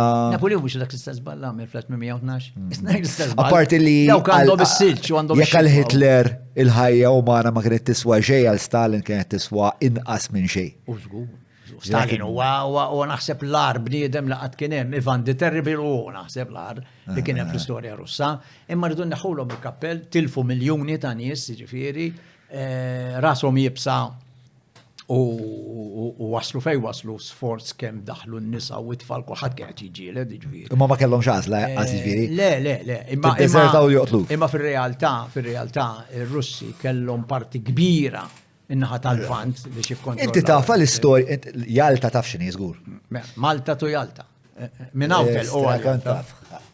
Inti taf naqa' history bro. Mela, għal min ma jafx, qabel ma Roosevelt, Churchill u Stalin iltaqgħu, Jalta, Roosevelt u Churchill ġew Malta biex jippjanaw kif ħajkelmu Stalin. U għandna plakka mal-palazz li tfakkar li Roosevelt qed jgħid li l-gwerda ta' Malta swiet, il-sem ta' Malta sewwa eċetera. Li sewwa ħafna ta' jiġifieri, Malta swiet għax għamlet bejn Novembru tal-41 u April ta' 42 għalajna 3000 air raid mill-Luftwaffe u mill-faxxisti mill-Isqallija. Kisruna. U l-ajruplani li kellna aħna Faith, Hope and Charity, 3 gladiators li kif kienu jisimgħuhom ġejjin kienu jinżlu, jillandjaw, ma kinux kapaċi. U mbagħad l-Spitfires mill-Amerika mill-aircraft carrier tawhomna f'Mejju. Meta l-ar kien għadda. U l-gvernatur kienu taw ħordni mill-ewwel l-Ingliżi għax kienu jitqubina u Churchill għaddina biżmien ukoll.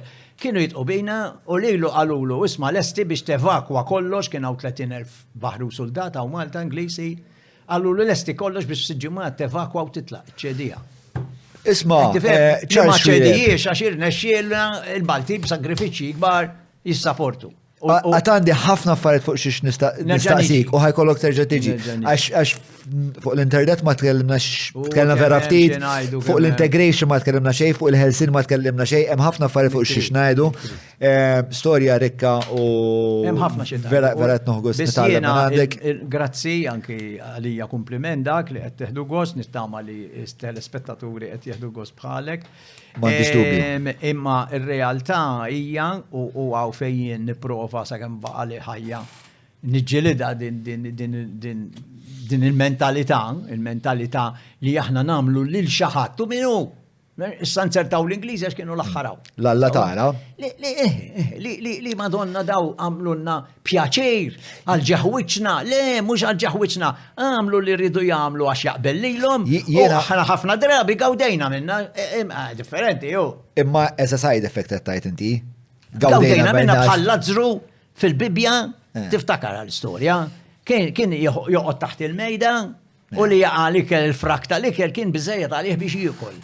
Imma mit-tilqejt kien jiekol. Jiena l-iktar ħaġa li iddarrasni fuq dal-argument tal-postkolonializmu mhux għax inħoss li ma seħx għax huwa evidenti ħafna li għatem għadu jidwi fil-forma mentistana. L-iktar naħseb l-iktar jiena naħseb il-mod kif ninteraġixxu mal-gvern li wkoll ma tantx kellimna dwarha imma li aħna naħsbu ħapost il-gvernatur. Ħapost ir-reġina spiex. Huwa żball vera kbir. Però minn nirreġettaha xina inħoss li isma' men, orrajt, konna kolonja, dak iż-żmien għadda, ma nistgħux nibqgħu ngħidu li dak li qed jiġri issa huwa xi darba 60 sen ilu konna kolonja, vera konna kolonja.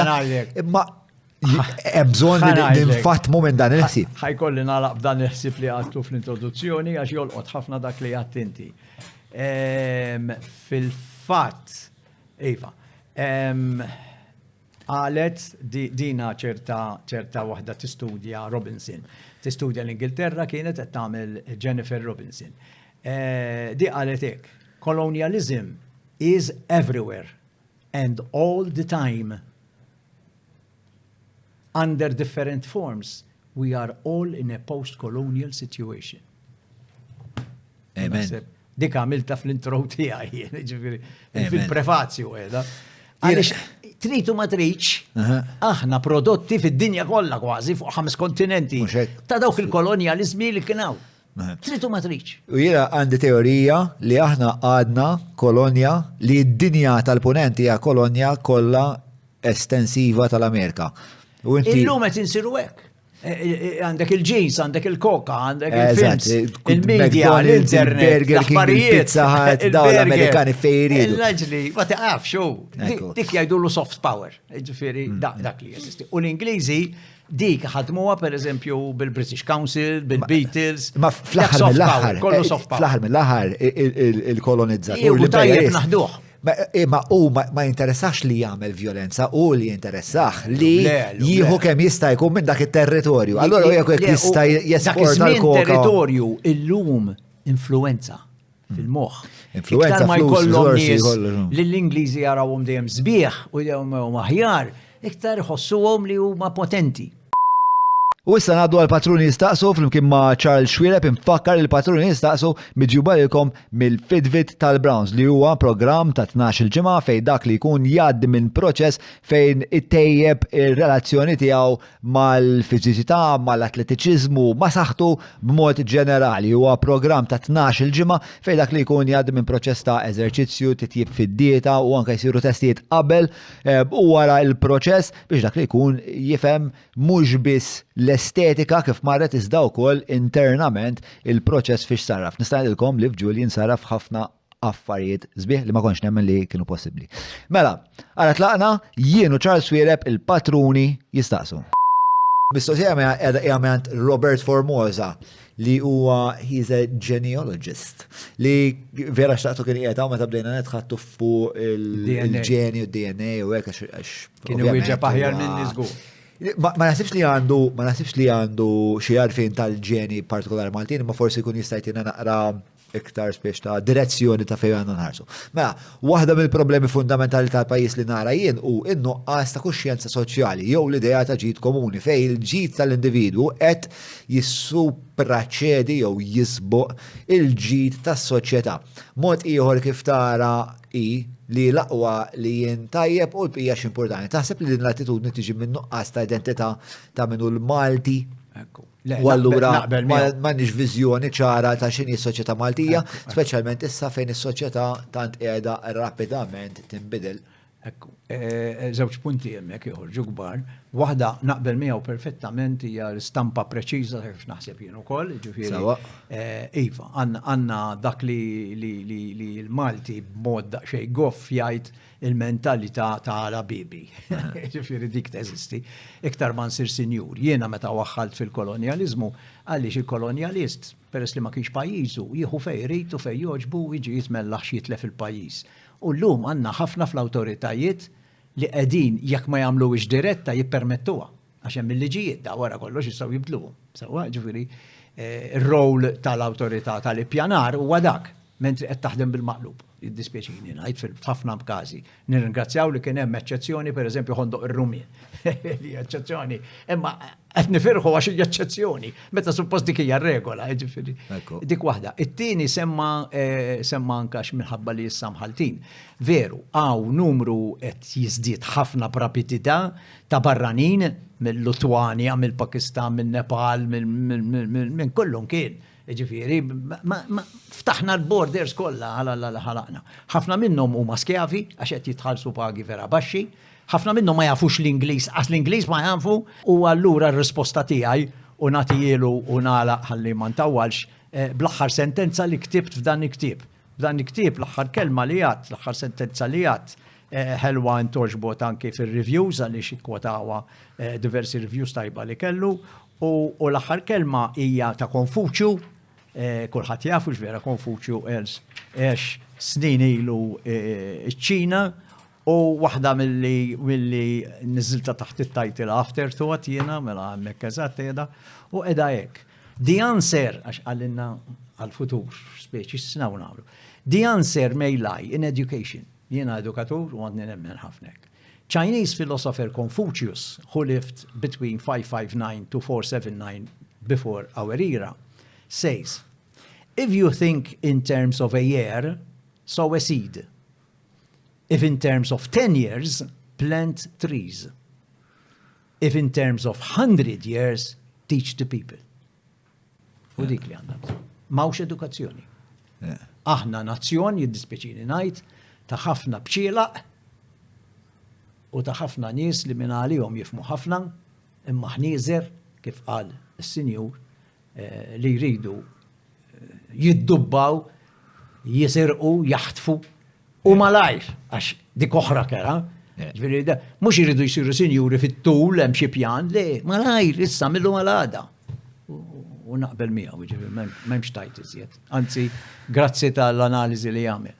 Mela, Lawrence Bontempo jistaqsi. Temmen il-ġels Malti minn dejjem kellu kriżi ta' identità, dejjem kien manipulat minn xi ħakim li ħalla fina t-traċċi tiegħu u naqqar minn dak li għamilna aħna subkonxament di ma tnaffarx xi ftit mill-konfidenza tagħna fil-konfront tal-barrani. X'inhu li għamilna Maltin meta fit-tfuliti kont pro-Taljan jew pro-Ingliż. Ekku. Li nistgħu ngħidu in a nutshell dak kollu li qal hija l-inferjorità. Issa, aħna bħala gżira iżolati minn kulħadd, issillum bl-internet kien hemm żmien biex tasal aħbar Malta jgħaddu x-xukr, ġifieri. Sewwa konna nkunu nafu xahar wara xarej wara, ġifieri meta ma kien hawn xejn jikkomunika. Inti meta tkun iżolat, jiena wkoll fl-introduzzjoni insemmi ħafna islandness, nitkellem fuq islandness. Xi tfisser islandness? A space within a space, għattela jiena. Inti meta tkun iżolat, tkun ftit inferjuri, għax ma tafx x'inhu jiġri. Tkun iffissat fuq kien nifsek fuq l-affarijiet tiegħek biss, aħna u Maltek taqbad karozza u tipprova ssuq in a straight line x'jiġri. Wara 5 minuti tiġi wiċċek mal-baħar, trid tara se tagħmel. Mela aħna iżolati.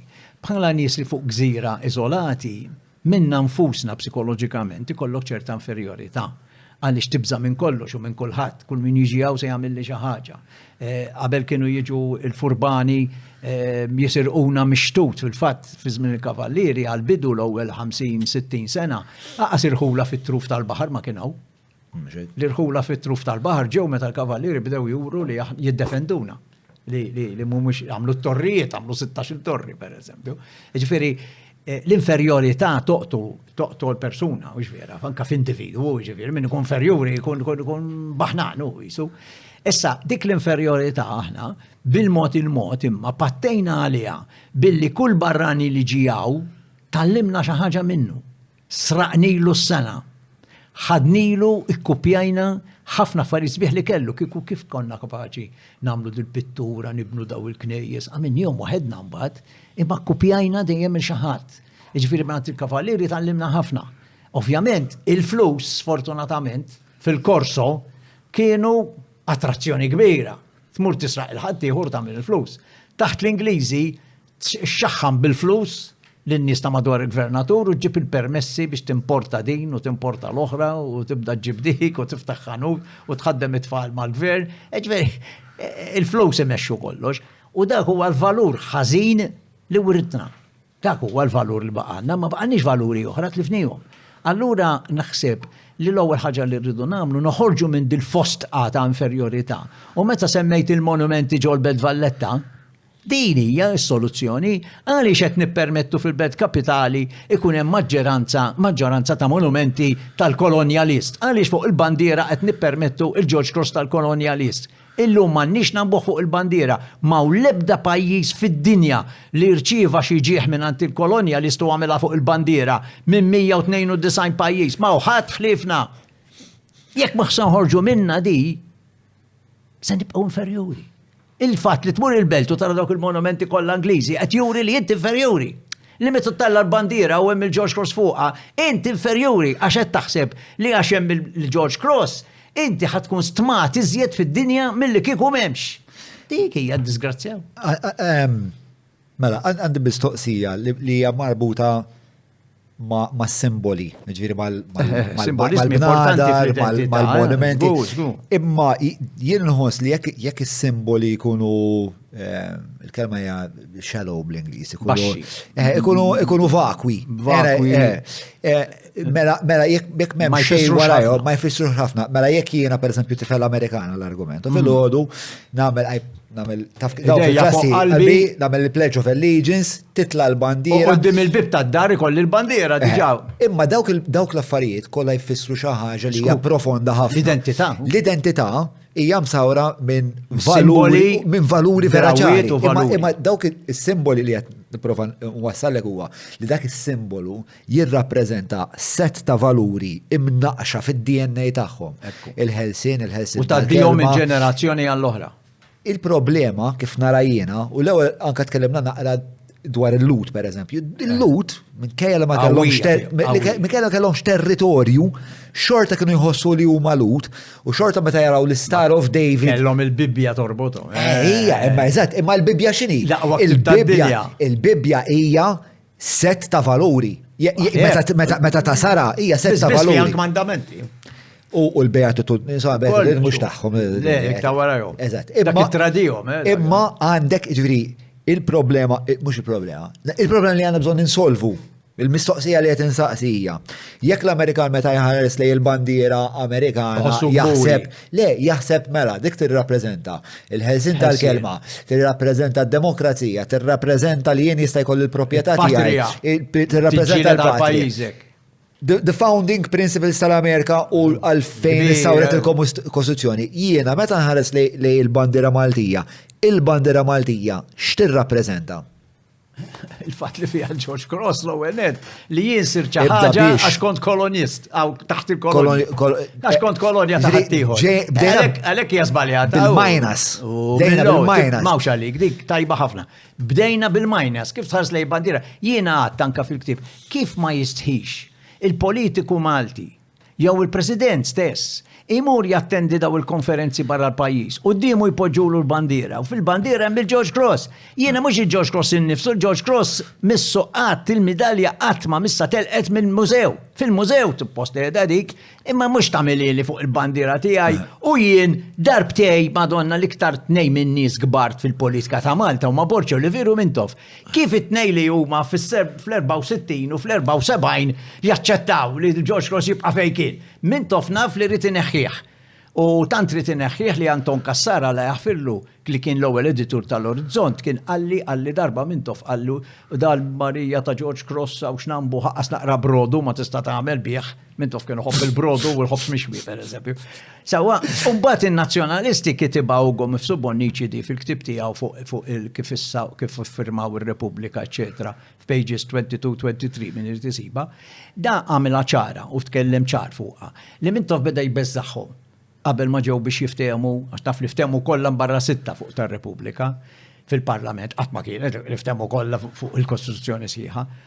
U da beda jbeżżaħħom Mintoff għax beda jitwibbil li l-bandiera ta' Malta jagħmilha dik l-ewwel arma tar-Repubblika bil-luħ bil-palma tax-xewk u dal-kummedi li qas tidħol fl-eraldrija di għandha problema ġifieri. L-eraldrija x'inhi? L-eraldrija huwa l-istudju tas-simboli li bdejt issemmi inti li jirrappreżentaw pereżempju pajjiż, bandiera, l-kuruna, t-torri, il-ħuta, pereżempju, għandek ħafna affarijiet.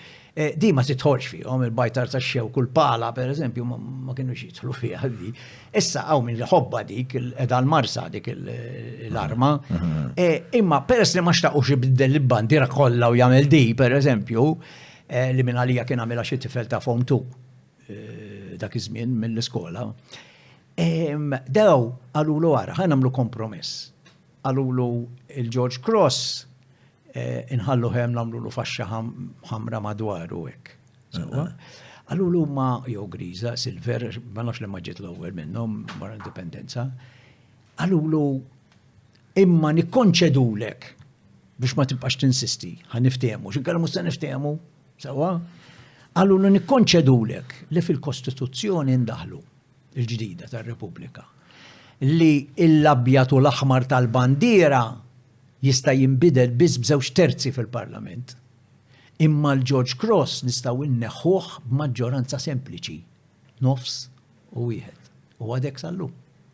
Ġifri Mintoff għamel xi ħaġa tajba. U fl-74 ħallna biċċanza u fl-74 il-politiċi ta' Malta għaw inneħħilhom il-kappell li kienu għamlu il-Kostituzzjoni tal-1974 li kienu qed ituna sinjal li aħna ma rridux narawh. Għatawna sinjal aħna se nħallu il-George Cross biex da ma jbidilx il-bandira kollha imma għandkom way out. Jekk tridu maġġoranza ta' wieħed, jiġifieri meta jiftaħ il-Parlament f'Ottubru jistgħmel anke l-gvern waħdu di. Sewwa darba tal-wieħed Prim Ministru li m'għadux Prim Ministru jien. Li kellu 9 siġġijiet dak iż-żmien għatlu muru neħħieħ 9 darbiet. Sewwa. Inti tista' tneħħi il-George Cross minn hemm. U m'hemmx għalfejn la referendum b'xejn. Il-parlamentari deċidew għadi. Il-parlament tom is-soluzzjoni. Namlu poll? U ma taħx is-soluzzjoni. Għamlu poll, hu nota namlu poll. Mela, għanna xi informazzjoni fuq il-bord tal-PA? Qed naqra sew? Hija, mela. Għandek, mela, il-bord tal-PA hija ikkostitwita minn mill-Chairman tal-Planning Authority, mill-Vice Chairman. Li jażlu il-Gvern, mhux vera. Il-Chairman. Nassumi li jażlu il-Ministru. U appointment tal-Ministru. Mbagħad għandek il-Chair of Planning Commission, Vice Chairman and Chair of Planning Commission, DG, mela, Director General tal-Agricultural Directorate, qed nassumi dak qabel. Kollha ministerial appointments. Independent Architect, Projects Development. L-Independent Architect. Irdu nistaqsuha. Tajdinna xi ħaġa. Taf inti? Ok, mela. Project Development at Grand Harbor Regeneration Corporation and ERA, stranka li ERA votaw. Kolla, ngħidlek l-ERA mhux tal-ambjent. Sku, l-ERA hija environmental u x'ismu għaw. L-ERA hija li tħares l-ambjent. Għax firduhom, tiftakar kif firduhom. Issa jiena, apparti li rajtom bajdejja sewa jivvotaw 8 kontra l-uniku wieħed li kien jirrappreżenta l-NGOs. Jiena barra minn hekk, meta qatt nisma' bħal ħmar qatt nisma' r-rapporti kollha li ġew qabel, ir-rapporti tal-istituzzjonijiet kollha ta' daw li semmejt intu oħrajn tal-heritage, eċetera, eċetera, kollha jispiċċaw recommended, jiġifieri ibnuh, it-torri ibnuh. U jiena għattilhom hawn feta kompli, kontu miftemi qabel li ħatamluha fejn minnih das-session. There are other independent members, but I found no info of independent members. No info. Independent members are still political appointed, so they are a bit of a wild card too, given that they have no academic planning training and their knowledge of planning policy is very rudimental. Barra minn hekk nerġa' ngħidlek daw impjegati tal-gvern. Mela jimxu ma l-ideja li jgħidilhom il-Ministru. U għaw fej il-politiċi ma jistgħux jibqgħu jgħidulna le jien m'għandix naqsam mal-awtorità tal-ippjanar dawk huma jiddeċiedu mek poġġejthom hemm inti. Skużi. Mela, Kylie. Li qed jiddeċiedu s-sinjali għax taqbel magħha. Kylie is making the questions. Where is she? Where is it, the Kylie? Għalla biba, dik Kylie. Mela, Kylie tistaqsik, lokalment l-mużewijiet tissuġġerixxi li jinżuru biex narfu l-identità tagħna? Mela. Il-podcast ta' John huwa proġett indipendenti u ħieles mill-influenzi tal-partit il-kbar u l-lobby groups li jorbitawhom. Bekk jista' jibqa' jiġi mtella biss jekk inti tgħin. Jett nappellalek biex iżżur il-ħolqa ta' fuq jew jekk qed issegwi lil mill-YouTube billi tidħol ġewwa patreon.com/John Mallija u tina daqqatit. Tinsiex, il-podcast ta' John huwa l-podcast tagħna bidik ħadwa. Għafa sabru. L-ewwel nett il-mużewijiet kollha jgħinuna, anke l-muża pereżempju li huwa ġdid Stat Amerikanti llum fil-Auberge d'Italie ħa tifsila moderna kien fassala Dr. Sandro De Bono, ħabib ieħor tiegħi llum għadu xemm. Għaliex anke l-arti matul is-sekli ħatejnek, inkluż illum, ħatejnek tifhem x'kienet l-espressjoni tal-artist għaliex għax l-artist ħafna drabi huwa intellettwali, l-artist huwa filosofu, l-artist huwa edukatur, għandu xi ħaġa jrid jgħaddija messaġġ lill-poplu bħalma dak li jagħmel il-monument. Ġifieri dawk huma l-iskulturi. Dik l-arti fejn l-arti għandna mmorru naraw, mela hemmhekk nibdew waħda. Hemm ieħor sabiħ ħafna tal-arkeoloġija li qiegħed f'Auberge de Provence ta' Darjali qudiem fejn kien Sapienza biex niftehmu. Dik hija l-unika berġa Franċiża li fadal għax waħda waqgħet bil-gwerra u l-oħra mill-Qorti Floka, Auvergne u France. Dik fiha hemm l-arkeoloġija u l-arkeoloġija huwa ktieb miftuħ. Ġifieri kull man stab dwar Malta u l-Maltin sa 5,000 sen ilu. Sewwa ġifieri jekk ma tarax dik bil-Malti ma ssibx minn fejn ġejna. Żniedek din l-art lil min kienet tilqa. Kif żamma, għaliex kien hawn 43 tempju fi żmien Neolitiku 5,000 sena ilu. L-imħallef Giovanni Bonello darba għalli f'intervista għalli kosu għalli l-Ingliżi li ktar li bnew Malta 3 postijiet ġol Belt Valletta. Wieħed waqa l-opra, liħor sar suq u l-katedral ta' San Pawl. Għalli mbagħad Berix.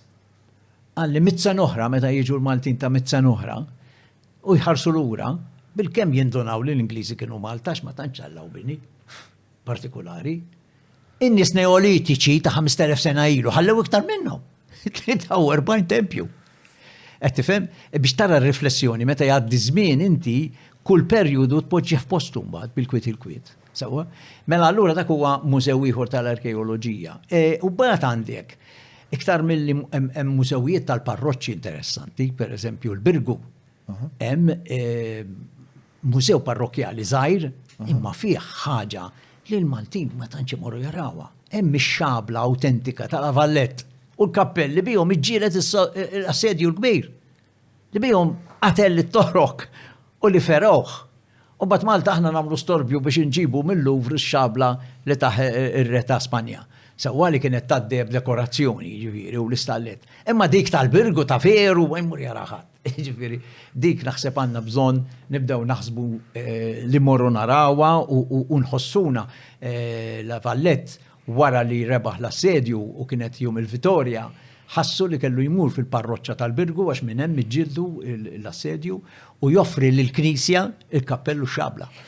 Di religion rajtu inti? Rajt biċċiet minnu biex inkun. Ta' Tombulik? Ma huwa fiction. Le, huwa fiction, ma. Jien fiction ma tantx naqra.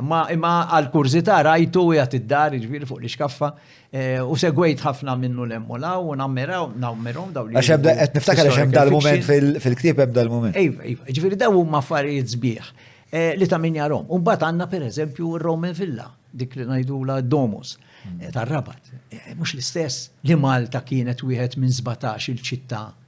ċittà ta' tafx inti tajt. Tajt li ġifieri meta pereżempju ħafna mill-Ewropa, żgur l-Ingilterra, għax l-iktar waħda li nafu, kienu għadhom biex ngħidlek mhux ċivilizzati, m'għandhomx liġijiet, m'għandhom wieħed jiġġieled kontra xulxin. Aħna konna diġà ċittà Romana. Kien hawn rappreżentant, jinġabru t-taxxi, kien hawn il-produzzjoni ta' ħafna affarijiet, taż-żejt, tal-inbit, tal-għasel. Nesportawh lej Ruma. Ġifieri, dak kienu nur kbir li aħna konna ġa ċivilizzati f'dal pajjiż. Meta kien l-ewwel darba ġifieri xtaqt insaqsirek u ma saqsejtix nitfaħħa. Meta kien l-ewwel darba li l-poplu Malti kien jaħseb dwaru nnifsu bħala il-poplu Malti? Naħseb gradwatament saret di kien hemm diversi nies li dejjem resquha, ma naħseb l-iktar wieħed li tkellem b'saħħa fuqha kien Vassalli. Vassalli meta ġie minn Ruma fis-sena 1792 kien ħajstudja l-Qassis u mbagħad ma komplix kien jaf ħafna lingwi, l-Arbi, il-Latin, il-Franċiż. Da xorob ħafna bħalma kien hemm ħafna tamparu. Xorob ħafna mir-Rivoluzzjoni Franċiża, kien qed jistudja Ruma u qed tisma' ġew Pariġi x'qed jiġri qed joqtlu n-nies u daw issa saru Repubblika u issa u ġiew b'dik il-ħeġġa. U kiteb lill-Gran Mastru ara xkuraġġ ta' żmien kont tibża tħares leħ il-Gran Mastru wara tiktiblu. U da taħ pjan li fih daħħal anki l-Knisja. Ejja niftħu 15 skola. Ejja nużaw il-kappelli tal-Knisja li ma tantx jintużaw biex nagħlmu l-edukazzjoni b'xejn. Qabad il-lingwa Maltija, beda jagħmel spjega xjentifika minn fejn ġiet u ma ġietx. Fil-bidu kien żbaljat u mbagħad ikkorreġġa l-affarijiet tiegħu. Da ħalla l-Miklem għamel id-ewwel dizzjonarju sewwa xjentifiku. Mhux il-Miklem kien jismu xi ħaġa oħra ma stajx niftakar għax Miklem ta' Saraċino Imma jippreċedi kien xi ħaġa il-sien qed nipprova niftakarha. Imma għandha l-istess struttura. Il-sien il-kliem xi ħaġa ma l-sien qiegħda fiha. Ġifieri tista' ssibu malajr tgħidilna id-dar għatta ġifieri ma ħanisleħ kuljum. Ġifieri daw naħseb Vassalli, anke il-fatt li Vassalli qatt marċiva pjaċir minant ħadd, laqas minant il-Franċiżi. L-uniku pjaċir li għamlulu Franċiżi, taf x'kien? Li meta baqa l-Belt Valletta, dak kien marradi miskin, meta baqa l-Belt Valletta, tant kienet imut bil-ġuħ li kitbuħ bħala soldat mal-milizja tal-ordni tal-Belt, aw tal-Franċiżi tal-Belt. Għatma li besu uniformi, għatma kellu xabla, taf għaliex għamlu hem? Biex jista' jiekol. Biex jieħu raxin kull-jum. Ftit imbit u ħobs, biċċa ħobs kull-jum. Għax kien bil-raxin il-Belt, persi kienu fl-imblok. Umbat minnaw mal-Korsika, għamil żmien Korsika, jien fis-sena 2013 kontet nagħmel ir-riċerka għad-dottorat u sibt spjega ta' wiċċu, uħriġt wiċċu kif inhu, kif naħsbu li qatt ma kellna ritratt ta' wiċċu. Wow, dan Sewwa. importanti. Fejeda dil-ġbija? Ġbija edha d-dar fis-salot tiegħi. Dek qiegħda? Imma jiena għamilniha poster mal-Education Ministry and Department ftit ta' snin ilu, edha mxerda fl-iskejjel kollha u ovvjament edha anki fil-kotba tiegħi dejjem nagħmilha u bil-kulur nagħmilha, ġifieri hawnhu. Din hija ġbija ta' Vassalli li hawnhekk qed jirriproduċuha s-satar pereżempju. Meta laqna 100 sena mill-alfabet. Ġifieri Vassalli jibqa' l-ġgant. Ħadem bla interessi, meta miet miskin, il-Knisja qaltlu li peresslu ma kellux ċertifikat ta' żwieġ mal-mara, fil-fatt aktarx qatt ma żewwiġha. Sewwa, il-Knisja l-arċiprit famuż ta' San Pawl il-Belt u kien joqgħod tal-Pjetà. Sewwa, ma riditx titfnu fiċ-ċimiterju tal-Furjana Kattoliku. U kellhom iħossu l-Ingliżi għalih u difnuh taħt San Miżun. Hemmhekk fej Il-ġnien tal-imsida jgħidu. Tal-imsida tal-Milorda, sewwa. Imma meta qalaw hemmhekk u ħarbtu kollox, ħadd ma jaf l-Adam tiegħu fejn qedi. Mela l-aqwa patriot Malti qas nafu fejn qiegħed. Jekk tmur illum iċ-ċimiterju ħadu ħsieb ta' din l-art ħelwa u oħrajn. Tara lapida hawn mitfun Michelangelo Vassalli, eċetera. Imma hawn qed jgħid ġifieri ġo ċimiterju kollu x'imkien. Mhux hawn taħt ġifieri. U il-monument ta' Vassalli fejnu? Il-monument ta' Vassalli kull ma hawn wieħed ħażebbuċ, l-inizjattiva kienet tal-Ministru il-Nummejjed Laburista Filip Muscat tal-Edukazzjoni kien dak iż-żmien li fis-87 iddeċieda li jagħmel kumitat kien hemm fih Dur Lawrenz Monsinjur illum Kakija, Franz Ammut, kien hemm diversi. U daw fetħuh fuq ir-roundabout li hemm quddiem id-daħla fejn hemm il-Homepage Gate quddiem ta' quddiem Ħażebuċ. Issa, hemmhekk sfortunatament, peress li jien kont għadni ma sibx di il-viżjoni tiegħu, rridu jikkupjaw minn x'imkien. U l-Antona Ġus għalulu biex jikkopja l-Garibaldi. Taw dik id-direzzjoni ġifieri. Bejwet u ieħor. U qed tmur illum Ħażebux tara Garibaldi bid-daqna ġifieri li huma kellu qatt. Dak Garibaldi għalija jien issa t-tislima xorta hija lil Vassalli għax il-memorja tagħna qedem, imma jien nippretendi li l-ewwel patriot, l-ikbar patriot Malti għandu jkollu monument il-Belt, speċjalment meta min eżiljaħ għandu musolew il-Belt. Mela tajjeb, jien diġi minn barra u ngħidulhom da minnu, dana bol, x'għamel bol, da eżilja lill-patriot Malti Vassalli. U Vassalli fejnu lej dak mhux hawn. Fuq ir-roundabout.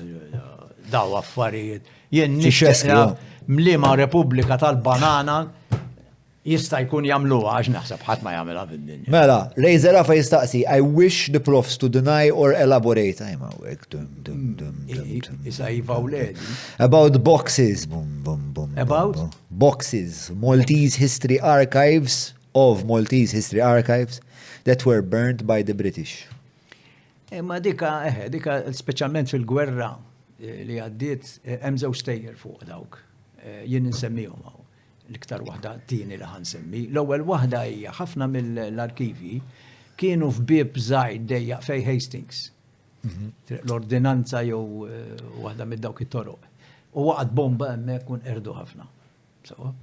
L-oħra huwa jiena ħattam minn ktieb ta' wieħed Ingliż, professur Ingliż li jikteb fuqha u jgħid li kif insterqet l-istorja lil pajjiżi tal-kolonji. u jsemmi l-Malta partikolari ġifieri, li qabel l-indipendenza, l-Ingliżi kienu jqogħdu attenti u jażlu d-dokumenti li ma jaqbilhomx ħallu warahom. U f'Malta kien hemm kaxxi insemmi l-xkaffi u fej kienu li l-gvernaturi ġifieri ġabar daw il-kaxxi bid-dokumenti u batuhom l-Ingilterra.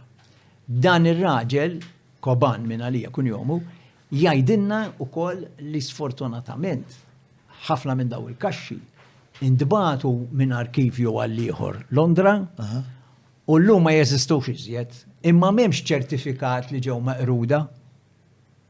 U allura tifhem waħdek li ħbewhom. Imma kien hemm talba min-naħa tal-Gvernatura u Malta qabel l-indipendenza li jgħidlu sma liema dokumenti ħanħalli warajja, liema dokumenti ħanibatilkom hemm, ġifieri.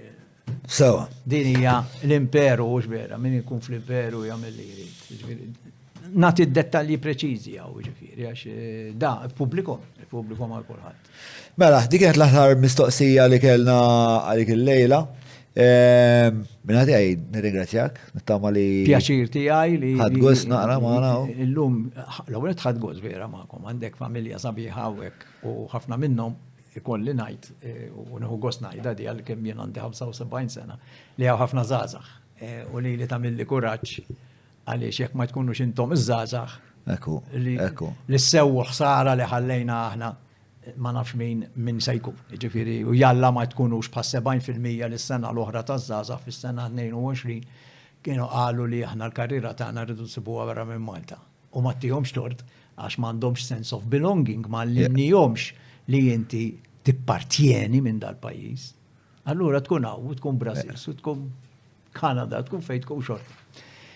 Mux essaċ, fil-sens, ħanajlek għetnajdlek mux essaċ għax jiena għandi ħafna minn daw il-Patreons li għet nispiegalek, 20% minnhom huma barranin, għax għamilna sondaġġ.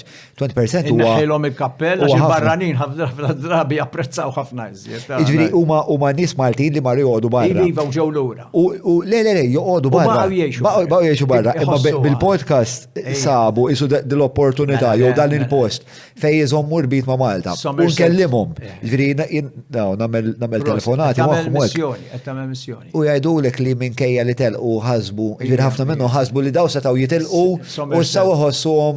Somerset Maugham darba qal li l-iktar li ssir tħobb pajjiżek u tifhmu huwa meta titbiet minnu.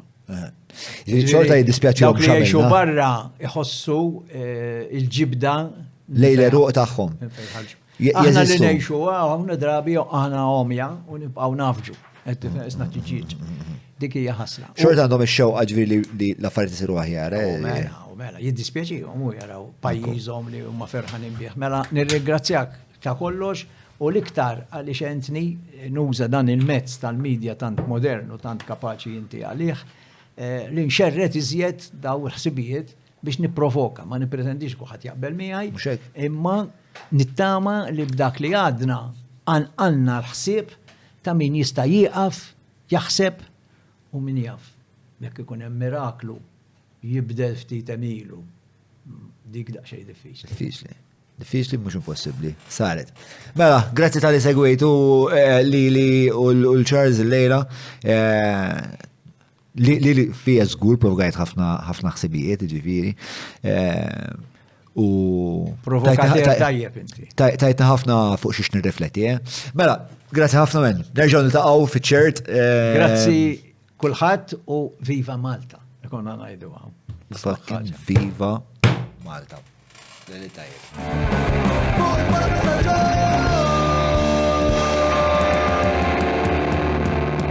Mela, tlaqna?